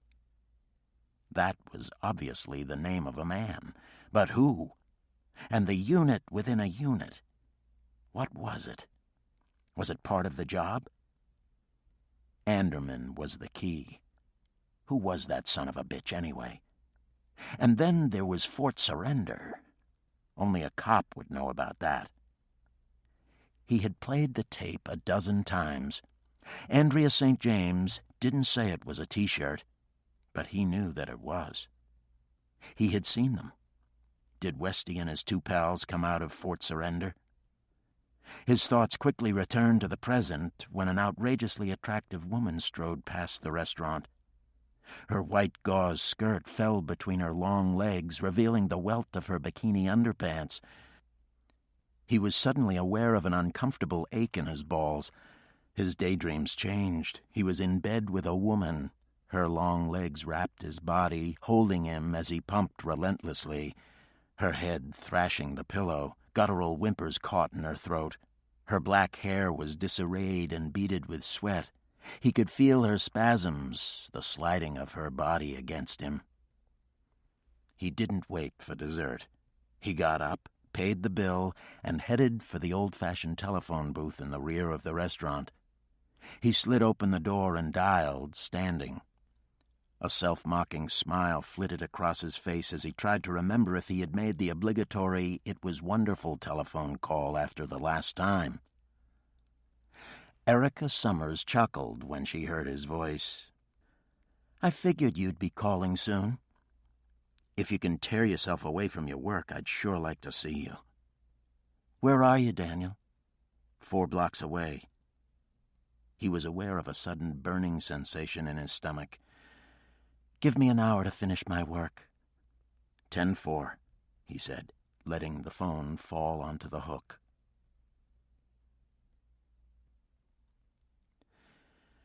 Erica Summers read the page in the typewriter. Jefferson Stranger watched the silky garment slide over his bride's sensuous body. He moved back, casting a lustful eye. Christina Stranger stepped out of the nightgown, her arms beckoning. This was to be a new beginning, an escape from her secret past. She prayed that Jefferson would never discover her previous life. As he took her into his arms, she thought of David and how much stronger his arms were. Tapping a pencil over her teeth, Erica Summers reread the page. She took the pencil and struck out an adjective. "Enough is enough," she told herself, glancing at the time. Shit, Malone would be here soon. She hurried into the bathroom, pulling her top off as she went. Erica Summers wrote Nightingale romances, 200 pages of escape that sold at drugstores and supermarkets. Erica had showered and was standing naked in the bathroom with one leg on the rim of the tub, trimming her pubic hair. She thought of Malone. They had met 2 years ago at a performance of dancing. He had arrived late and was trudging down the aisle when he stepped on her foot. During the intermission, he came over to her and apologized. She found herself drawn to him from the first. His body excited her, and his smile possessed a warmth that caused her to glow inwardly. But during their first date, she concluded it would be a mistake to permit herself to become involved with him. He was the kind of man no woman could really be sure of, she decided. A character straight out of one of her nightingales. But then, perhaps she was wrong. Maybe they could have something together. She went to bed with him on their fourth date, and it was nothing like her fantasies, but something better and totally unexpected. He was physically demanding, direct, and at the same time a gentle, considerate lover. Of all the men she had known, he was the first to excite and fully engage her sexuality. They discovered that they were both capable of multiple orgasms and spent hours in bed reveling in each other's body. At times, when she was alone, she would find herself thinking of his body and would suddenly be consumed by desire for him. In many ways, she found Malone to be a strange and lonely man. A man capable of giving himself totally in bed, yet unable to share any part of himself out of bed. It was always there, that monolithic secret society of unwritten laws and unspoken nuances that prevented some men from giving of themselves. The NYPD. She had reached the point where something had to give in the relationship, a commitment or an ending. She had been divorced for 5 years and was ready to share her life. She demanded only 2 things of a man: honesty and sharing. To her mind, they were simple things. It perplexed her that men found them so difficult. Erica Summers was a strikingly handsome woman with a high forehead and an aristocratic nose. Her eyebrows arched sharply and then flowed downward over her brow. Her brown hair was cut in bangs with the back cascading past her shoulders. Deeply tanned skin accentuated her large amber eyes. Malone had arrived exactly 1 hour after he telephoned. She had made them drinks, and they were sitting on her minute terrace staring at the inky river. Malone said, "You get more beautiful each time I see you." "Why, thank you, Lieutenant. I hope you don't tell that to all your lady friends." He wanted to tell her that there were no others. Instead, he said, "I don't." She was wearing a white caftan and sandals. Getting comfortable, she tucked her legs under her body and looked at him. She then proceeded to tell him everything that she had done since she last saw him. She had gone shopping for a dress and discovered this wonderful delicatessen off 2nd Avenue that specialized in Greek delicacies. She had cleaned the apartment and done her laundry. Her latest nightingale was almost completed, Christina's Fury. She was giving some thought to writing a serious novel set in the antebellum South. Finished recounting her days, she sat back and looked at him. "Tell me what's new in your life." She sipped at her drink, watching him. "Any interesting cases?" "There's this Eisinger thing," he wanted to say, "and these telephone calls from a Captain Madvick who doesn't exist, and a guy named Manelli and another guy named Anderman. This and more," he wanted to say, but he couldn't. She wasn't on the job, wasn't a part of it. His fingers were bobbing the ends of her hair. "Nah," he said. "There's nothing new. The same old stuff day in and day out." Her face reflected her disappointment. She sipped her drink slowly, thinking. She was in love with a shadow who had built a wall of silence around him, a protective moat. He was a man with no past, no present, and no future. She wanted him on equal terms and would go out of her way to assert her independence with him. She was not a camp follower. Whenever she would ask him about his divorce or ex-wife or the damn PD, he'd either snap at her or give her an oblique answer. They had been seeing each other for almost 2 months before he gave her his home telephone number. There were times when she wondered why she bothered, but then, when she looked into his face and touched his shoulders, she knew. She always knew. For a lieutenant of detectives, you have a decidedly boring job, Daniel. He flipped his right hand back and forth. It's just a job, not a calling. They sat in silence for a while, and then he leaned over and kissed her breast through the soft fabric.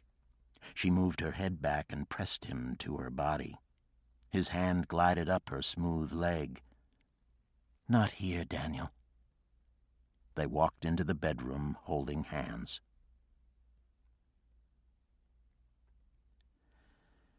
It was much later. They had made love twice and were lying in bed silently listening to the not-so-muted noise of the city. She decided to try again. She turned toward him. Tell me about your marriage, Daniel. There's nothing to tell, he snapped. Please don't be hard with me. I don't like you when you're like that. I was soft a few minutes ago, he said, reaching over and running a hand over her thigh. She lifted his hand from her body and carried it out over the bed, where she dropped it with a look of exaggerated disdain. All men are soft, then. When they're hard, they're soft, and when they're soft, they're hard. All women know that, Lieutenant. He looked at her and smiled. Holding hands, they fell into a peaceful sleep. The sun rose at 5:12 a.m., Malone was sitting up in the bed, staring down at her naked beauty, marveling at the pleasure they were able to give each other. I know what you're trying to do, he thought. You want me to give you what I can't. Would you believe me if I told you that one human being could kill another with a curtain rod? That a father was capable of sodomizing his daughter? That a person's body could be turned into an unrecognizable black mass? That bands of animals roam our city robbing and killing? That the police are the only ones that stand between you and barbarism? Would you believe those things? A cop would. Shall I tell you that there are only a handful of politicians and judges in the city who give a good fuck what happens to you or the rest of the drones? Do you want to know what it's like to work in a concrete sewer? To walk armed through the night, constantly watching the shadows, listening for footsteps behind? Perhaps I should tell you of the pervasive corruption. Do you know what a judge has to pay for his black robe? I do. You want to know why policemen don't share? I'll tell you. It's because they see the city being submerged in a sea of stinking shit, and because they don't want the excrement of the savages seeping into their private lives. I wish that I could share more with you. She opened her eyes and saw him looking at her. For a moment she thought she noticed his eyes glistening. She cupped his face with her hands. Can't you sleep? I want to tell you about my marriage. She sat up, wide awake.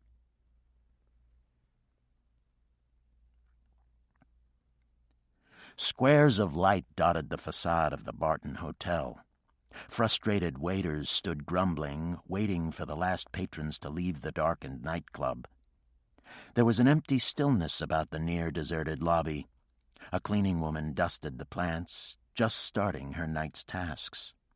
An occasional couple walked in from the night and went directly to the elevators. Every now and then a Mr. Brown or Smith exited the hotel's piano bar and went to the desk clerk to register, while his wife fidgeted with her drink at the bar, waiting for him to return with the key. A man strode briskly into the lobby and hurried to the elevators. Andrea St. James slept restlessly, waiting. Two detectives sprawled over a couch outside her bedroom, sipping the last of a six-pack and watching the Late Late Show.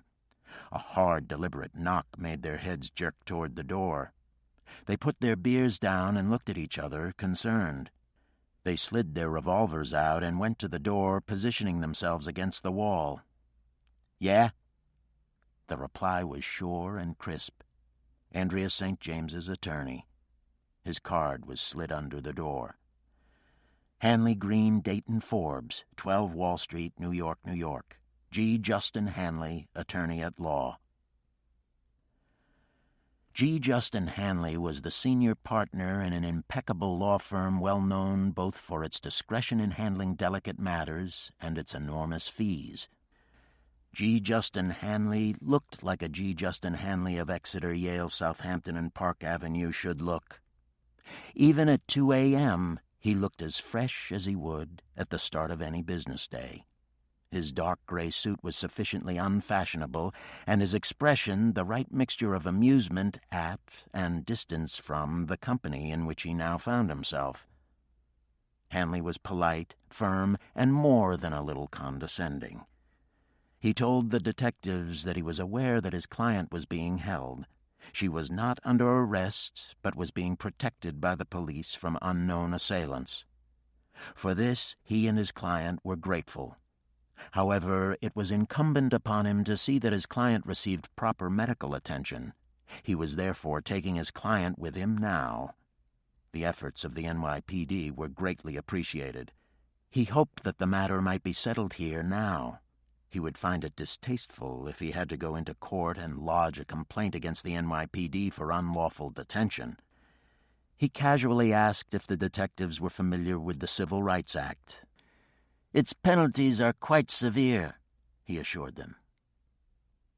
Limping alongside the lawyer with a bedsheet covering her hospital gown, Andrea St. James left the lobby of the Barton Hotel and was guided toward a waiting limousine. A solitary figure sat in the rear. The lawyer helped her into the back seat. She threw herself crying onto the man's lap. Anderman stroked her hair. "Everything will be fine now. You're going home."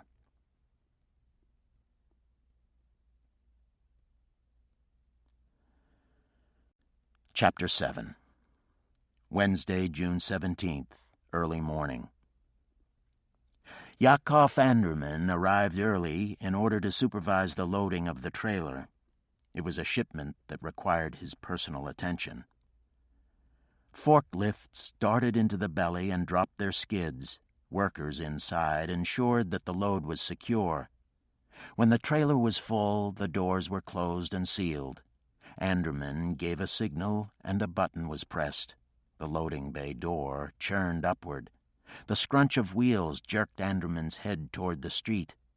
He saw a car in front of the bay, blocking it. Malone was climbing out of the front. There were other detectives with him. Anderman handed his clipboard to the man standing next to him and jumped from the platform. A glint of victory shone in his eyes. "Still chasing windmills, policeman?" "Andrea St. James," Malone shot back. Malone went up to Anderman and looped his arm through the truckers, turning him and walking him back toward the platform. "That was a very neat operation last night. My compliments." "I haven't the slightest idea what you're talking about." They strolled along the side of the tractor-trailer, Malone watching the monstrous wheels. When they reached the cab, they turned and headed back toward the door. Stern and Heineman waited just inside. David and Corey peered out from the dispatcher's cubicle. "If they get their hands on her again, I might not be around to save her," Malone said. "Save who?" Anderman was enjoying his moment. "I have a few more questions that I'd like to ask the lady." Anderman wrenched away from the policeman. "Wait right where you are. I'll go and telephone my lawyer. You can ask him your questions." Malone's eyes narrowed. He turned abruptly and headed for the platform, motioning the detectives to follow. A short ladder led up. Malone gripped the top and climbed. When he reached the top, he straightened, looking around. He moved to the three men who were loading wooden crates onto skids. He asked their names. Each replied in broken English. Malone produced his shield and demanded to see their alien registration cards. The confused workers looked to Anderman and shrugged in gestures of dismay. Malone ordered the detectives to arrest the men. Stern and Heinemann started to handcuff them together. "What the hell do you think you're doing?" shrieked Anderman, running for the ladder. David and Corey came out of the cubicle. "Every alien is required by federal law to carry and produce on demand his green card. Failure to do so is presumptive evidence of illegal entry into this country," Malone said. Anderman reached the top. He was out of breath. He bellied up to Malone. "You're city cops, not federal. Their damn cards are in their homes. Each one of them are here legal." "Too bad." He pushed Anderman aside and prepared to leave, and Corey was there blocking his path, his anger evident. The two men stood toe-to-toe, glaring. "If I were you, I'd move," Malone whispered. The pulse in Corey's neck pounded. His cheeks were flushed. "I mean right now, laddie," Malone said, his tone now harder. "David," Anderman called, and Corey's stare flashed to Anderman. He moved aside. As Malone was climbing down, Anderman shouted to him. "You're persecuting me, policeman." "Some people might say that," Malone said. G. Justin Hanley, Andrea St. James's attorney, was waiting impatiently in front of the Federal Detention Center. As the prisoners were being led from the car, the lawyer walked over. "Lieutenant Malone?" Malone looked at him. "Yes." "My card." It was not the plain kind of calling card that he had left at the Barton Hotel. The paper was expensive, the words on it in elegant raised lettering. Lieutenants must rate the expensive ones, Malone thought, handing it back. "Thanks, but I don't need any right now." Hanley stiffened, his patrician feathers ruffled by the glib reply. "Those men are not slaves. They're my clients," the lawyer said, pointing to the handcuffed men being led into the detention facility. Heinemann paused and looked back at Malone. The lieutenant waved him inside. "I told you they're my clients," Hanley insisted. "What are their names, Counselor?" "Their what?" "Names. Almost everyone has one these days. You should know theirs, if they're your clients." Hanley's face twisted into a grimace. "That makes no difference," he stammered. "I represent those men." "Oh, but it do make a difference, Counselor." Malone walked away. Hanley went after him, grabbing him by the shoulder and turning him. "I demand their immediate release." The lawyer's voice cracked. His lower lip was quivering. Malone smiled. "Please get your hand off me, Counselor." It was a thin voice, hardly a whisper. Hanley knew that a second request wouldn't be forthcoming. He removed his hand. How he hated the flotsam of the street. In boardrooms among his peers, G. Justin Hanley was a champion, but here, at society's lowest rung, he felt outmatched.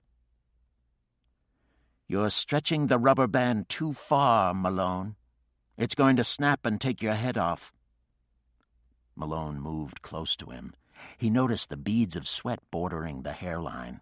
He ran his fingernails over Hanley's lapel. "Threats are very unprofessional, Counselor." Malone walked away, leaving the lawyer clenching his fists. Malone craned his head to him. "When you see Anderman, tell him that he should have given you all the facts, like the names." A long corridor led to the holding pens where illegal aliens waited inside to be processed.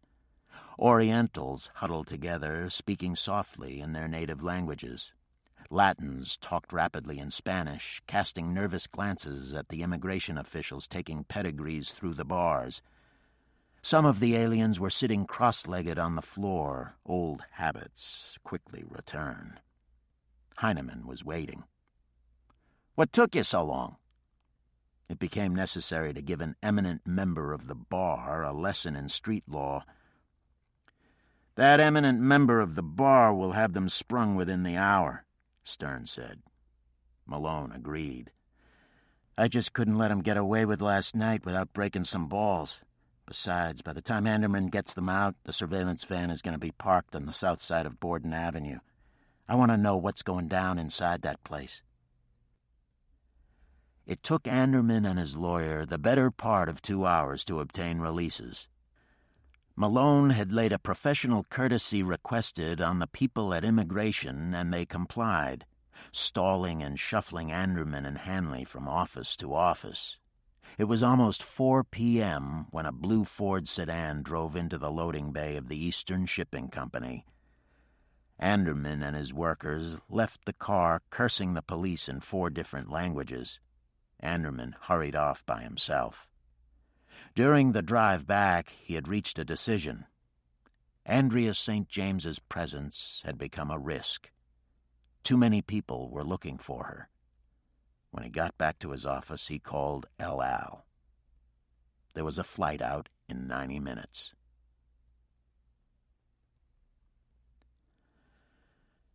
A Frankfurter man set up his pushcart in front of Tauscher Steel. The peddler snapped the blue and yellow umbrella up over the cart, locking it into place. He flipped open the steam tub and stirred the orange-colored water.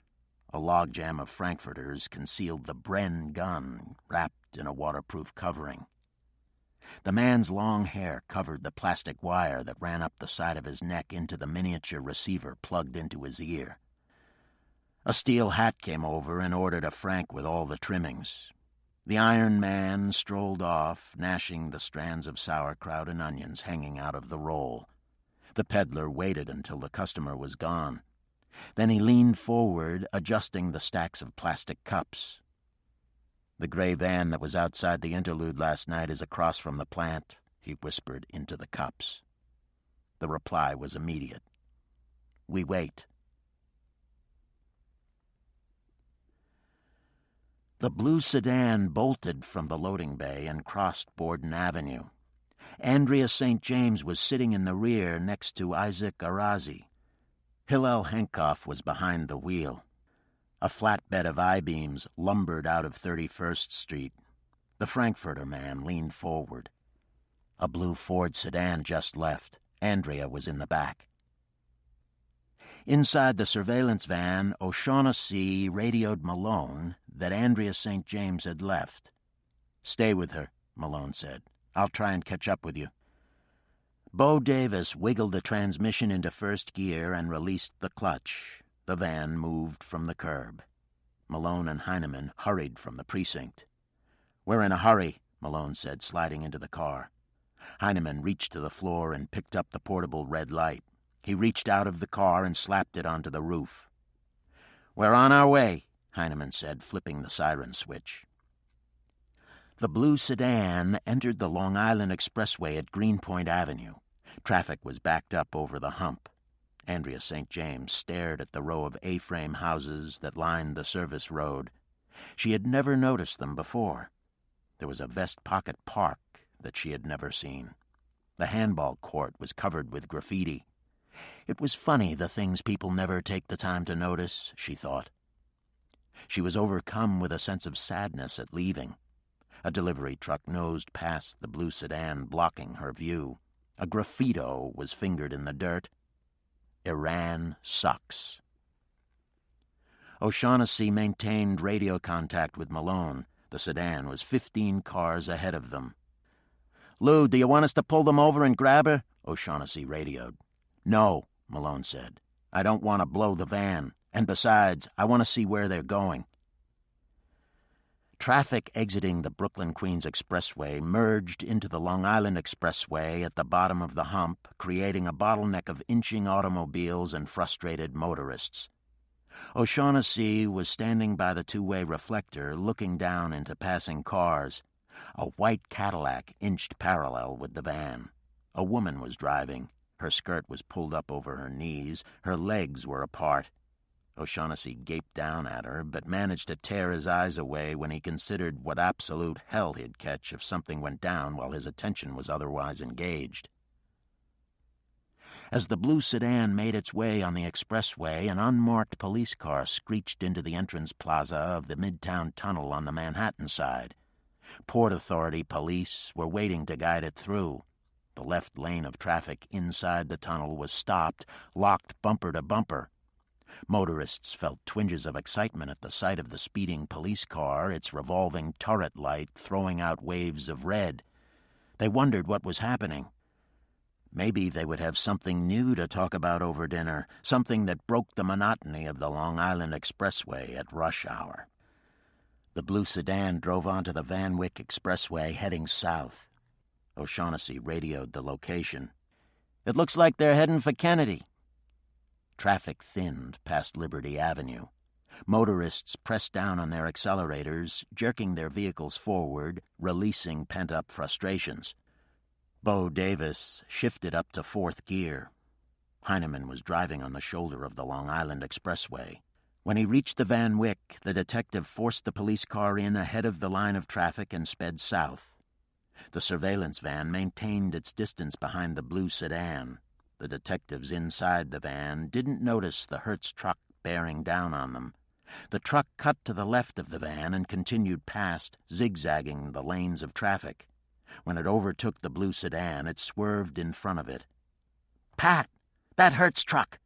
Davis rammed the accelerator to the floor. A hand pushed the canvas backing of the truck aside, and 2 rifle barrels were extended. Long, egg-shaped projectiles protruded from both.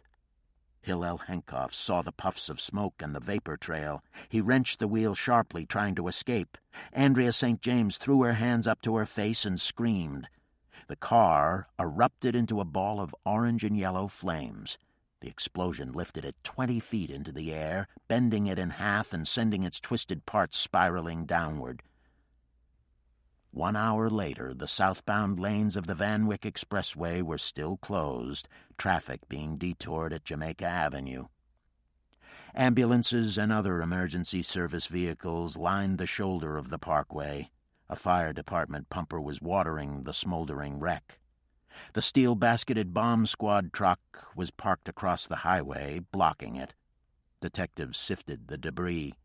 Parts of bodies were being collected and tagged and then put into body bags. Malone and his detectives were holding a roadside conference with Queens detectives and their commander, Assistant Chief Walter Untermeyer, a particularly offensive scumbag who was known throughout the job for his deep pockets and short arms. The head of Queens detectives wanted no part of this one. Since the place of occurrence was Queens, technically it was a Queens case.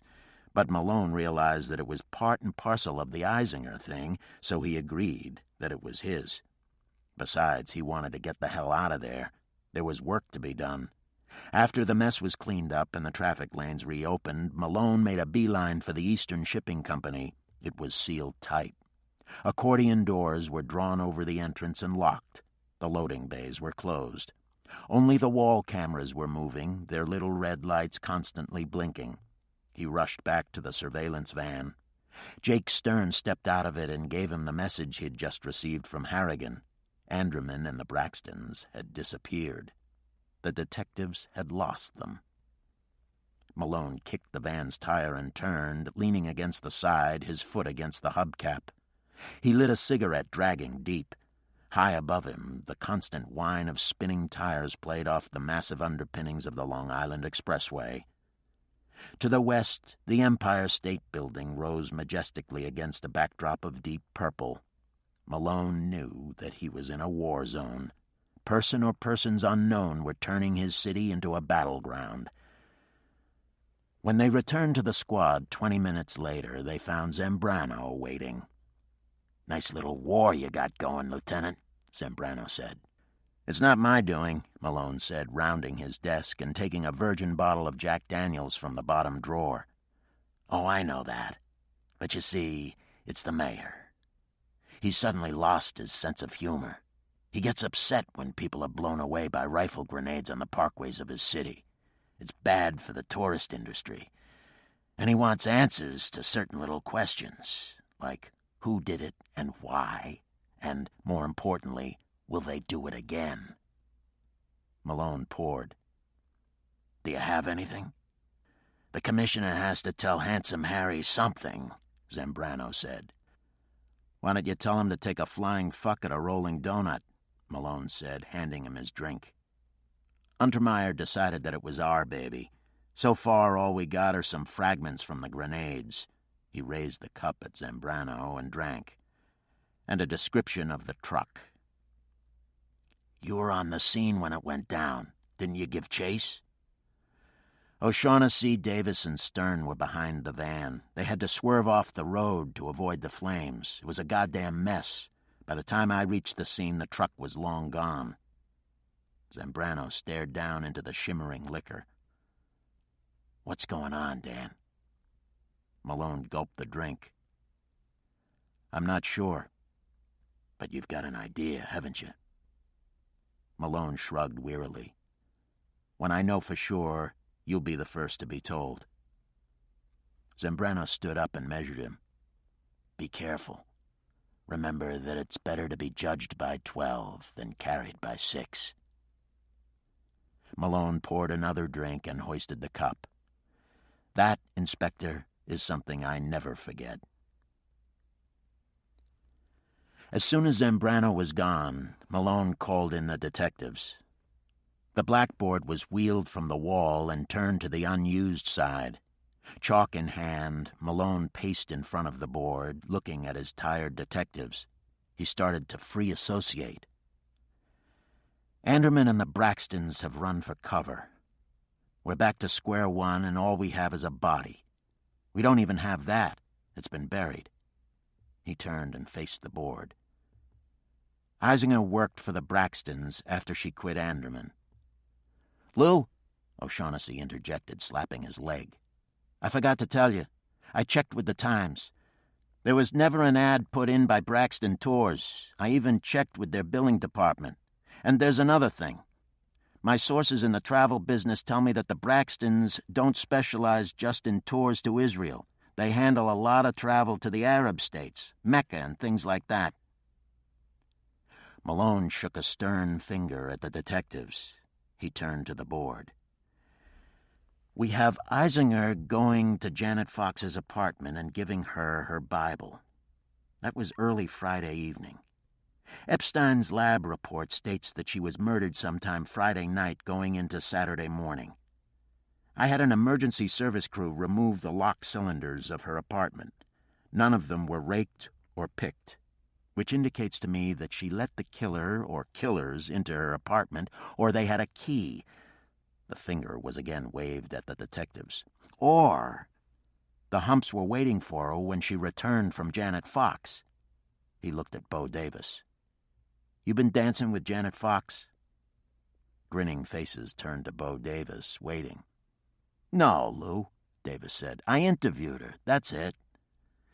She's real nice, but I haven't had the time to make a play. Exigencies of the service." "Well, make the time. Take the lady out to dinner and get close to her. I want the answer to one important question." "And where do I get the bread to wine and dine her?" Davis said. Malone shook his head disbelievingly. He went to the telephone and called Arthur's Cloud Room on Baxter Street. He spoke to Arthur himself. When he was through, he replaced the receiver and said to Davis, "It's arranged. Soup to nuts, all on the arm. We owe Arthur one." Next, he turned his attention to Gus Heineman. "How have you been making out with the ownership of the Interlude?" "Zilch," Heineman said. "I traced the ownership from one corporation to another." Malone folded his arms across his chest, rocking on his heels. "You're using the wrong track. That neighborhood is zoned residential. In order for that place to operate, they need a zoning variance from the City Planning Board. You don't use dummy corporations with them. Check it." He looked down, avoiding their faces. "Now comes the unpleasant part. Someone, somewhere in the job, is involved in this caper. I don't know who, and I don't know how. And I don't think it's a corruption matter. It's a question of being involved in a homicide and of fucking around with me personally. If any of you guys are squeamish about working on cops, let me know and I'll make adjustments in your charts so you don't get involved." "Hey, Lou," Pat O'Shaughnessy shouted. "How come Bo gets to get laid in the line of duty and I don't?" Malone closed his eyes and smiled. "You have foam." It was late and the detectives had gone home. Malone remained, drinking and staring at the blackboard.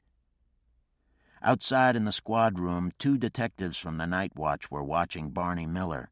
The din of Chinatown mixed with the scratchy cadence of the police radio and the canned laughter coming from the television set. No matter how much he drank, he couldn't drown the stench of burned flesh. It was everywhere. He kept seeing the charred parts of bodies scattered over the grass, unrecognizable lumps of charcoal fused together. What the hell was it about the job that he loved? Needed? He poured another drink. He didn't want to be alone tonight. A cop never has to be alone. There are plenty of watering holes where he can spend the night with other cops drinking and bullshitting about women and the job. But not tonight. Not for Malone. He wanted the comfort of a woman's body, to be able to smell her softness, to taste her. To awake in the morning with his hand snug between her legs and to feel her soft ass pressing into him. To press back, to purge himself of the smell of death.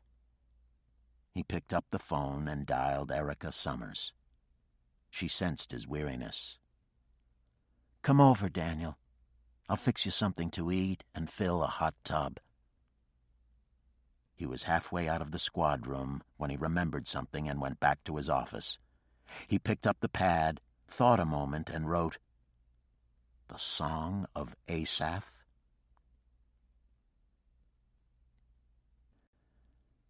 Chapter 8. Thursday, June 18th, morning. Bo Davis clasped his hands behind his head and sat up, watching as Janet Fox got out of bed. He cast an anxious glance at the telephone and then focused in on her retreating backside.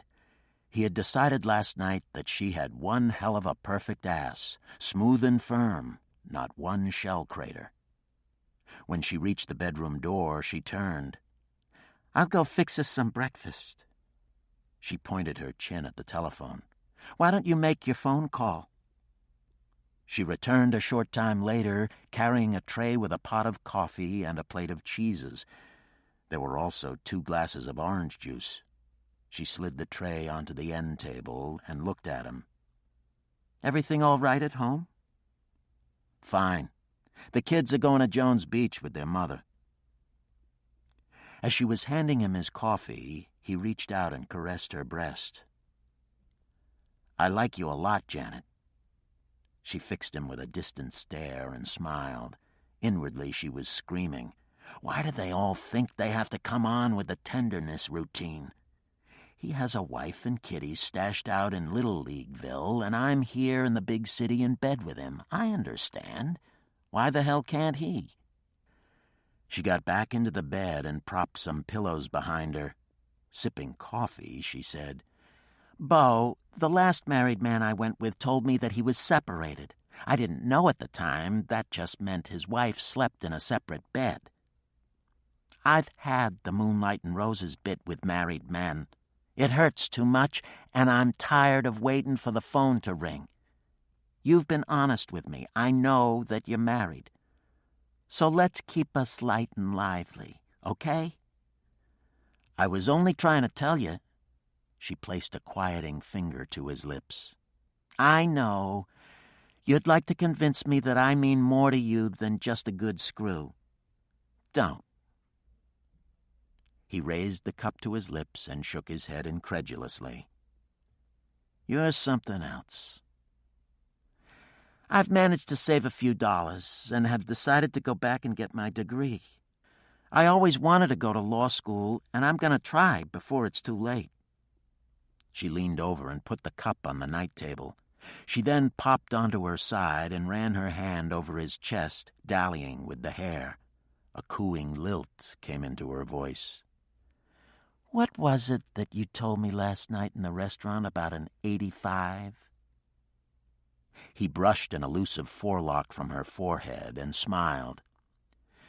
"Code signal 1085. Meet a police officer at a certain location. When one cop tells another that he has an 85, he means that he has a date. In the slang of the job, an 85 is a girlfriend." A silly grin came over her face. She plucked a hair from his chest. "Ouch!" He feigned a chest wound. "Well, Detective Davis, that is exactly what I am interested in. An 85.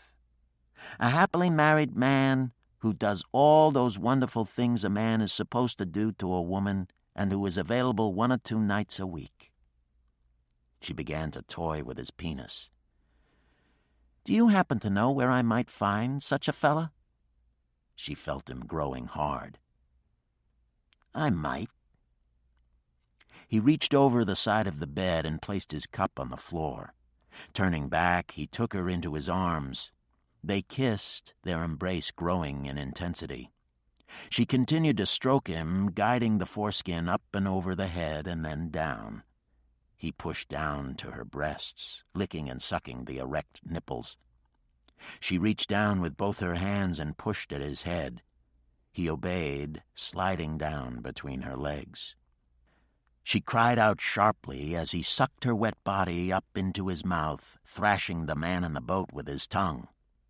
She viced his head to her, lashing him with her body. Her head mauled the bed, unendurable moans choking in her throat, becoming louder and more painful. And then, as a series of violent convulsions racked her body, she screamed. He continued to suck her. She could stand it no longer. Clawing, pulling, tugging, she moved him up and pushed him onto his back and mounted him. Legs straddling his hips, she leaned forward and took hold of him, guiding him into her body. Hearts pounding, they lay holding hands, staring blankly up at the artery of cracks that traversed the ceiling. "I'd love to be your 85, he said. She smiled. "I'm so glad." "Would you mind if I asked you a question concerning Sarah Eisinger?"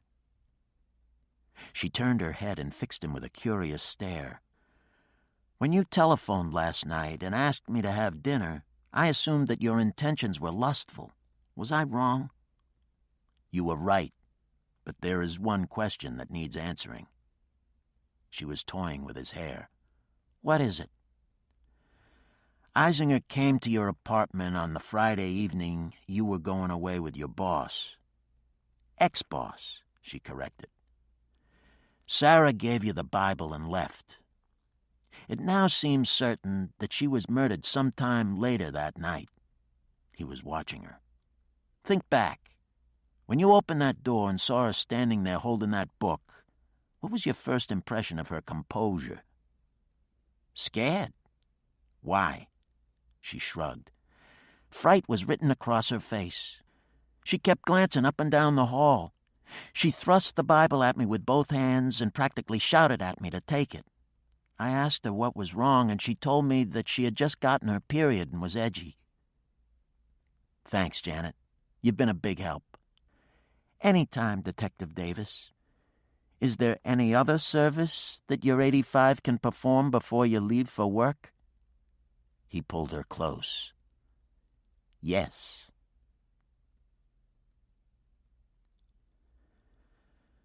There were no appointments on the Monsignor's calendar.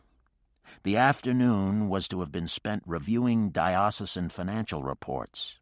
He was deep in thought when the intercom buzzed. He glanced with irritation at the offending machine. His immediate inclination when he heard Malone wanted to see him was to tell his secretary to make an appointment for some time next week. Then he associated the name with Father Gavin. A problem might have developed. McInerney was a big man with a disarming Irish smile and thick black hair. He was wearing a pair of black trousers, a polo shirt, and down-at-heel moccasins. He had the handshake of a miner. "What can we do for you, Lieutenant?" he asked. I need a favor." McInerney relaxed. It was business as usual. A knowing smile creased his lips. "One good turn deserves another. What is it? A change of assignment?" Malone took out a sheet of paper and handed it to him. "I want to know exactly what is at each of these locations." McInerney's eyes narrowed appraisingly. "They're all over the bloomin' country." "I'm aware of that." McInerney's face was indecipherable. He studied his visitor. "Why the church, Malone? You have your own sources." He lifted his palms helplessly. "Because I need this information fast, and because I can't use regular police channels, and because you owe me." The priest scowled. "And what the hell makes you think that I have the resources at my disposal to get you this information?" "Every archdiocese in the country has specially trained priests who handle delicate matters for the church. They're able to obtain information fast and discreetly, if the right person presses the right button." "And you assume that I am the right person?" "You got it, Monsignor." McInerney looked at the sheet of paper. "You of course realize that under no circumstances can the church become involved in secular intrigues. We have enough of our own to deal with." "You have my word. Except for my detectives, no one will ever know." The Monsignor escorted him to the door. "Do you have any idea what we'll find at those locations?" "Warehouses," he said, walking from the office.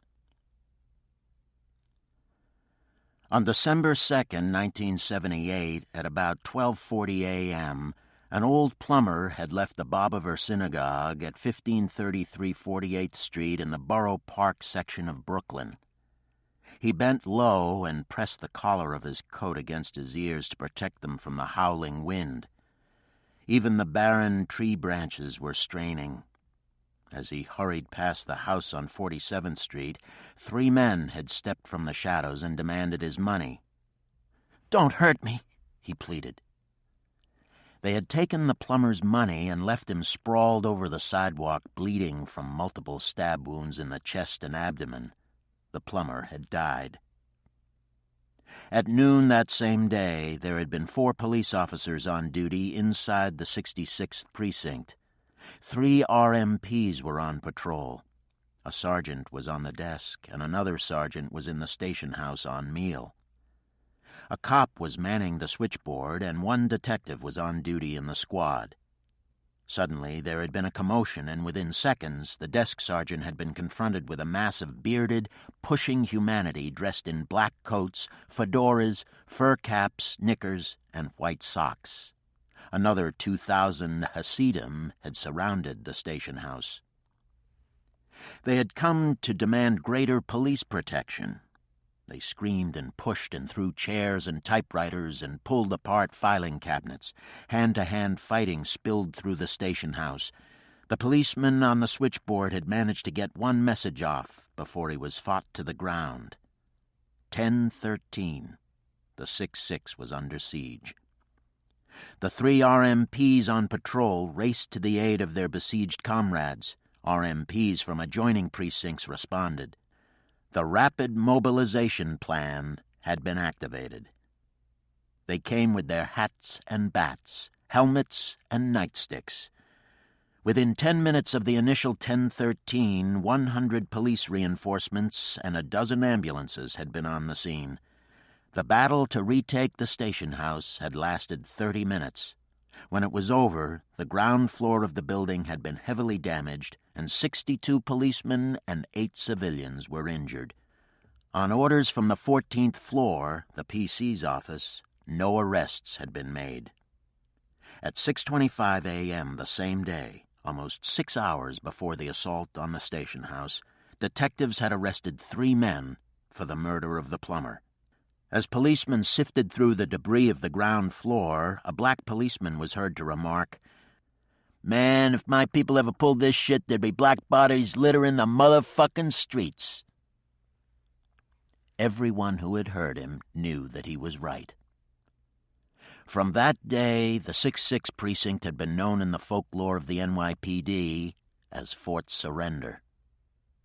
Malone wasn't sure what he was going to find at the 6-6. He didn't even know what he was looking for or how to garner whatever it was that he was looking for. 3 men, one of whom was wearing a Fort Surrender T-shirt, Andrea St. James had told Malone in the Barton Hotel. It was not a promising lead, but it was worth a shot. Malone was aware of the xenophobic personality of policemen. He knew that there was only one way to obtain unrestricted examination of police records.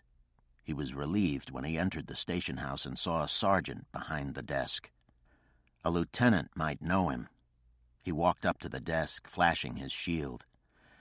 "I'm Lieutenant McDermott from IAD," he lied. "I have to check your rosters for the past 2 years." The sergeant looked down at him with an icy disdain that policemen reserve for the humps from IAD, and without a word pushed away from the desk and got up. Malone followed him into the clerical office. "This lieutenant is from IAD," the sergeant announced in a loud voice, warning all that a Judas was among them. Malone faced down the cold stare of the lead clerical man. He was an old hairbag with horn-rimmed glasses and smooth face that didn't show its age. He must have had it lifted, Malone thought. He was an essential type in the department. He had mastered the administrative secrets of the job. He knew how to order toilet paper and towels, how to get plumbers and electricians to come and fix things, what forms had to be prepared. He knew that he was an indispensable necessity to the effective and efficient operations of the precinct. Captains come and go, but clerical men stay, year after year after year, building their empires. Malone had met many of them and knew how to deal with them, for he knew their common nightmare, being forced to do patrol. The NYPD uses a 3-platoon system to divide the day. The first platoon works midnight to 8, the second platoon 8 to 4, and the third platoon 4 to midnight. A certain number of squads are assigned to work each platoon on a rotating basis. The patrol guide mandates that each precinct prepare a new roster listing each officer in his assigned squad on the 1st of each month. This is done because men are constantly being transferred in and out. As Malone sat at a desk in the corner of the clerical office poring over the old rosters, he could almost feel the furtive glances of the clerical man who was standing nearby trying to make out in which names IAD was interested. "I wonder what he'd say if he knew I don't know what the hell I'm looking for," Malone thought. When he had completed his examination of the rosters, he paused to think out his next move. He had discovered nothing. Perhaps coming to the 6-6 had been a mistake. He had exposed himself. Malone hadn't forgotten those telephone calls from Captain Madvick or Manelli's threats. Malone turned and looked at the clerical man who was tying last month's roll calls into bundles for storage in the precinct's old record room. "Let me see your in-out book," Malone said, his tone harsh and authoritative. The in-out book was a number 7 ledger that contained the names of each policeman transferred in and out of the command, the date and authority of the transfer, and the command to which the man was transferred or from which he came. The clerical man went over to a file cabinet, got the book, and almost pushed it into Malone's face. "I'll fix his ass," Malone thought, snatching the book from him. Malone turned the pages slowly, running his eye down each column, still not knowing what to look for. He smiled inwardly as he spotted the contracts. Patrolman Richard Coyne transferred to the 6-6 from the recruit school on March 12, 1979, and transferred out to the Bureau of Management Analysis on June 10, 1979. Another Irishman buried in the bowels of headquarters. He flipped the pages, his impatience growing. It was a mistake coming here, he thought in a moment of self-criticism. He began to flex his calves and tighten the muscles in his thighs. And then he saw them. 3 names: Kelly, Bramson, Stanislaus. All patrolmen, all transferred on the same day, in the same orders, to the same place, the police academy. Such multiple transfers were not only very unusual, but would have required a very heavy contract. He studied those 3 names and knew that he had found what he came for.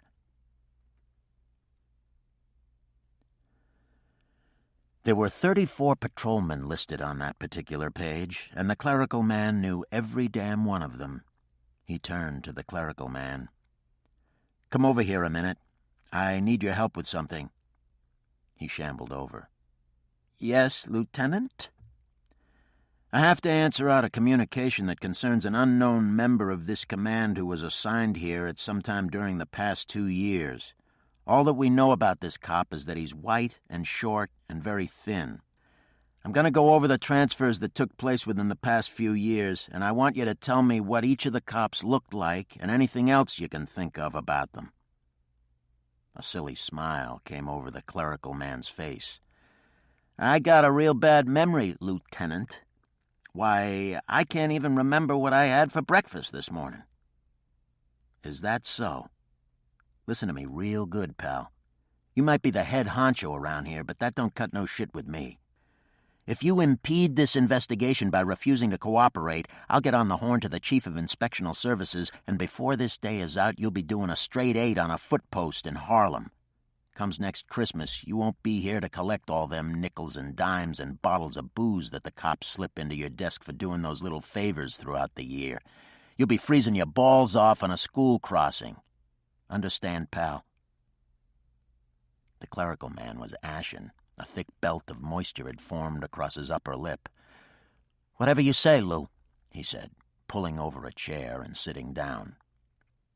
Fear was a wonderful interrogator, Malone thought, turning and pointing to the first name.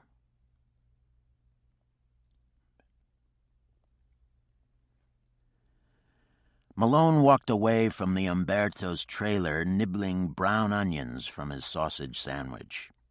Umberto's was one of many of the city's best and most famous ethnic restaurants that had set up trailers along the sides of the cobbled arcade behind one police plaza. They brought with them shiny yellow tables and white umbrellas, an urban picnic area in the shadow of the severe government buildings. Malone was trying to let go of the Eisinger case for just a few minutes. He walked around to the front of Police Plaza by the Rosenthal sculpture, a massive piece of metal made of 5 discs, one for each of the 5 boroughs that make up the city. He headed toward a walkway lined by files of trees. The question, "Donde está Alfredo Mendez?" was stenciled on the walkway wall and signed FALN. Still restless, he crossed to St. Andrew's Church. He bit into his sandwich and moved from the front of the church to the small garden on the side. He stuck his foot between the fence and studied the statue leaning on the St. Andrew's cross. "He's the patron saint of Scotland," Zambrano said, walking over to Malone. "The patron saint of bullshit," Malone said, looking at Zambrano. "I take it you're a non-believer," Zambrano said with a scowl. "I stopped believing in that mumbo-jumbo about the same time I started to masturbate." Zambrano walked away. Malone fell in beside him, taking another bite. "How did you know where to reach me?" Zambrano asked, staring ahead. "I telephoned your office and was told that you were at a commander's conference at headquarters." "What's on your mind?" Zambrano said. And now for the moment of truth, Malone thought, taking a deep breath before telling Zambrano of the telephone calls from Captain Madvick, his conversations with Manelli, his interview of Andrea St. James, and everything that had happened since he opened a file on Sarah Eisinger. Now he told Zambrano that after he left the 6-6, he went back to the squad and telephoned the academy asking to speak to Kelly, Bramson, or Stanislaus. He was told that no one by any of those names was assigned there. He then went through the personnel orders for the last 2 years and discovered 37 similar transfers. 2 and 3 cops transferred in the same orders from the same command and to the same administrative or support unit. He made a list of the transfers and started telephoning. It was the same at each unit. There was no cop by that name assigned there. He then left the squad and drove to headquarters. His first stop was the Personnel Bureau. Using the same IAD ploy he had used at the 6-6, he asked to see the personnel folders of each of the 40 cops. They were out of file, he was told. Next, he went to the identification section, where he asked an old friend for a favor. The fingerprint cards for each of the 40 cops had been pulled and replaced with a charge-out card bearing a confidential file number. Only the chief of operations knew the significance of the file number, his friend told him. Malone looked at Zambrano. 40 cops have been buried in the job. Zambrano stopped and faced him. Dan, how do we put men in deep cover? We transfer them to some administrative or support unit and they disappear. All their records are removed and locked up in a safe in the identification section. Their names are expunged from the city record, and their salaries are paid by other city agencies or deposited in cash directly into blind checking accounts. So, Zambrano demanded, displaying a growing exasperation. What do you mean, so? We're talking about 40 bodies. I'll bet you there aren't 10 cops in the entire department in deep cover. Those telephone calls from Captain Madvick and those 3 cops walking into that restaurant with Sarah Eisinger form a direct link with my murder and the job. Someone is using cops for something that's not kosher. Someone at the top. Zambrano walked away from him, staring ahead, his cheeks crimson. Malone remained in place, watching. The inspector went about 10 feet and then turned, motioning him to follow. They strolled through the plaza, each man a prisoner of his own thoughts. When they reached the archway of the municipal building, Zambrano veered to his left and walked over to a small monument that had rusted bars set into it. He bent forward, trying to make out the withered plaque. Prison window of the Sugar House, 1765. Used by the British during the Revolutionary War to detain patriots. Zambrano straightened.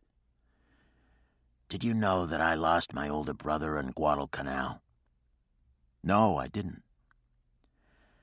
I always fancied retiring from the job as a chief. He shrugged. I guess I'm not going to make it. Tell me how I can help. I'm going to need some more time. That means keeping Harrigan and his men longer.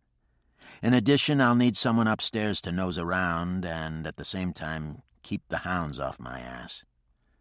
Zambrano put an arm around his shoulder, turning him and leading him away. Did I ever tell you about my very first tour on the job? Malone walked into his office and called in Davis and O'Shaughnessy. He handed Davis a piece of paper containing the names of the 40 cops. All these guys are on the job, and they've all been buried somewhere in the department. I want you two to find them. Davis and O'Shaughnessy looked incredulously at each other. O'Shaughnessy spoke first. What's it about? Malone lowered himself onto the edge of the desk and told them of the Fort Surrender T-shirt and his visit to the 6-6. O'Shaughnessy looked over the names on the paper and said, How are we going to locate these guys? I don't think that the person or persons who buried them also went to the trouble to wipe out their personal lives.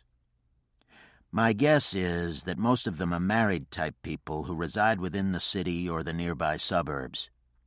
He popped off the desk and went to the library cabinet where he removed the patrol guide. After consulting the rear index, he flipped clumps of pages of the massive loose leaf to the front. Here we are, he said.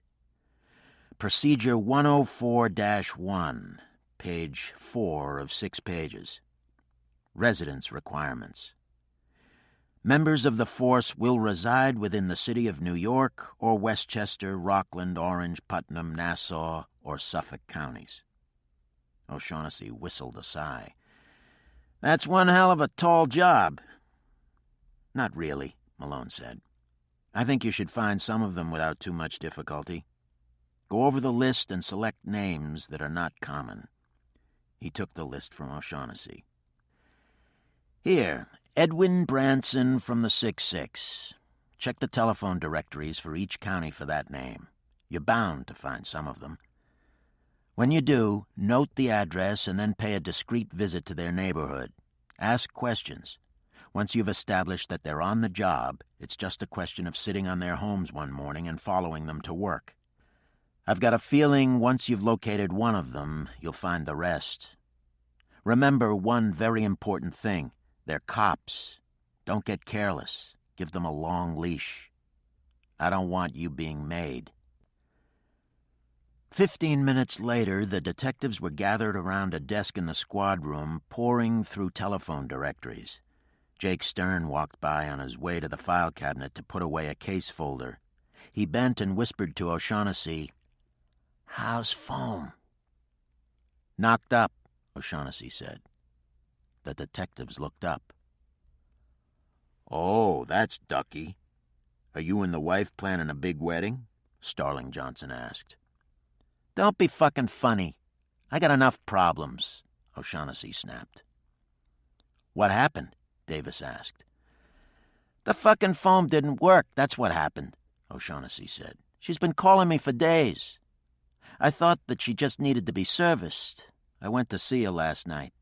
She met me at the door full of love and kisses. I took her into the bedroom, took off her cotton drawers, and threw her a hump. 'Don't leave,' she says, after I dropped my load.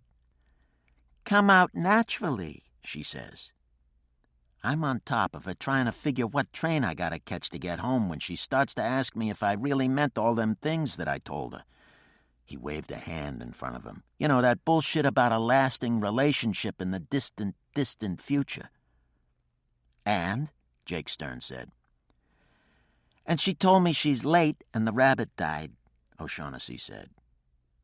"And?" Davis said. "And I asked her if she was sure," O'Shaughnessy said.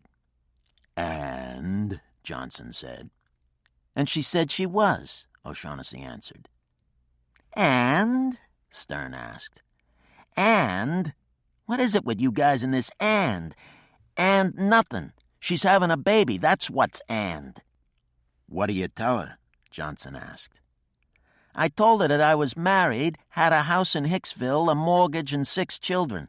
I also told her that I'm a Catholic and don't believe in divorce. Then I told her that I'd pay for the abortion." "Oh, man, real smooth," Johnson said, slapping his forehead. "And what did she say?" Stern asked. "She went nuts and threw me out of her apartment. She screamed at me, calling me a male hypocrite, and ranted something about not murdering her baby." Bo Davis looked up from the directory. "Here's an Edwin Branson listed at 21 Woodchuck Pond, Northport." "Where's that?" O'Shaughnessy asked. "Suffolk County," Davis said.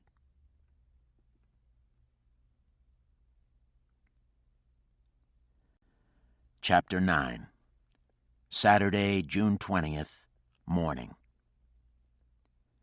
McInerney's messenger arrived in the morning. He was a large man with black shoes and a black suit that was too small and made him look like a biped mammal with a crew cut. He was one of the Monsignor's shoe flies, and he didn't strike Malone as the type of curate who gave absolution too easily. His message was succinct. McInerney wanted to see Malone now. Jake Stern parked the squad car on the west side of Madison Avenue 3 blocks away.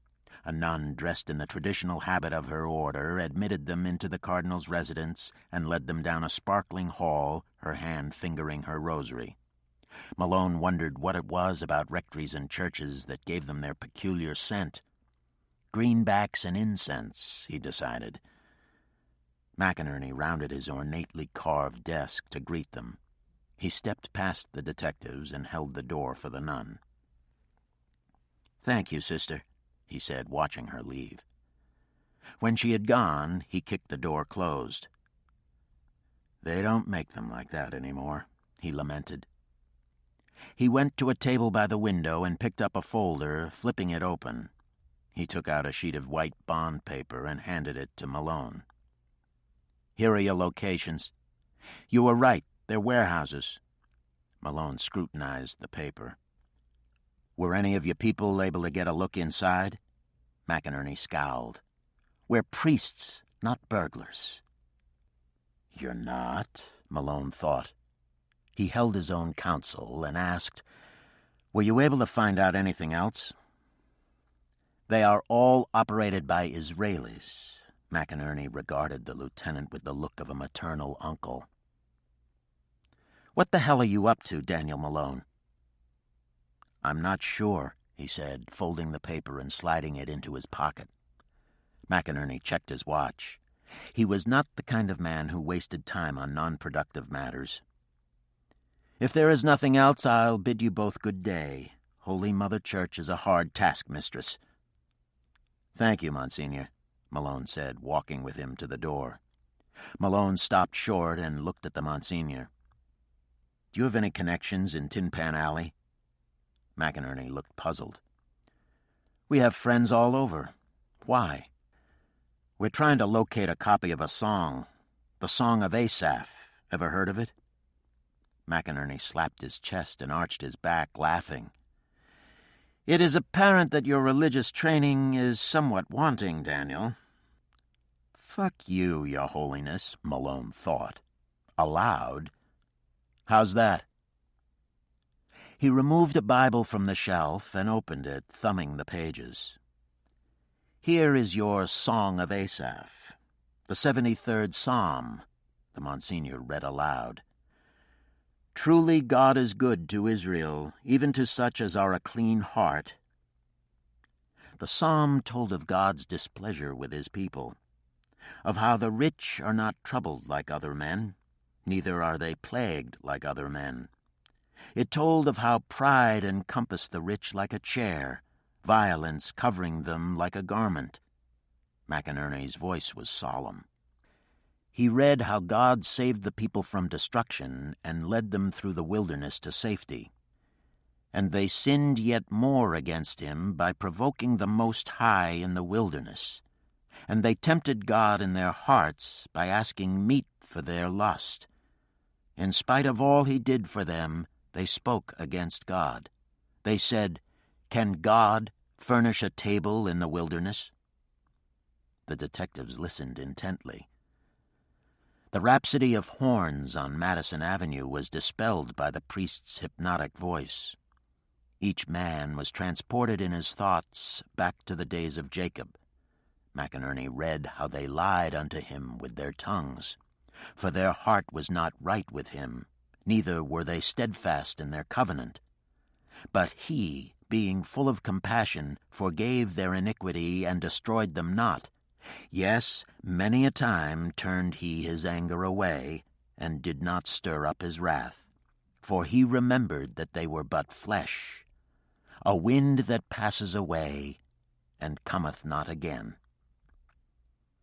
McInerney closed the book and walked over to the window where he stared down at the bustling avenue. Opening the book, he repeated, They were but flesh, a wind that passes away, and cometh not again. Jake Stern was 13 again. It was Shabbos, and his mother was in the kitchen lighting the Sabbath candles. His father was saying Kaddish for the dead. The smell of chicken floated back over the years and filled him with bittersweet nostalgia. Malone, too, was 13. He was standing inside a church with his mother. They were in front of the 7th station of the cross. Mom, how can God be in every church in the world at the same time? McInerney stopped reading and let the Bible drop to his side. An awkward silence filled the room. Malone broke it by getting up and going to the telephone. He dialed the squad. Heineman answered. Malone told him to get the Eisinger Bible. The metallic clanging of the receiver being dropped resounded in Malone's ears. Heineman came back onto the line. Got it. Turn to the 73rd Psalm, Malone said. "Here we are," Heinemann said.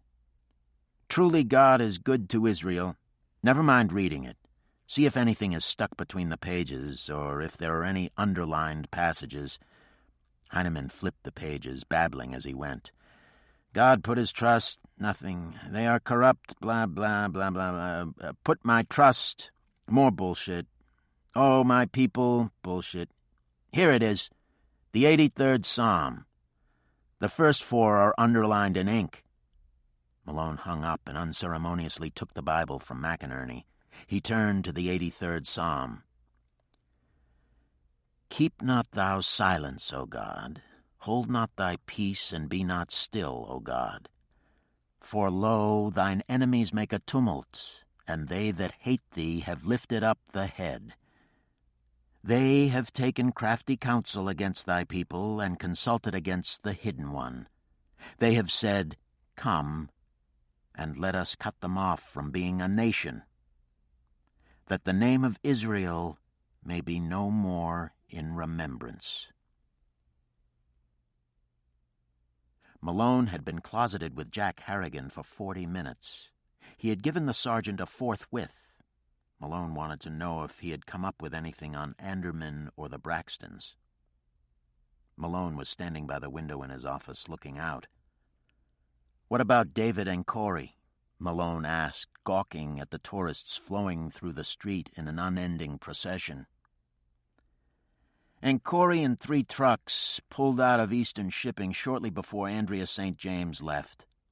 Your men were on the scene in the surveillance van, so my men followed him. They went to Kennedy Airport and picked up a load of sealed containers from France. One of my men questioned the customs people and was told that the containers were filled with automotive parts that were consigned to Eastern Shipping. From the airport, they drove to Fort Totten. My men waited and waited. And Corey and the trucks never left Totten. As far as we know, they're still there." "Any idea what's going on at Totten?" Malone said. Harrigan shook his head. "We can't get too close. If we do, we'll blow the whole thing." Malone reached into his pocket and handed him a slip of paper. "Here's a list of 40 cops that have been transferred and the precincts they've been transferred from. I want one of your men to visit the watering holes of those precincts and start asking questions about those men. Tell him to play it down. You know, I was in the academy with so-and-so, how's he been, stuff like that. I want to know what kind of cops these guys are." Harrigan took the list and put it into his shirt pocket. Malone turned and looked him in the eye. "I also want wires on the Eastern Shipping Company and the Braxtons. They might return and get stupid." Harrigan leaned against the wall, bracing himself with his right foot. "We don't have enough probable cause to go into court and ask for ex parte orders." They exchanged wary looks. "This time, we make our own probable cause," Malone said. Harrigan nodded, pushed himself away from the wall, and left the office. Malone continued to look out the window. The sun was against it now, and because it was dirty, he couldn't see past the glass. Cigarette butts, burned matches, and dirt covered the sill. Dead flies were snarled in a cobweb between the mesh and jamb. Damn window probably hadn't been cleaned in years, he thought. He suddenly remembered the Grayson case. It had been years since he recalled that one. Malone was a new detective in those days. Patrolman Joseph Grayson had walked the same beat for 23 years. He knew everyone. It was a November 4x12 tour when it happened. Grayson strolled into McDade's Bar and Grill. The unusual occurrence report stated that he entered the licensed premises for personal necessity, but everyone knew that Grayson liked his ball and beer. Grayson walked into a holdup. 2 punks wheeled and put 5 into the cop's chest. The M.E. said Grayson never knew what hit him. Malone caught the case. It was to be his first murdered cop, not his last. The day after the killing, a bird dropped a dime to the squad. Nicky Giordano, a neighborhood punk, had bragged in a bar that he knew who blew the cop away. Malone could still recall Giordano's swaggering arrogance in front of his friends as Malone dragged him out of the pool hall. "Lock the door and get his clothes off," the squad commander said, staring at the frightened man as Malone pushed him into the squad room. Giordano was handcuffed spread-eagle to the detention cage, Michelangelo's anatomical drawing of a man. The lieutenant handed Malone a Zippo lighter. "Burn the truth out of the fuck," the lieutenant ordered. Malone's hand shook as he approached him. One pass of the lighter under Giordano's balls was enough. "Esposito and Conti!" he screamed. Known punks from Navy Street. "Take him down," the squad commander ordered. Malone released him. "Get over here, scumbag," the lieutenant barked. Giordano approached hesitatingly, his hands covering his genitals. "Bend over and spread your cheeks," the squad commander snapped. Giordano hesitated. The lieutenant slapped his back, forcing the torso down. "Spread 'em!" Giordano reached back and spread the cheeks of his ass. The barrel of the squad commander's revolver was rammed into Giordano's anus. "This ain't no prick you feel in your ass, Guinea. It's my fucking gun. You're going to testify in court against your two friends. You're going to get up on that stand and tell the truth. You're also going to tell the court that we treated you like a fucking gentleman. 'Cause if you don't, one dark night I'm going to meet you in an alley and empty this gun into your asshole." Giordano got the message. He testified, and Esposito and Conti went to the electric chair. And now, years later, Malone was a squad commander. The Grayson case was the type of a caper that he understood, knew how to deal with. But this Eisinger thing... He wondered what the common thread was that tied the whole mess together. He found himself searching the cobweb for the spider, but it was nowhere to be seen.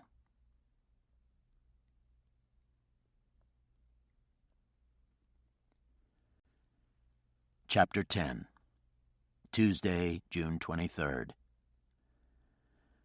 Malone drifted in and out of fitful periods of sleep, his dreams a kaleidoscope of his frustrations.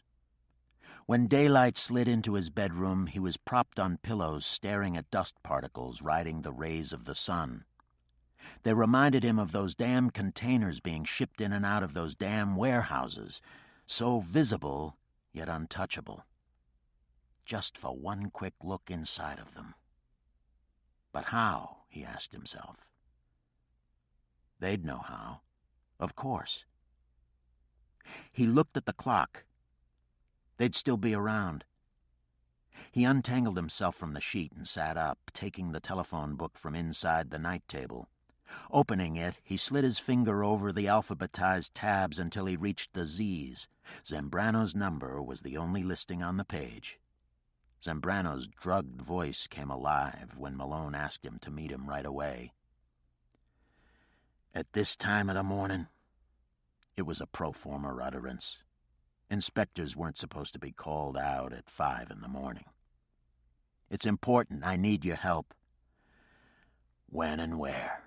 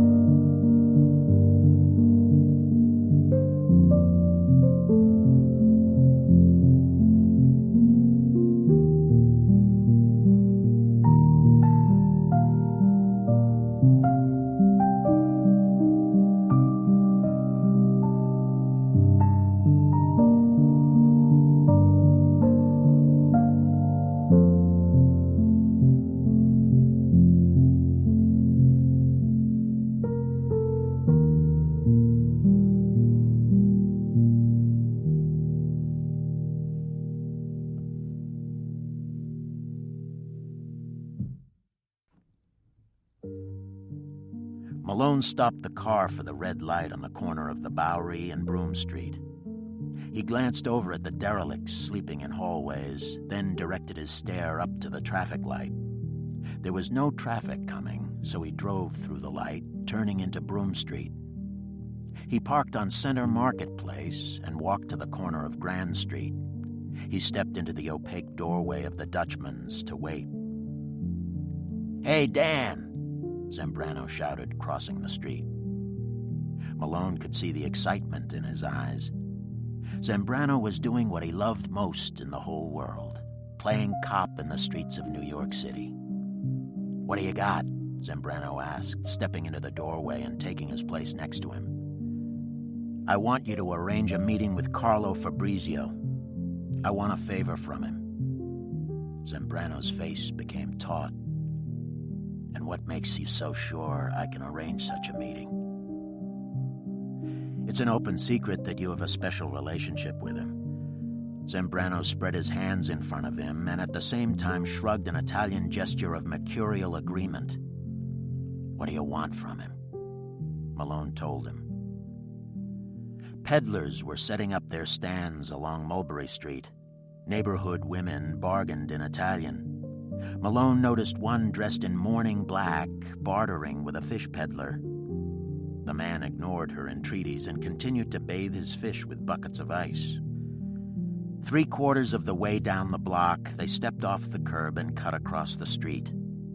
They nudged their way through a crowd and around 2 stands to 4 steps leading to a cellar club. The 2 small windows on the side of the facade were painted black. Brass letters across the door read, "Nestor Social Club, members only." They started down the steps. Malone rapped on the door with the hard knocks of a cop demanding entrance. A big man whose muscles were outlined in a dirty T-shirt opened the door. He wore a Byzantine cross on a gold chain around his neck. He raked his fingers through his hair, measuring the strangers. "What do you want, cop?" Malone pushed past him. It was a large room with a padded bar running the length of the far wall. A grossly ornate espresso machine on the end of the bar reminded Malone of an altarpiece. Several card tables were scattered about. In the corner next to the bar, 5 men sat playing poker. They looked up at the intruders. The bouncer ran up behind Malone and turned him. "You got a motherfucking search warrant, cop?" A distinguished-looking man in a blue business suit lumbered up from his place at the card table and waved the bouncer off. "It's okay, Cheech." His hair was pure white and the nails manicured. Malone noticed that his teeth had been capped and that, despite his smile, his eyes were cold and menacing. He came up to Zambrano and threw his arms around his shoulders. The ritualistic hug and kisses of old friends followed. "How are you?" Tony Rayo asked. "Good, Tony." Zambrano made the introductions. Rayo motioned them to sit, at the same time holding up 3 fingers to the bouncer to indicate that he wanted 3 espressos. "What brings you here?" Rayo asked Zambrano. "I want to see him," Zambrano said. Cheech brought the espresso and backed off. Rayo fixed his stare on the thin slice of lemon floating in his cup.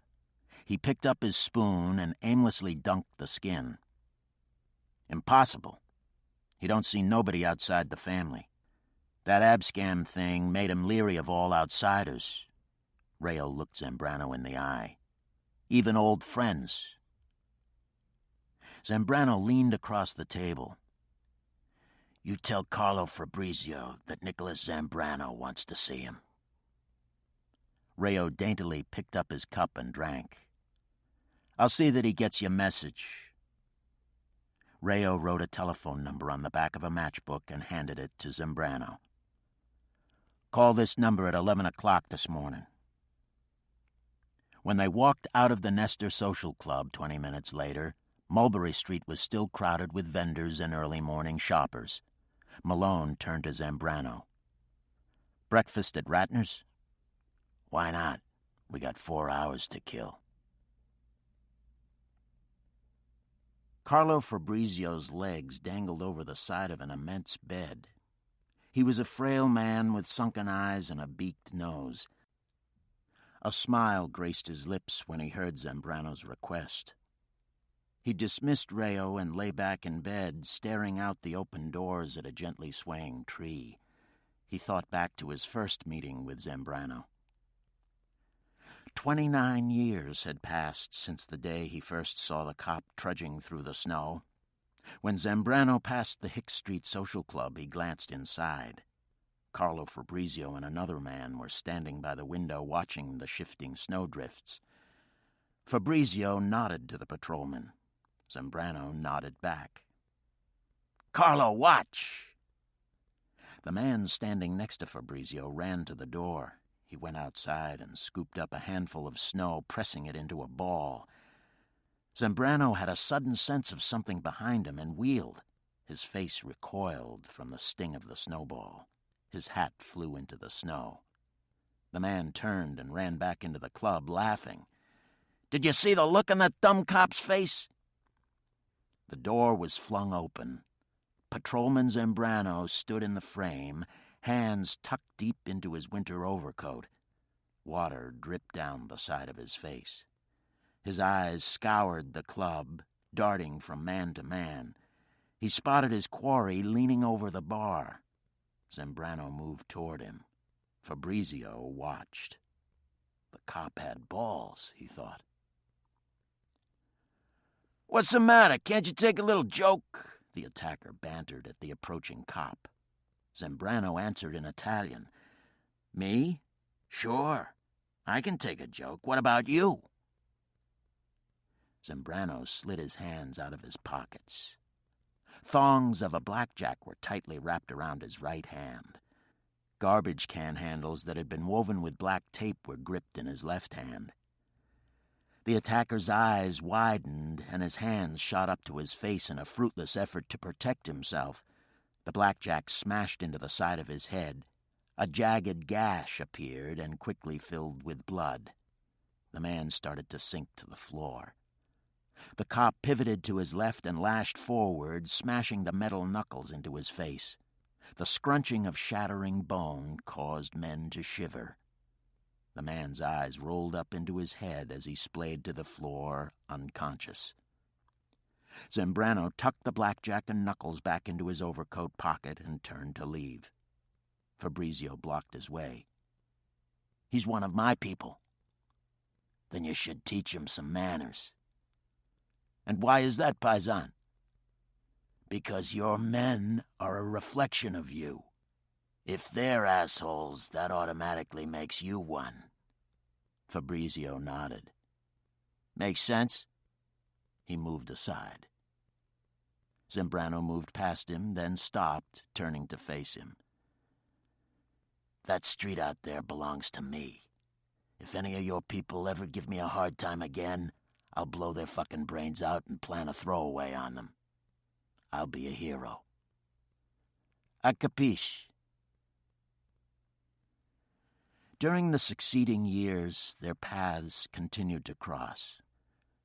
Whenever Fabrizio saw the brash cop, he'd walk away from his entourage and spend a few minutes talking with him. The seeds of a friendship were sown, a friendship that could never come to fruition. Fabrizio would always end their chance meetings by saying he'd better leave. Someone might see us together. I wouldn't want you to get into trouble. When Zambrano married, there was a coffee table of Italian marble. a gift from Carlo Fabrizio. When Fabrizio's mother died, the Zambranos attended her wake. As Zambrano knelt at the prie-dieu, Carlo Fabrizio came up behind him. "I hope you didn't park around here. They're taking pictures across the street." The bond between the cop and the mafioso was sealed forever one sweltering August night. Patrolman Zambrano was standing in the lee of a doorway sneaking a smoke as he waited for the sergeant to come by and give him his C. The crack of gunfire jolted Zambrano into a tingling state of awareness. He dropped his cigarette and stepped from the doorway. There were two more distinct shots. Zambrano drew his revolver and moved cautiously in the direction they came from. A man staggered from an alley holding his side. He stumbled across the sidewalk and sprawled into the street. It was Carlo Fabrizio. "I think they've cashed in my chips for me," he said to the familiar face kneeling over him. "Shut up. I'll get you a doctor." Zambrano snapped his head toward the sound of the running feet. 3 armed men careened around the corner. "Kill them both!" one shouted. Zambrano threw himself over the wounded man.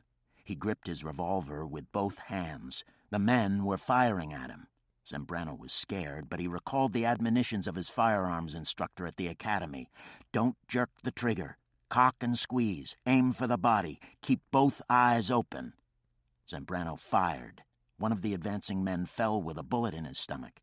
A fusillade of gunfire erupted and bullets thudded into the asphalt around the cop. One of the men stopped to take careful aim. Zambrano fired 2 rounds double action.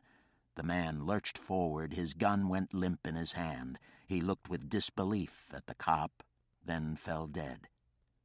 The third man looked at his fallen comrades and ran. Fabrizio clutched the policeman's arm. "I'll never forget what you did tonight. Never." At precisely 11 o'clock, Zambrano telephoned the number Rayo had written on the matchbook. "La Terrazza at 3 o'clock, an anonymous voice said.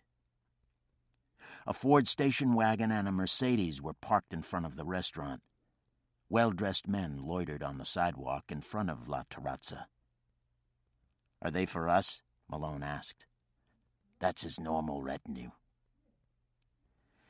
The trolling men spotted the policemen and separated, taking up positions along the building line and against parked cars, their surly eyes locked on the cops. Tony Rayo was sitting by himself in the outdoor cafe. "Tony," one of the bodyguards called. Rayo looked up, casting an appraising eye in the direction of the policemen. La Terrazza was a tumult of activity. Waiters in white tailored shirts picked their way from table to table. Tourists gawked at the display cases filled with Italian delicacies. Carlo Fabrizio was in the rear of the restaurant. He was alone, save for one waiter by his side. He sat erect, his hands clasped in front of him. "He looks like the little old winemaker," Malone whispered. Fabrizio rose to greet his friend. The head of the largest crime family in New York City hugged Zambrano and kissed his cheeks. He acknowledged Malone's presence with a nod. "You look well, Carlo," Zambrano said, choosing a cannoli from the tray of pastries on the table. "I feel good, Nicholas," he smiled. "Remember that night with the snowball? Whatever happened to that guy?" "He continued to do stupid things until one night he had an unfortunate accident. A permanent one." Malone felt awkward listening to Zambrano and Fabrizio reminisce. He had done business with them in the past and would be the first to admit that they can make impossible things possible.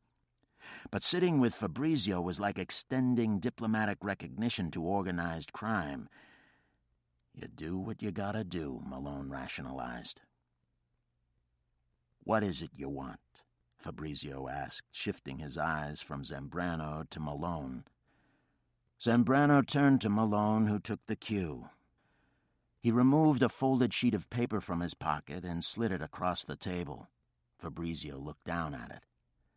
Tapping the paper with one finger, Malone said, "This is a list of warehouses that are located in various cities around the country. It's important that we find out what's stored inside of them." "Is this important to you, Nicholas?" "Yes, it is," Zambrano said. "Will there be any problems?" Fabrizio asked, sliding the paper into his pocket. "They're all guarded," Malone said. "But your people, with their special expertise, should have no trouble getting in and out without being spotted." Fabrizio looked stern. "I hope not, Lieutenant. That could be very unfortunate for both of us."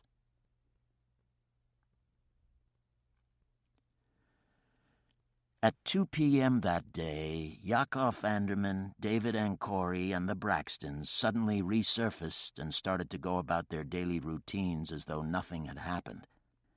Malone's first instincts would have dragged them into the squad and have a nice long talk with them, but he knew that would gain him nothing.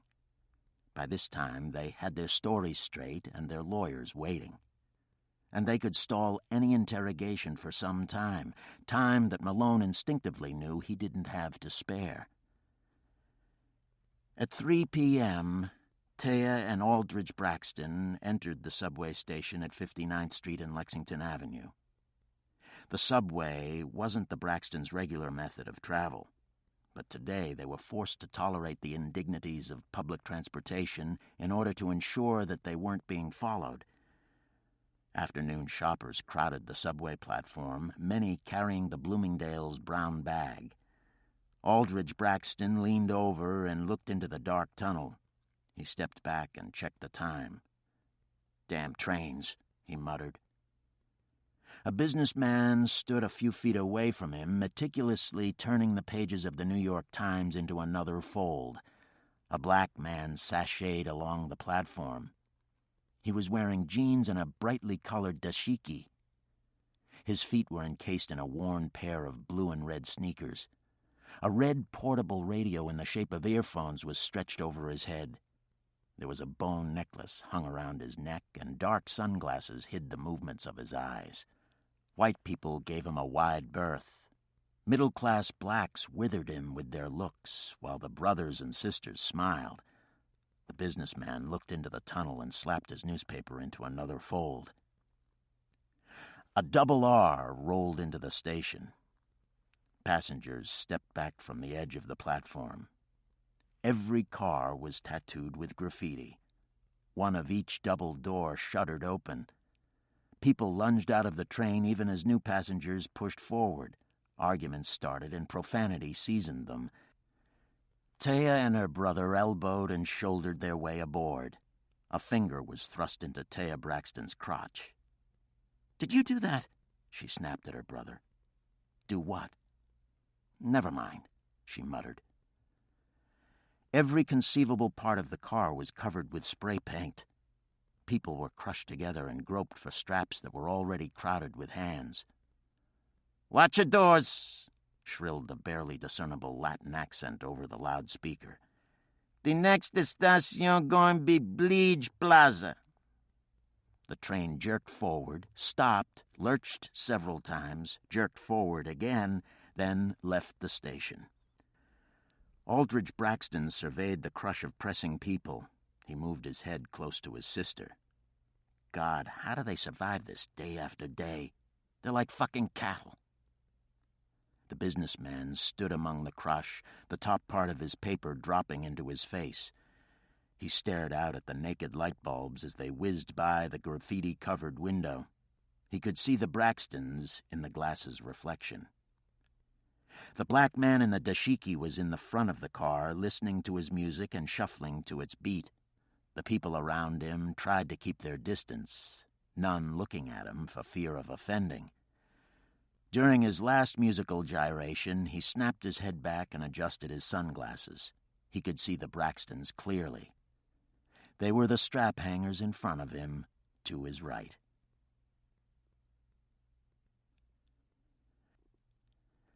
As the double R train bearing the Braxtons roared through the tunnel approaching the Queensboro Bridge, Ahmad Marku and Iban Yazigi left their Soho loft and hailed a passing taxi. A Con Edison repair crew was at work on the corner. One of the crew slid the manhole cover back while the other member of the crew folded the orange safety stanchion. The taxi bearing Marku and Yazigi turned south onto West Broadway. Jack Harrigan had just completed the details for the installation of wires on the Braxtons' telephones when the detectives inside the Con Edison truck radioed.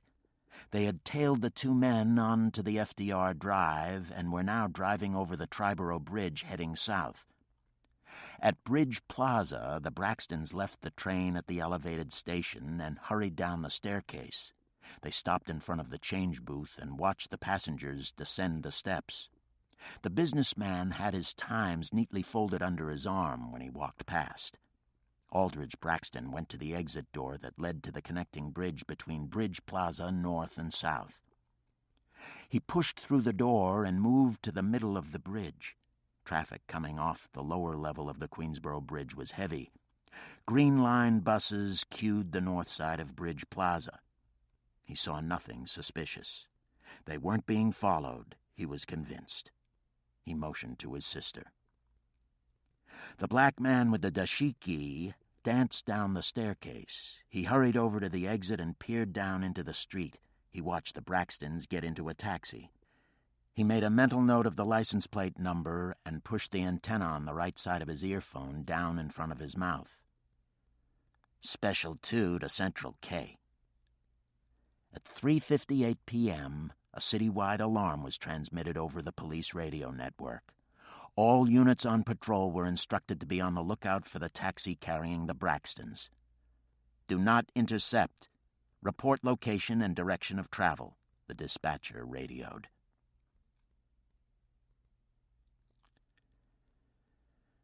Patrolman Frank Murphy got out of his radio car with the majesty of a true motorcycle cop.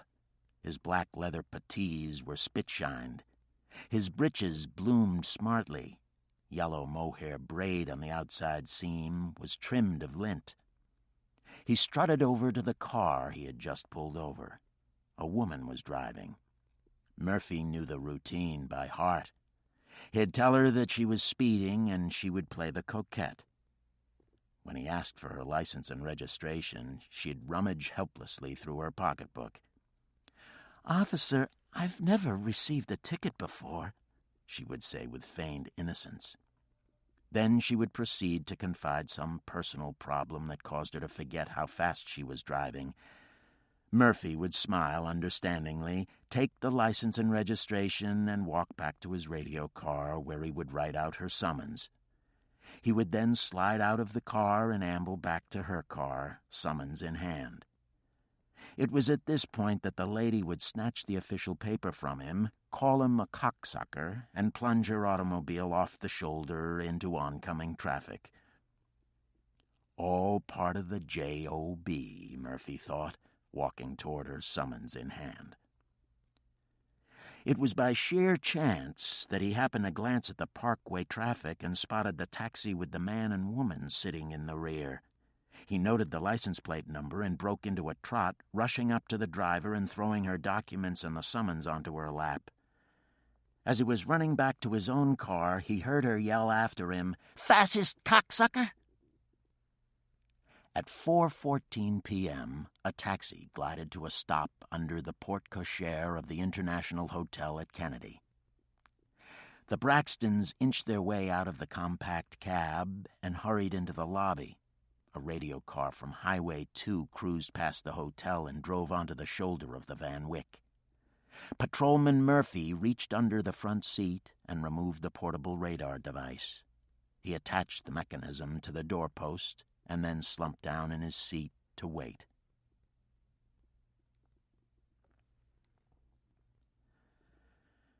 Taya and Aldridge Braxton walked through the crowded lobby to the bank of elevators. When they stepped from the lift on the 6th floor, they walked down a long carpeted hallway, heading for the fire door at the end. Aldridge Braxton looked over his shoulder and, seeing that there were no other guests in the hallway, pushed through the door with his sister following close behind. They hurried down the clanging staircase and exited the stairwell on the 3rd floor. They stood outside room 302, listening. Aldridge Braxton held a fist inches above the door and at the same time eyed the second hand of his watch. Exactly 15 seconds passed, and he knocked 3 times, paused, and then immediately followed with 4 additional raps. Ahmed Marcoux jerked open the door. They exchanged nods with Marcoux and entered the room.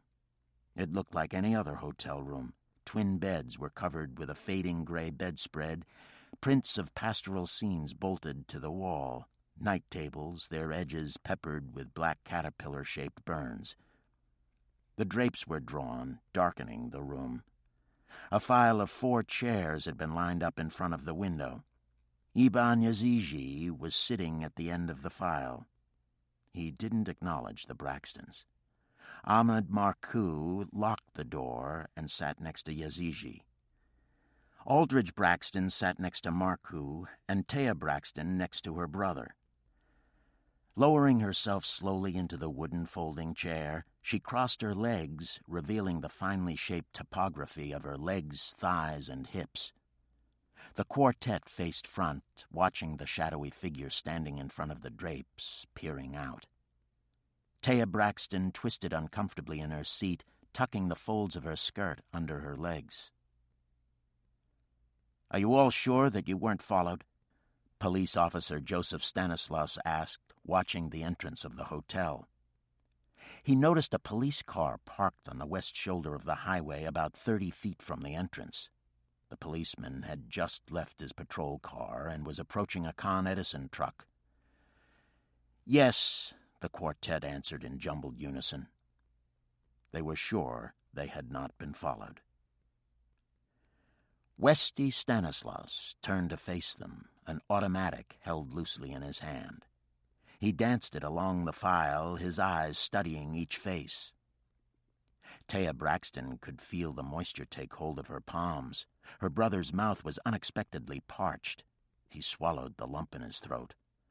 Ahmed Marcoux and Iban Yazigi sat perfectly still, their stares fixed on the finger inside the trigger guard. Stanislaus looked at Marcoux, his eyes hard and cold, his lips wearing a feigned smile. "I want to congratulate you on the way you handled Andrea St. James. It was a professional job and a good object lesson for Anderman." His attention next went to Taya Braxton. He moved close to her, glowering down. "You should have brought in someone from the outside to set up Lansford. It was a mistake using anyone from the interlude." "I realize that now," she said. Stanislaus caressed her cheek with the barrel of his automatic. "Perhaps your taste for women made you call in her services?" She stared up at him. Then, with both her hands, she took hold of his wrist and pushed it away from her face. "St. James was selected because I thought she was the best one to do the job." Stanislaus stepped back. He tucked the weapon into the small of his back and smiled. He began to pace, deep in thought, and then suddenly he whirled to face them, an ugly look on his face, his nostrils flared in anger. "St. James should never have been used. It was a bad mistake."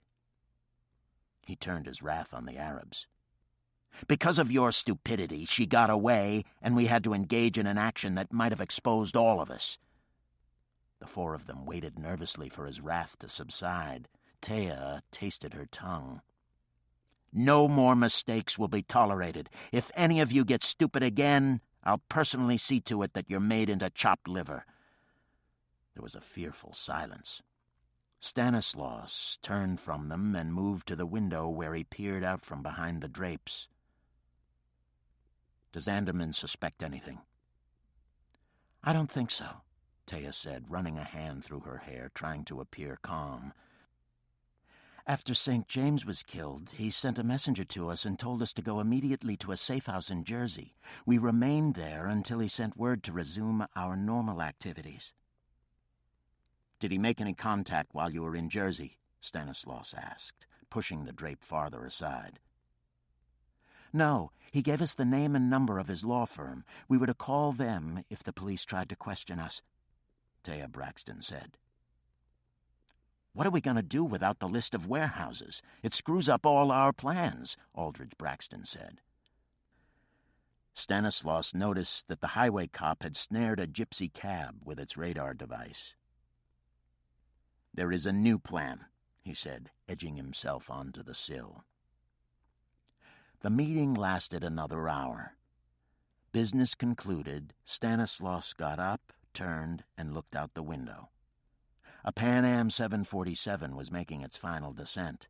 It slid past the Cocoon control tower and disappeared. The police car was gone, and the Belt Parkway was spilling back. "Aldridge, you and your sister leave first." The Braxtons were alone in the elevator. Taya was watching the blinking floor indicator. "He was his usual obnoxious self," Aldridge said.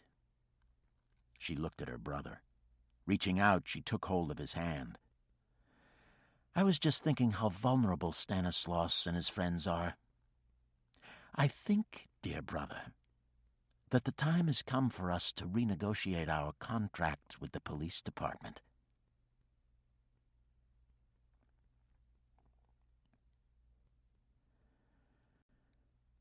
Chapter 11. Friday, June 26th. All the fives from Harrigan's detectives added up to the same thing. Subjects followed to International Hotel. Subjects remained thereat for 96 minutes. Subjects left separately, Braxton's first. They went directly back to their office. Marcoux and Yazici left together and went back to Soho. They remained in the loft for 2 hours and then hailed a taxi and went to Atlantic Avenue in Brooklyn, the Arab section. They ate in the Kurdistan restaurant and engaged in conversation with several Middle Eastern types and then left. Malone sat back flapping the fives against the edge of the desk and looking up at the chunks of peeling paint. Icicles of decay, he thought. He tried to run through in his mind the reasons the Braxtons and Marcoux and Yazici could have for going to the hotel. He snapped forward and moved a spiral-bound pad over to him, tossed it open, and started to list the reasons he could think of for such a meeting. To meet someone? Who? To pick something up? No, it doesn't require 4 bodies to do that. To have an orgy? Why travel to Queens? To receive instructions? To plan something? He continued jotting down ideas. When he had listed his thoughts, he sat studying them. Heinemann broke Malone's concentration by shoving his head into the doorway. "You got a call on 3. Want to meet me for a cup of espresso?" Malone hung up slowly. He thought that he had detected a tinge of hostility in Tony Rayo's voice.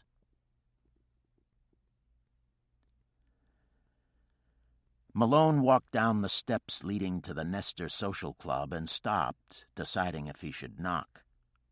Screw it. He pulled open the door and entered.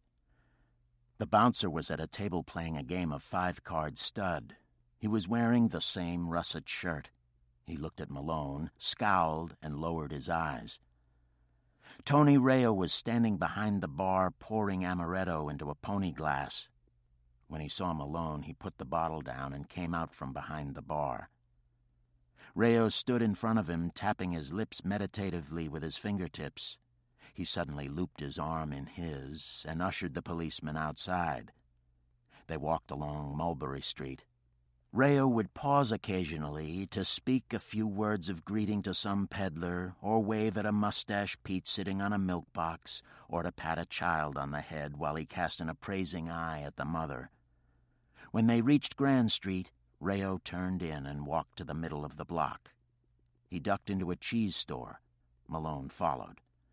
Customers turned to look, but quickly turned away when they saw who it was. The mafioso stood behind the row of long cheeses that hung in the window, casting constant glances up and down the street. "Catch!" He tossed a small box to Malone. A label in Hebrew was glued over the face. A blue cord handle stretched from the corners. Malone ripped open one end and spilled out the contents. Several 9mm bullets tumbled out. Their tips were painted red. He turned to Rayo. "Tracers? This is military hardware." "Yeah." Rayo turned from the window and left the store. They crossed Grand Street, turning into Center Street. "You want to know what's inside them joints?" He bent his head to his cupped hands and lit a cigarette. "Military supplies. One of my boys almost got his ass taken off by some punk kid carrying a small machine gun. Those tracers come from the place in New Jersey. That's all my guy could grab. The security was too tight." Questions began to whirl through Malone's mind. Rayo was still talking. "What's with them joints? Anything in them for us?" Malone glared at him. "Forget them, Tony." Rayo grinned. "I mean it. You couldn't take the heat." "Where do I send the bill?" Malone looked at him. "What bill?" "Hey, I had to make a lot of phone calls. You got any idea what it costs to use the telephone these days?" "Take it off your taxes. We're a charitable deduction." "I want to see your boss," Malone bawled. The receptionist stared at him, then hurriedly swung around to the switchboard. Within minutes, David Ancori was leading him through the corrugated security tunnel that snaked into the interior of Eastern Shipping. Ancori held the door open, and Malone sallied into the cramped, smoky office and plopped himself down in a chair next to Anderman's desk. Anderman smiled confidently. "You just won't give up, will you, policeman?" "We're a persistent bunch," he said, placing the cassette recorder he had brought with him onto the desk. He looked his adversary in the eye and snapped down the play button. The slow-moving spindles churned out Andrea St. James's disconsolate voice. Anderman's face twisted with anger. He spun in his chair, showing the policeman his back. His head and shoulders sagged. Words that Malone had listened to dozens of times now filled the office. When the tape played out, Malone pushed the stop button. Anderman remained still for a moment, then spun around and started to raise himself up, an angry finger stabbing the space in front of him. His breathing was labored, and his eyes leered down at the policeman. "You! Take your tape, recorder, and get out of this building, and don't ever come back.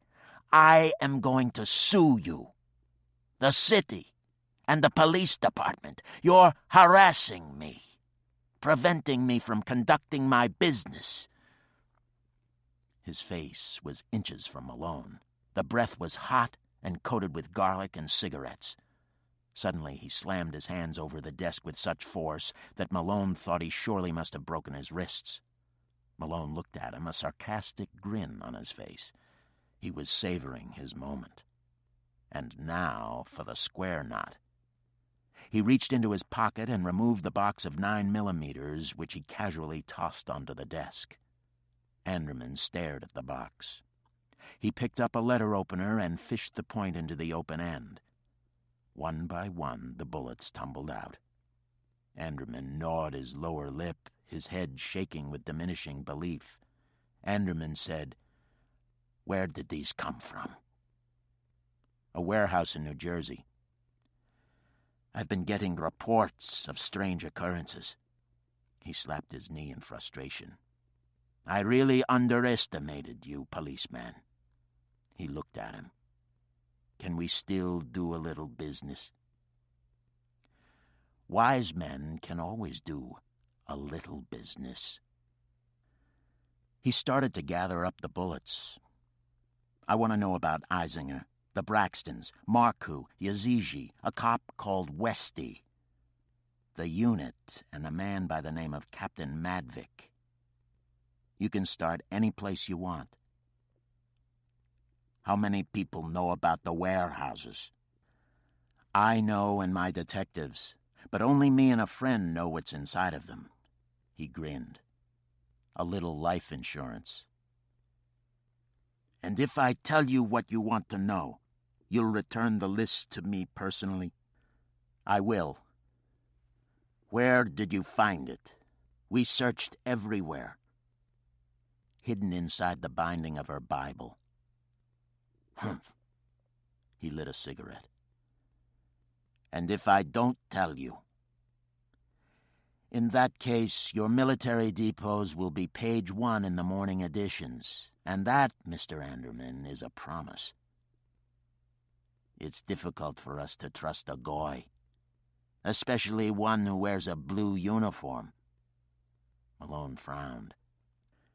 I recall reading about an entire country of goys who sewed the Star of David onto their clothing so as to be indistinguishable from the Jews of their country. Denmark? The Last War? Perhaps you've heard of it. Anderman sank into his chair. A long silence passed before he spoke. We're a small country without the vast spaces that you have. A surprise attack could deprive us of the spare parts for our machines. So, we store a portion of our spare parts in friendly countries. If we had to, we could airlift them back to Israel within hours. We use Fort Totten as a conduit for our supplies coming into the United States. Someone found out about our operation. They blackmailed Lansford and obtained a copy of the location of the warehouses. Somehow Sarah found out about this and recovered the list. She was murdered for her efforts. He leaned back, hands laced behind his head, studying Malone.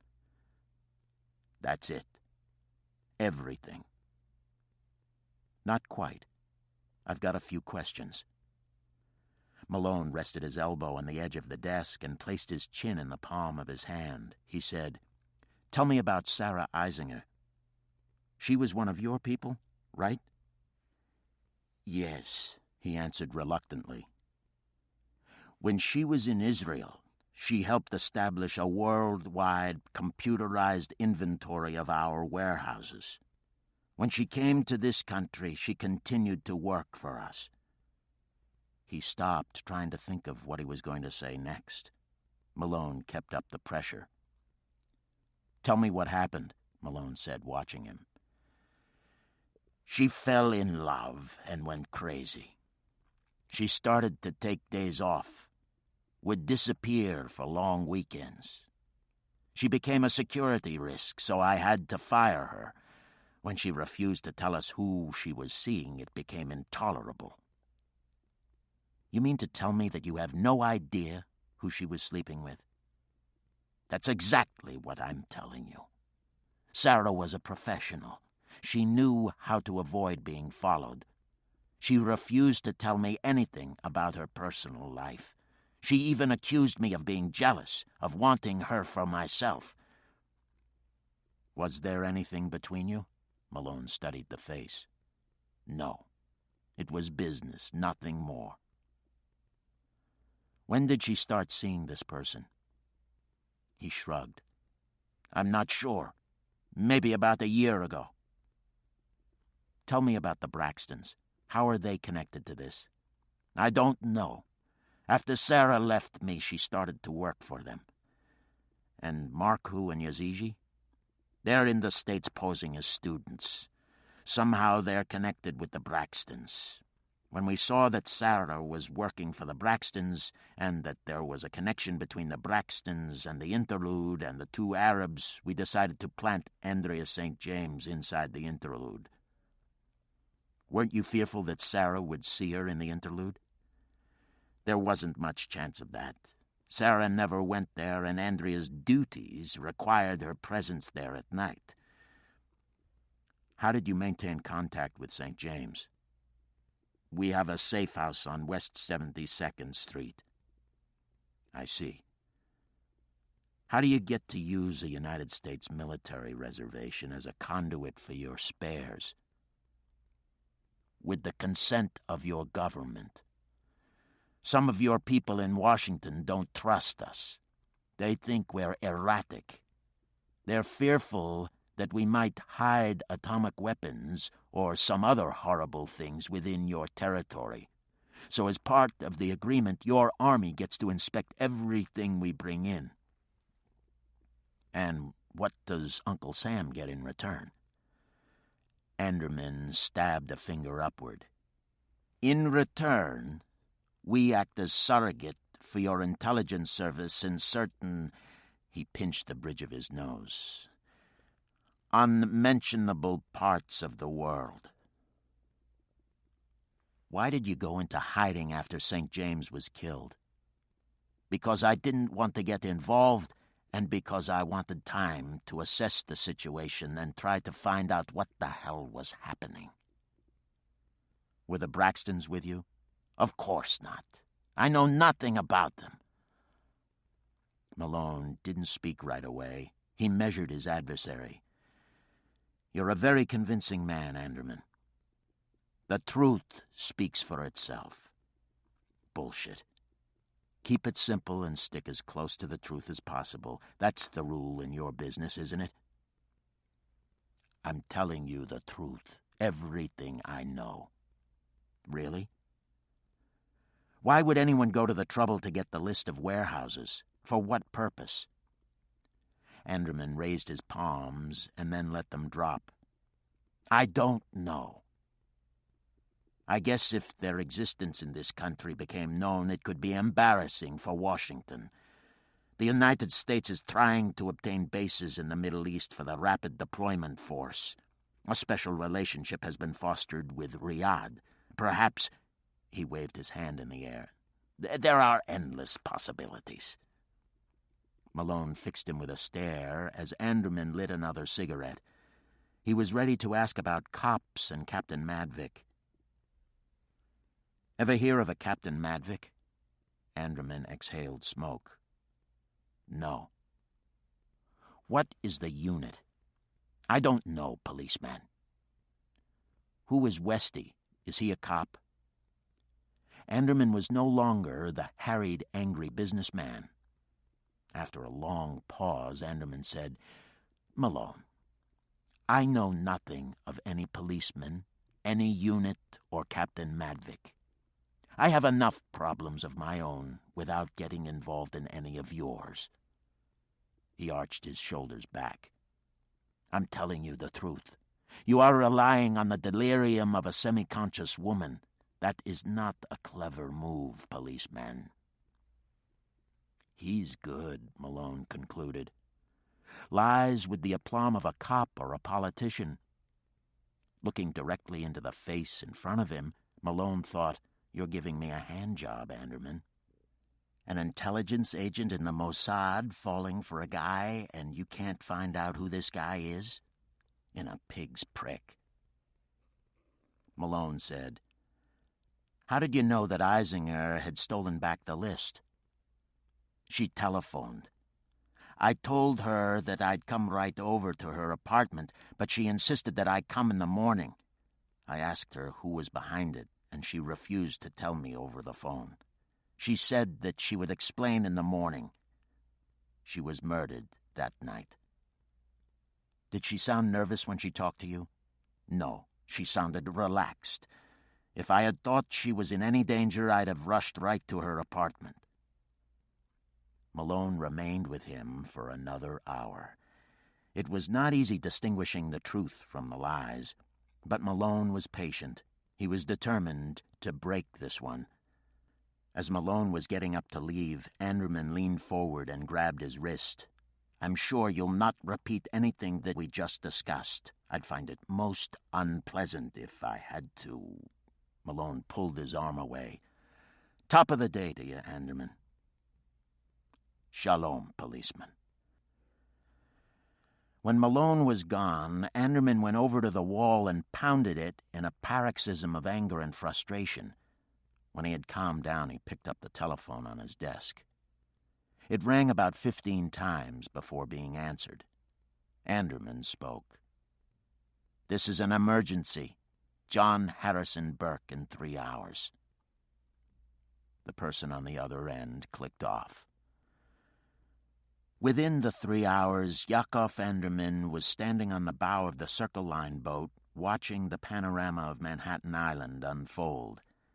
He had made the trip to the Statue of Liberty, trudged up the shoulder-wide spiral to the Crown, circled the narrow platform to ensure no one was following, and was now returning to keep his appointment. The boat was crowded with Chinese tourists dressed in drab clothes and with Japanese cameras slung over their shoulders. Germans, Latins, English, French, and Americans. When the boat docked, he waited until most of the passengers had disembarked and then strolled off the gangplank. He walked on the promenade and stared into the choppy waters. When he reached the red buildings of Marine Company 1, he stopped and examined the fireboat, still watching to see if he was followed. He abruptly turned and walked through Battery Park until he came to the West Battery, where he slowly made his way around the circular fort. He moved off, walking along a winding path until he came to a crescent-shaped monument site. 2 benches were set against an iron fence. Bags, beer cans, aluminum foil, Big Mac boxes were piled up along the bottom of the fence. Clumps of grass and weeds had sprouted up between the chipped plates in the ground. He strolled around the column reading the plaques, erected in memory of wireless operators lost at sea at the post of duty. David Stayer, SS Mazada, 3222, North Atlantic. Jack Phillips, SS Titanic, 4512, Atlantic. He moved slowly, taking his time, surveying the surrounding area. 50 feet away, another monument site had been established to commemorate American heroes of both wars who now sleep in the American coastal waters of the Atlantic Ocean. The site had 8 massive steles with thousands of names carved in alphabetical order. 4 steles were on each side of the site, and in the center, on a pedestal of black,